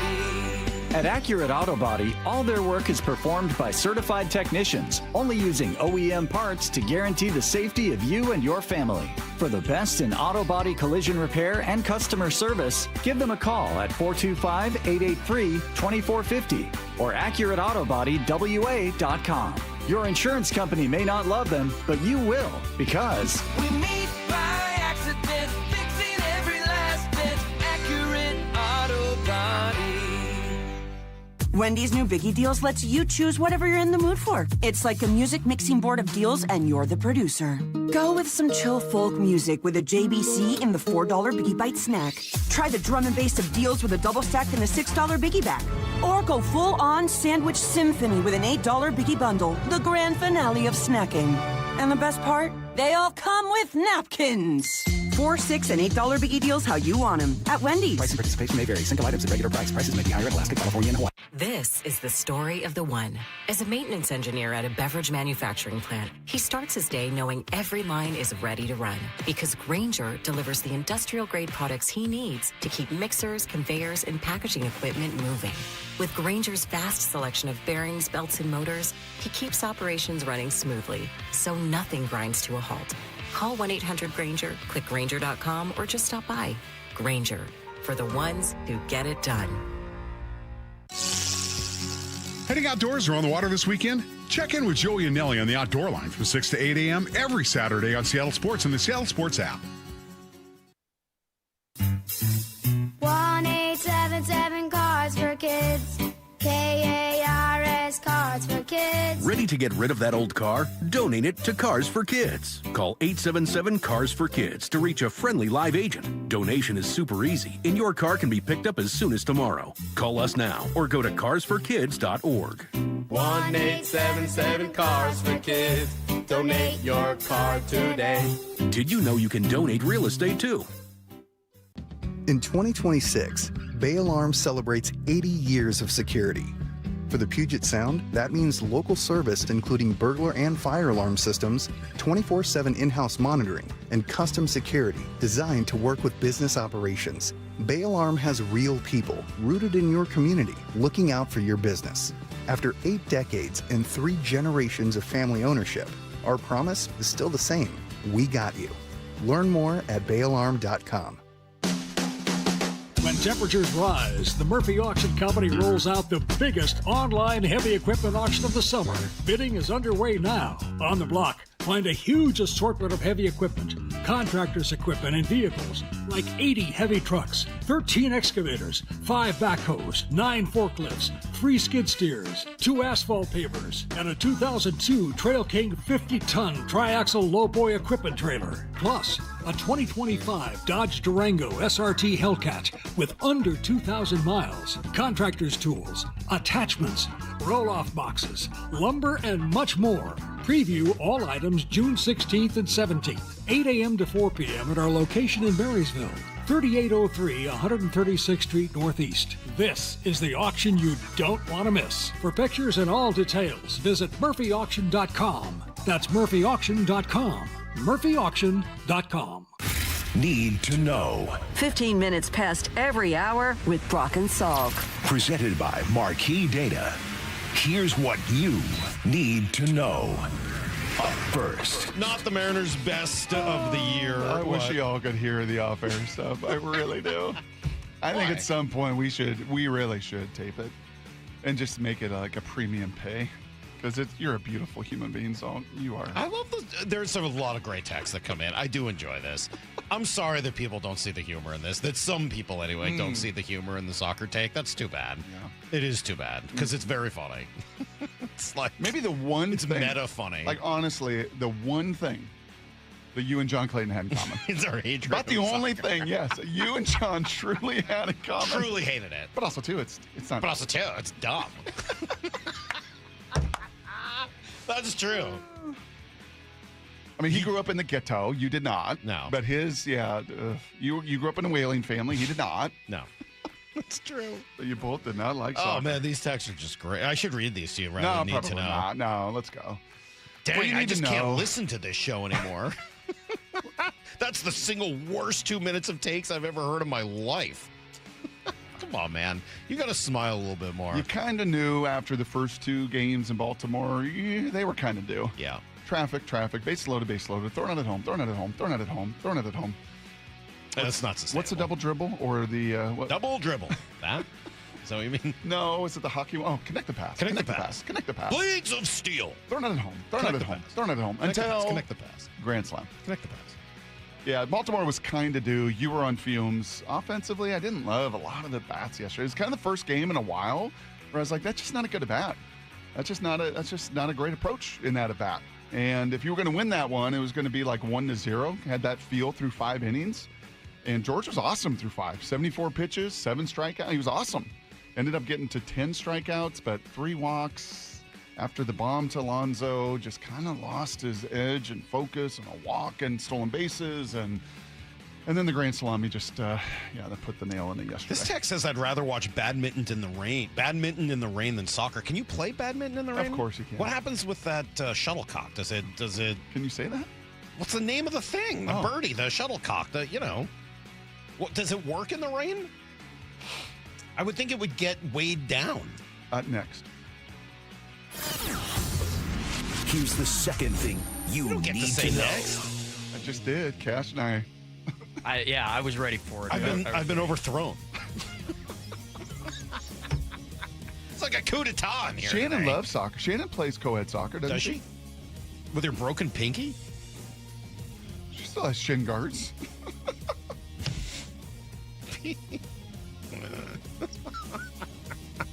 Brock and I need more sleep. Neither of us have slept in like 3 days. Didn't you love putting the shin guards on back in the day, the Velcro? I'm telling you, it's a lot easier than putting on all the hockey equipment. Yeah. I told you, I was sweating like a pig just trying to get all the now hockey equipment on. I think they just slide the shin plate into the sock. You don't even really? have to do you don't even need those stupid stirrups the and Velcro around your leg. You're like, it's itching the back of your leg, digging in while you're trying to run around for an hour. That's what you needed the orange slices Those for. things smell bad, too, now. You had to get the orange slice. When you were done, you had to take the rind? The rind. Rub it on your blistered calf. Yeah, pretty much. Pretty much that's what would happen. You guys are dying, and Ash and I are just sitting here. And Sorry, You guys aren't having fun with this? I don't think we're cracking up as much as you are. I'm so sorry. Did you ever wear the shin guards? Oh, yeah. And? They suck. Seahawks last practice today. They get their rings tonight. I'm going to hop down there. It'll be a beautiful day to wrap it up. I'm sorry. I got to address. Just turn that music off. I got to address a couple of these things. First of all, there's two other types of texts we're getting. A bunch of them are people with no sense of humor. That's fine. Okay. A couple of them say, Salk, that's typical of a guy who could never play sport. I did play sports. I'm not like, I know I'm fat and out of shape and short and all that, and like I'm not a professional athlete. But, like, I was a decent athlete as a kid. I was, like, an athletic kid. I played sports as a kid, and I quit soccer when I was in, I think, 4th grade because I tackled somebody, and they were like, yeah, don't play this anymore. Go play football. And I did. Like, you know, an athlete. Like, I played football and basketball and baseball. I don't play soccer anymore. But then the other ones we're getting, there's a lot of text messages, a ton of them, who think that there's some comp to be made between soccer and hockey. And you guys all think you're so witty that you've made this comp, that soccer is dumb, and then because of that, hockey is dumb. First of all, there's like 9 million differences between these two sports. The biggest of which is obviously the toughness of hockey players versus the softness. And that's being really generous of professional soccer players who are lying around moaning on the ground, whereas hockey players are getting teeth knocked out and they're back in after not missing a shift. So I don't want to hear it. They're not even the same thing. Also, you watch these hockey games in the playoffs 5-4, 5-3. Can you imagine if there were 9 goals scored in a soccer game? There's no chance. There might not be 9 goals scored in the whole World Cup. So I don't want to hear it. They are not even similar. They are not even close. Hockey requires, first of all, it's learning a second sport, which is skating. If you actually ask the hockey or the soccer players to skate, fine. Then I'll hear the comp.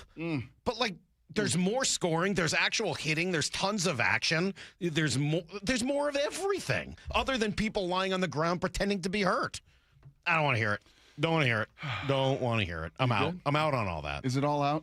Did you get it all out? Probably not. Let's get it all out. The World Cup hasn't even started yet. You just wait. You just wait to hear what's coming up. It's Brock and Salk, Shannon Drayer next. Here's the third thing. Stacey, coming up next at 10. That's right. That's what this news feels like. Committee for So there's going to be a committee to decide whether they're going to make an announcement and when they're going to make an announcement. Give Seattle a team. Bump and Stacey with Michael Bumpus and Stacey Ross next at 10. I hope you guys are prepared to be embarrassed by my behavior. We're going to be on Hard Knocks for sure. We're definitely going to be on Hard Knocks because I will drag us in front of these cameras. On Seattle Sports. What if I told you a local credit union is giving members up to $30 per month just to make everyday purchases? Dave Wyman here, and when I heard about the offer from Harborstone Credit Union, I said, sign me up. And that's what I did at harborstone.com/cash. You know, I'm not a tech-savvy guy, but opening a checking account was easy enough for me to figure out. I got my PNW Cashback checking account for free, no fees or minimums, and when I make everyday purchases with my Harborstone PNW Cashback debit card, I earn up to $30 each month. My wife loves it when I get cash back on gas, groceries, coffee, travel, and lunch. All categories count towards your cash back. You can even tap to pay. If you live, work, or worship in the state of Washington, sign up for a membership with Harborstone Credit Union and get the PNW Cashback free checking account. Open your free account online like I did at harborstone.com/cash or visit one of their 29 branches across the Northwest. Insured by NCUA. Terms and conditions apply. Rick Riz here for the Pella Windows and Doors of Western Washington's Improve Your Play program. Many of our local youth sports teams need help with field enhancements, training, and equipment. Local Pella owners Keith Dashafy and Luke Wilson are stepping up to donate $5,000 to 2 deserving teams. We need your help finding them. Head to seattlesports.com/play to nominate a deserving team in need. Let's help our local youth improve their play this year with Pella Windows and Doors of Western Washington. Contest and rules at seattlesports.com/play. All Covered Painting works with Seattle homeowners who care about details. They listen to your vision and help bring it to life. Book all-covered painting for your summer project and ask about a complimentary color consultation with an interior designer. allcoveredpainting.com. Stacy here. Sell your car to Wayscar Ford, and when they resell it, they share half their profit with you. That's right. Sell your car to Wayscar Ford, Isuzu, and Auburn. They'll pay you today for your car, and once they resell it, they'll share half their profit with you. WayscarFord.com. Indeed presents hires you can't afford to get wrong, like a hospitality manager at a 5-star hotel. So I just checked into room 318, but someone was in there. Room 318. Oh, you were supposed to be booked in 813, which is now booked. So what do we do? How about rock, paper, scissors for who gets the bed? This is your job for sponsored jobs. This is what happens when you don't sponsor your job on Indeed. Next time, get matched with quality candidates with Indeed sponsored jobs. Visit Indeed.com/hire now and sponsor your job today. Harry Douglas here to tell you about Fruity Rainbow 5-Hour Energy Shots. It's a fruity candy flavor explosion, and I mean explosion. Fruity Rainbow 5-Hour Energy Shots, a zero-sugar treat that's sweet tooth approved. These can take care of my candy cravings and provides a tasty caffeine kick without all the sugar. Fruity Rainbow 5-Hour Energy Shots. Get candy-flavored chaos with Fruity Rainbow 5-Hour Energy Shots. Available online at 5hourenergy.com or Amazon. Do you know a woman making a difference in Seattle's sports and events community? Someone who leads with purpose, mentors others, champions inclusion, and inspires those around her to be their best. Why Seattle and Seattle Sports want to celebrate her. Nominations are now open for the 2026 Women of Inspiration Award, recognizing an outstanding woman whose impact is helping shape the future of sports and events in our region. Submit your nomination today at woiseattle.org. That's woiseattle.org. Nominations close July 10th. Mariners and Orioles today in Baltimore. First pitch 4:05, pregame at 3. Every pitch, every game, one app for free. The Seattle Sports app. Endless hours of research, seeking referrals, dozens of calls. Hiring the right attorney can be a challenging process during an already difficult time. J.P. Pendergast with Pendergast Law explains. In Washington State, Tom, there are thousands of attorneys to choose from. Referrals and online research can be helpful, but discovering the right attorney requires a conversation. It can be hard to identify integrity and authenticity without that interaction. So, what do you recommend? We encourage anyone looking for personal injury representation to call for a free consultation with our team before making a decision simply based on referrals or online research. Accident victims need an attorney that listens, demonstrates honesty, and is genuinely understanding of their unique circumstances. The care, attention, and preparation that our firm provides throughout the case mirrors the effort involved when taking on the insurance companies. Save time and avoid mistakes after an injury. Contact the caring and compassionate team at Pendergast Law. If you or a loved one has been injured in a car accident, call Pendergast Law. We can help. Wesley Financial Group is not a law firm. I'm Chuck McDowell, founder of Wesley Financial Group. Did you buy a timeshare because they told you it was a great investment? That's a lie. Most timeshares can be bought online for $1. To find out what your timeshare is worth and to cancel it, call us today and we'll send you our timeshare exit kit free with all your options for cancellation. Call Wesley for your free exit info guide. 800-771-1300. That's 800-771-1300. Hey, Green Gobbler here. So you've got a clogged drain in your bathroom. Water in the sink's overstaying its welcome. You're spitting today's toothpaste on top of yesterday's toothpaste. You hope that it go away. Yeah, clogs don't just go away. I make them go away. I'm Green Gobbler, the only clog dissolver you need. I'm bleach-free, safe for your pipes, and I work. Guaranteed or your money back. Because I never met a clog that was going to unclog itself. Green Gobbler. Let the gobbler get it. From the Quantum Fiber Studio. This is Brock Salk. Weekdays 6 to 10. On Seattle Sports and 97.3 FM HD2. I won't read you too many more of the texts. They're hilarious. Thank you. You guys are the best. 425-253-310. We salute you. To the 425, we 815. salute you. I'm catching all. 949. I'm looking forward to Salk's upcoming war on soccer. That's pretty funny. There's some good ones. We're going to talk to Shannon here in just a minute or so as she is in Baltimore getting ready for the series finale. Can you remember a time, and last year we felt it with so many of the arms, right? It was It was George, and it was Logan for the first time, and it was, Bryce Miller with that loose body until they got the shot right. I mean, it was a lot of guys pitching. Can you remember collectively? No. The team being bit like this through not even 70 games. Shannon Drayer's got a lot more history than you do, Salk. I warned her about you guys. What do you mean you warned her about you us? guys? What do you mean plural? Weren't you just last segment saying you're both running on no sleep and like delirious? I told her you were going to be extra weird today. Oh, for sure. All right, before we get weird, Shannon, hi, how are you? Good to. Hello. Can we talk about something unweird? Seriously, we may get weird, but I want to start with something that's not weird at all. Shannon Drayer is an exceptional color commentator. Yeah. Exceptional. Yeah. Oh. Yeah. Shannon. Yes. I mean, I've known you forever. I've loved talking baseball with you forever. I've appreciated you as a Mariners reporter forever.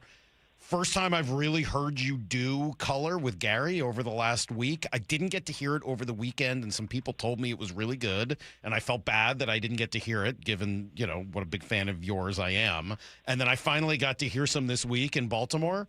My God, it is incredible. You sound great. Mm-hmm. You and Gary sound great together. Mm-hmm. I give it my whatever, Siskel and Ebert, 2 thumbs up, 5 stars, whatever review you're looking for out there. Shannon gets the top of the top. It was awesome. She's nice blushing. work. She's blushing. That's okay. She deserves it. She was great. She's not on camera, but I can feel her Shannon, blush. you sounded awesome.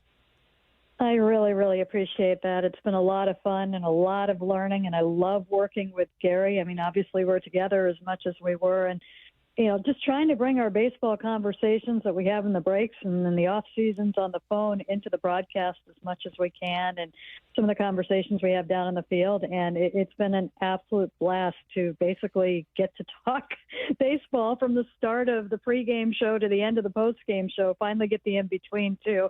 It's been great. I've really enjoyed it. 2 things that jump out. One, the stories that you have from, your years of being around the team and reporting and being inside the clubhouse. And 2, the joy with which you communicate baseball. One thing that I loved was just the other day counting how many straight fastballs Emerson Hancock had thrown. And, again, that's good analysis, but it's more than that. It was just sort of it's that little laugh that you just gave, because it's that you find it sort of amusing that he's thrown 13 straight fastballs. And sometimes that can be missing from baseball. And I thought you really added it, and just want to tell the world, or at least the 7 people still listening after I insulted soccer, that you were the best and really sounded great on the radio. Wow, I thought we were going to talk about Rush, but I do really appreciate that. Thank you so much. We'll get to that. Don't worry. We'll get to the Rush. Can I just squeeze in? We didn't get to this, and here's the thing, but we have listeners that concur. This was a message that we got from Anthony. Here's the thing. Shannon Drayer needs to do full-time commentary for the Mariners. That would make everybody's day better. Oh, my gosh. Yeah. Well, he sounds like he needs his day to go better. He sounds depressed. Yeah. I just want to say Shannon Drayer's got to do this, because I am miserable right now, and I need Shannon back on the broadcast. Oh, good. Okay, we got to talk about this team. Let's talk All about right, this fine. team, We'll please. stop. We'll stop embarrassing We you. started the show. Salk's concerned, rightfully so, with this Brash injury. I'm concerned, Shannon. First time I've been really concerned about an injury all year. And there have been a lot of them. I was going to ask you, is this the most, between pitchers and relievers and positional player, is it through not even 70 games yet? Is this the most that you have seen in a couple decades with this team? It's hard to count them, but I only think back to 2 months ago when we were thinking of how blessed they were that they got out of spring training as healthy as they did, and everything has hit since, and it's just the nature of baseball. Everybody goes through it at different times, and so, this is a lot. To look out on the field and see Patrick Wisdom at third base, and Cole Young at shortstop, and Ryan Bliss at second base, and Johnny Pareda behind the plate. And, 2 days ago, seeing the game that they turned in, and defense was a huge part. I looked at it, I'm like, wow, Tacoma just saved that game right there. Mm-hmm. Absolutely amazing.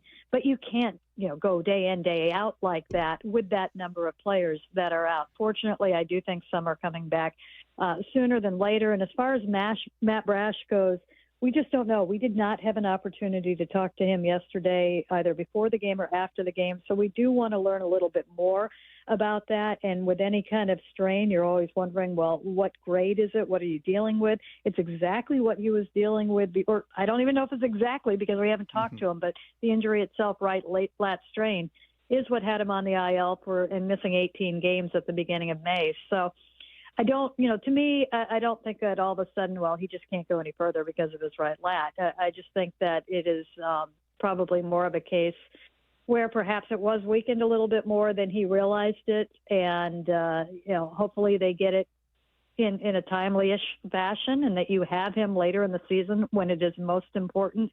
If this were an elbow, I think I would be more worried about it at this point, but I think we just have to wait and see more. But it's a huge loss. You had your full bullpen back for about 2 weeks, and you could see what you could do with them and how impressive that was and what a big part that could be.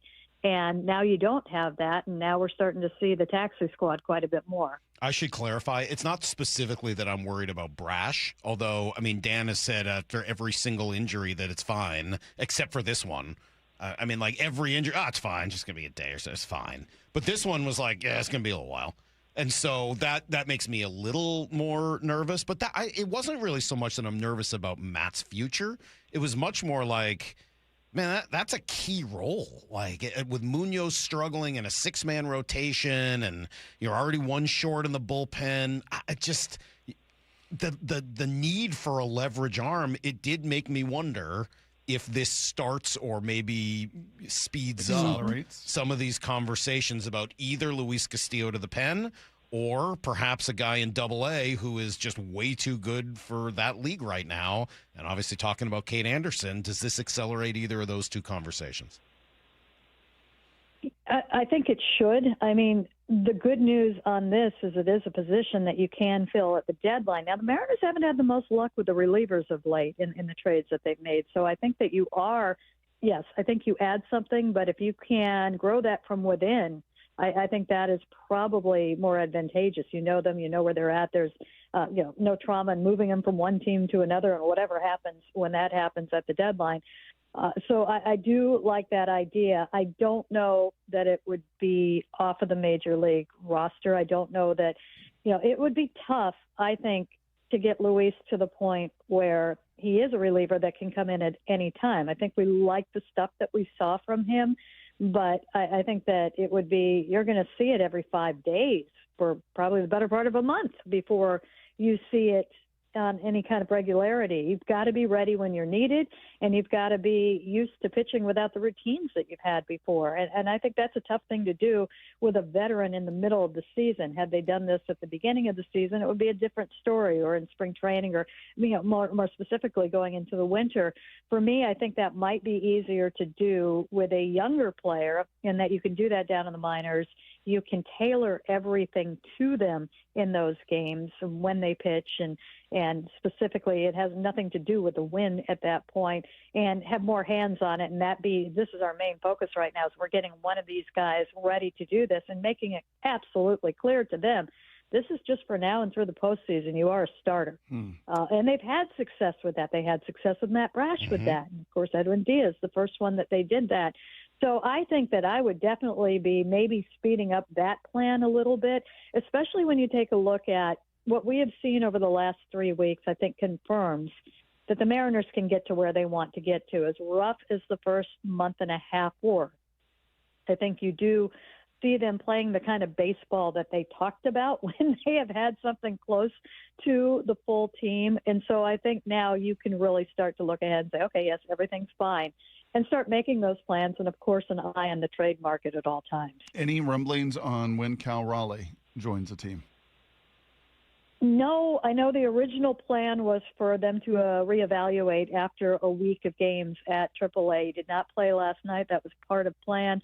He is scheduled to catch tonight. I don't know that you speed that up, and I don't know that you need to speed that up, because that's been one of your bright spots, is your catchers have done just fine without him. So in my mind, Cal should be the priority. I want him 100%, and I want him feeling good about his swing. That's where I want him, because they're doing okay without him. Can they go the whole distance with him? Do they miss him? Do they miss him? Yes. Can they go the distance without him? Really rather not do that. But I think it's time he make himself the priority for once and make sure he's where he needs to be before he returns. So you're not going to see him in D.C.? Not that I know of. I don't see a reason to do that. I'm not taking it off the board. It is kind of an odd time with the number of injuries they have, but it was not part of the original plan. What? Let's say he is ready to come back, whether it's in D.C. or when you guys get back home after that. You going to keep 3 catchers for a little while? It seems a shame to have either of the other 2 guys not on the roster, especially given that you might want to give Cal some more DH days. Yeah, I'm not sure exactly how you do that. I think if the team were entirely healthy right now, I think you could do that. And I think you could do that later in the season and feel good about that. But I think, you've showed that Mitch can catch a little bit more, and Pareda obviously can be optioned. So, I think it would probably be a lot easier just to say, Johnny, you've done a great job. We are going to see you again. This is where the roster is right now. Stay ready, do everything you've been doing. And maybe experiment with that a little bit more down the line. But I think you've got to worry a little bit more about the other holes that you have in the roster because of the injuries. Colt Emerson, update? I think we could see him today. I know that he's been making really good progress. There was a more of a definite maybe available last night as to the very shaky maybe available the day before. He's said that this is something that he's dealt with before. It's not a big deal. It's more of a spring training thing that he usually feels, and felt a lot better yesterday. So hopefully you're seeing him in the next day or 2. What? I don't know. The Colt thing is it's just weird. What, Mike? What? It's just the Colt thing is just ask her. Shannon, do you play co-ed soccer? Do you still have shin guards? No. No, never. See, Shannon knows better than that.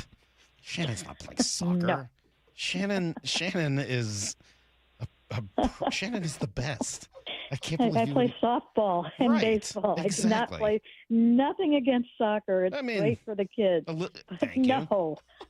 Do you hear what Shannon just said? So I'm going to get all this heat for saying the same thing. I shouldn't have. I'm sorry, It's Maura. for the kids. Soccer's great Maura, until you learn how to play a real my sport. fault. I'm sorry. I own that. No, that's I all. own that. That's all Shannon's saying, and I agree with her. Shannon, what is going on with Brendan Donovan? I guess I'm just going to ask you like 15 different injured Mariners. Like, is there any news on Brendan Donovan? No news. I think that, this has probably gone on a little bit longer than people have thought, and I do think that this very much falls into the category. I don't know if you remember a few weeks ago, I said I think they should start acting like the Dodgers. Like, you can hang out at the top of the division, and you've got so much pitching. There's no need to rush anything, and, take your time in getting people ready, and if somebody needs something, let them get it right now. I think that might be what's going on right now with Brendan Donovan. They want to make sure that this is behind him when he comes back. So I think that we are talking about a few weeks here. I think we're talking about probably the end of the month, if not the beginning of July for him. And I think that's fine. I think that, again, with what they have seen over the last couple of weeks from this team, they can have a lot of confidence. I mean, it did not take long to get to 3 games up in this division.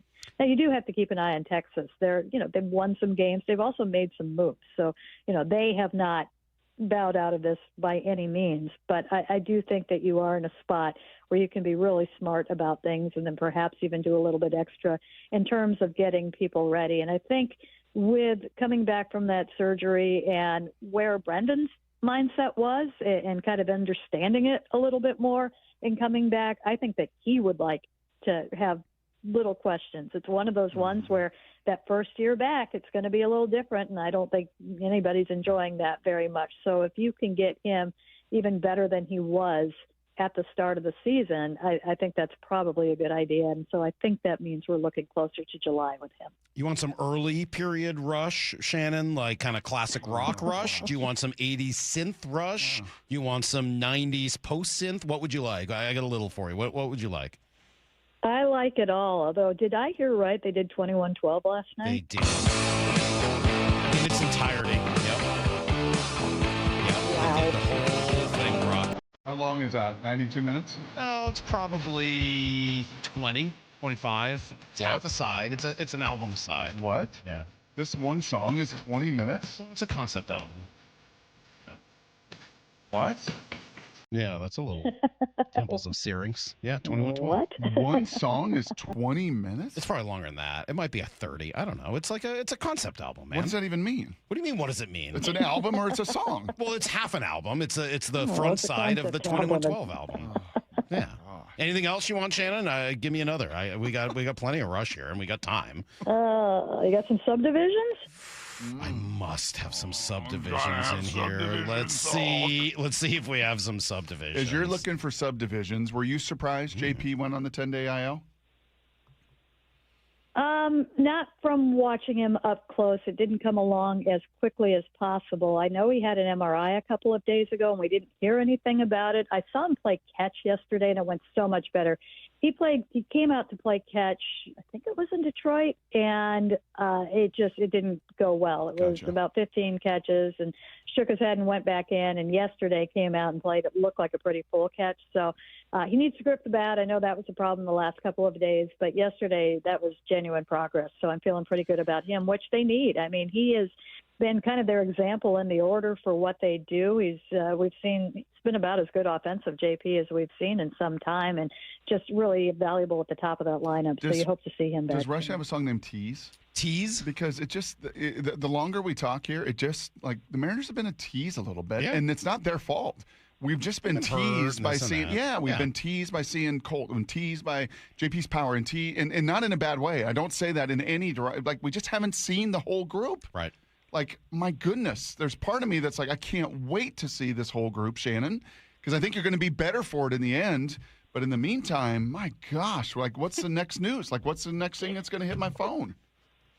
Well, haven't they kept you entertained with piggybacks? I mean, Shannon Drayer's got a broken pinky for crying out loud. Shannon, what happened? Did you get hurt? What did you do? Is this from falling? Yeah. Yes, yes, it was falling. I broke my pinky on day 2 of the road trip, and it was just innocent bystander. We were standing there, and a football came out of nowhere and hit me square on the pinky. Happens. Can you compare and contrast your pinky splint with Morris?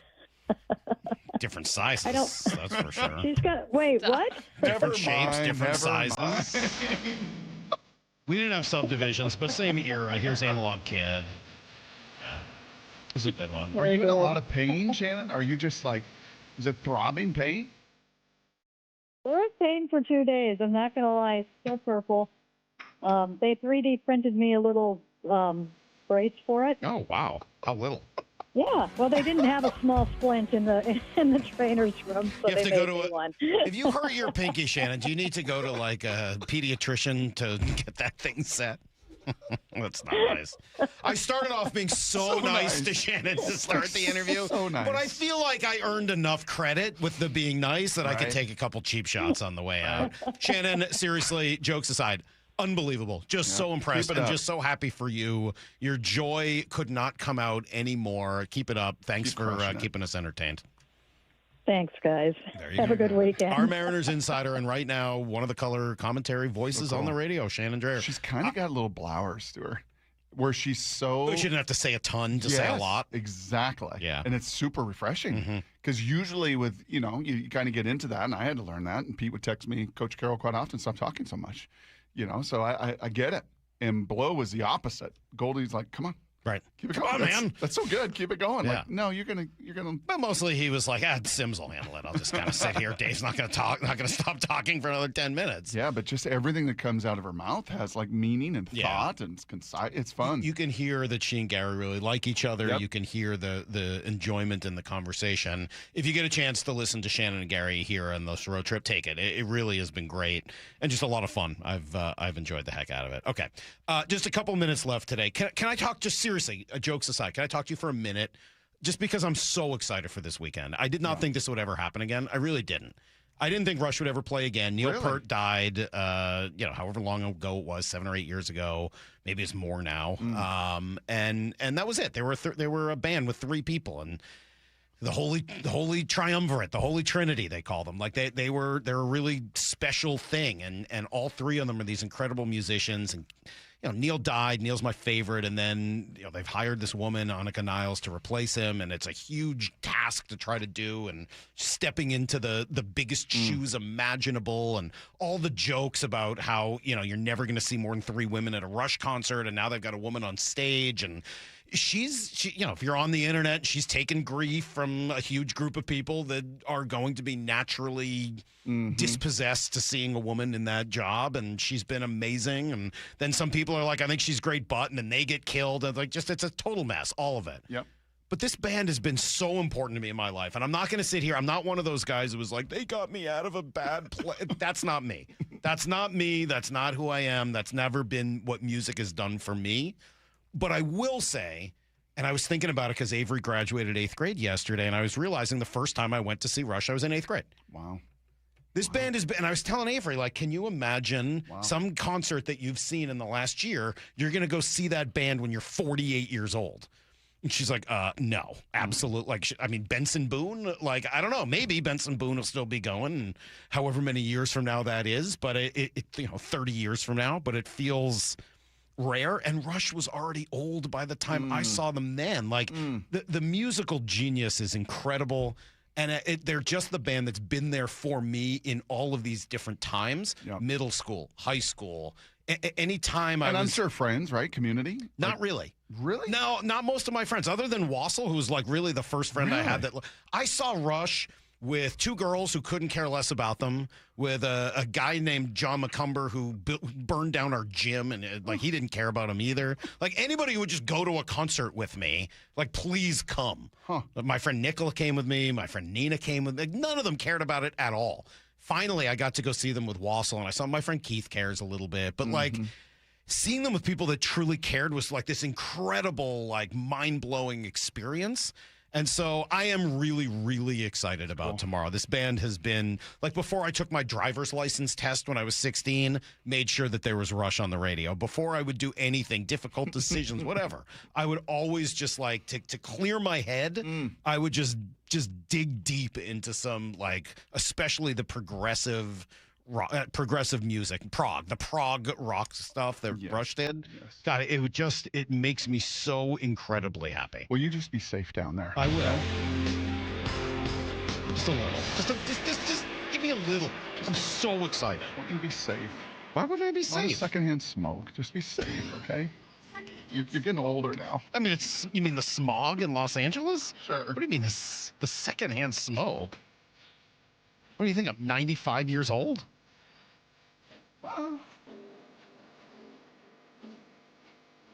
do you not love this? This is horrible radio. This is literally radio. This is what radio is. Radio was built on music. We're not a music station. We should be ones and twos, Maura. We should be more, huh? How do you feel about all these people comparing Rush to soccer? Those people are stupid. Gotta hurt. Yeah, a lot of genius there. And as a Rush fan myself, I kind of see it a little bit. You see it? A little bit. We're both niche. I love Rush. Both of them. Yeah. Way to go. It has a little bit of a soccer vibe. Love it. This song. All right, guys. Thank you for indulging me for just a couple of minutes. Yep. It's time to get out of here. Brock, have a good show tomorrow. Yeah, me and Lefko are going to hold it down. Just Lefko, me. I think Charles. Is that right? Maura's out. Salky's out. Me, Lefko, and Charles. That is a power. Speaking of a power trio right there. Woo. Going to have a lot of takeaways. Going to be at Seahawks practice, their final of the entire offseason, and hopefully the Mariners win a series, take 3 or 4 from Baltimore. It's right there for you. And because Washington's not been a pushover, it's actually a pretty good team that they'll see over the weekend. I'll be back on Monday. Brock is in tomorrow. Bump and Stacy are out at the Virginia Mason Athletic Center getting ready for practice. We'll send you there right now. And until then, hey. What a day in the barn. See everybody. Get to the chopper!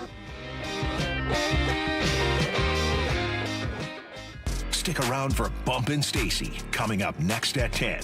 That's right. That's what this news feels like. Committee for so there's going to be a committee to decide whether they're going to make an announcement and when they're going to make an announcement. Give Seattle a team. Bump and Stacy with Michael Bumpus and Stacy Rost next at 10. I hope you guys are prepared to be embarrassed by my behavior. We're going to be on Hard Knocks for sure. We're definitely going to be on Hard Knocks because I will drag us in front of these cameras. On Seattle Sports. When you own your own business, you own every decision. Catch the red eye or take the 6 a.m. make a new hire, or promote internally. Celebrate a win with the toast at the gate or unwind at the lounge. Big props to this team. Some decisions are a win-win, like earning 8 times points on Chase Travel. Chase Sapphire Reserve for Business, the business card that gives back all you put in. Visit chase.com/reserve business to learn more. Cards issued by JPMorgan Chase Bank, N.A. member FDIC, subject to credit approval. Terms apply. This summer, go electric and save big at Toyota of Kirkland. The all-new Toyota CHR delivers 338 horsepower, standard all-wheel drive, and up to 287 miles of range. Check out the Toyota BZ, the EV SUV built for the Northwest. Their expert team is ready to walk you through every feature. Take a test drive today and take that car home the same day. Visit their incredible showroom today at Toyota of Kirkland. Summer savings are happening now. ToyotaofKirkland.com. O'Brien. Saving energy simplified. Snohomish PUD's Rebate Center is your one-stop hub for cash back on energy-efficient upgrades. From heat pump water heaters to all-in-one washer-dryer combos. Whether you're planning a project or already made an upgrade in the last 90 days, the Rebate Center helps you check eligibility, submit receipts, and track your rebate status all in one place.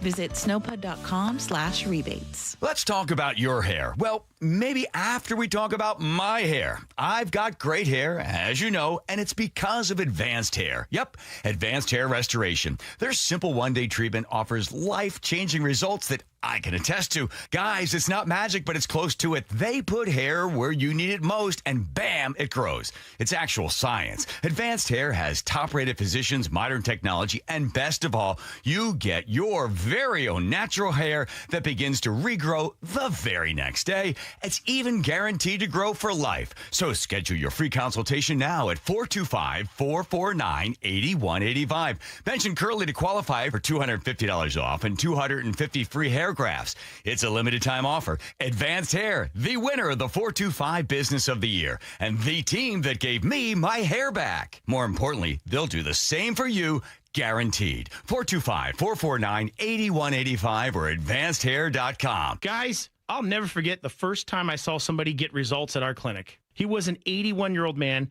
who hadn't been intimate with his wife in over 8 years. Viagra had stopped working for him, and he was desperate for help. After several treatments, he walked into my office and told me he couldn't believe the results. Needless to say, this was a very happy man. This man made me a believer in what we do. He had taken pills for years, but he had never fixed the problem. When he came to us, we fixed the problem. Our treatment does what no pill can do. So give West Coast Men's Health a call today. Speak with our clinic manager. Ask him any question you like, how it works, the science behind it, and even the cost. Change your life today, like the thousands of men who already have. In addition to treating ED and Peyronie's disease, we now offer testosterone replacement therapy. With clinics in Redmond and Tacoma, call 206-519-6541. 206-519-6541. Online at westcoastmenshealth.com. Stacy here for ARC, a fully electric boat that feels like a luxury EV. ARC boats are easy to operate with significantly less maintenance and service. Book a demo just like I did. They'll pick you up if you can't make it to Kirkland. Go to arcboats.com/demo. That's arcboats.com/demo. What is that sound? Ugh, that sounds like a plumbing sound. Luckily, there's a company that fixes all the plumbing sounds across Puget Sound. That's All Sound Plumbing. Puget Sound's plumbing experts. Have a sound? Visit allsoundplumbing.com. When temperatures rise, the Murphy Auction Company rolls out the biggest online heavy equipment auction of the summer.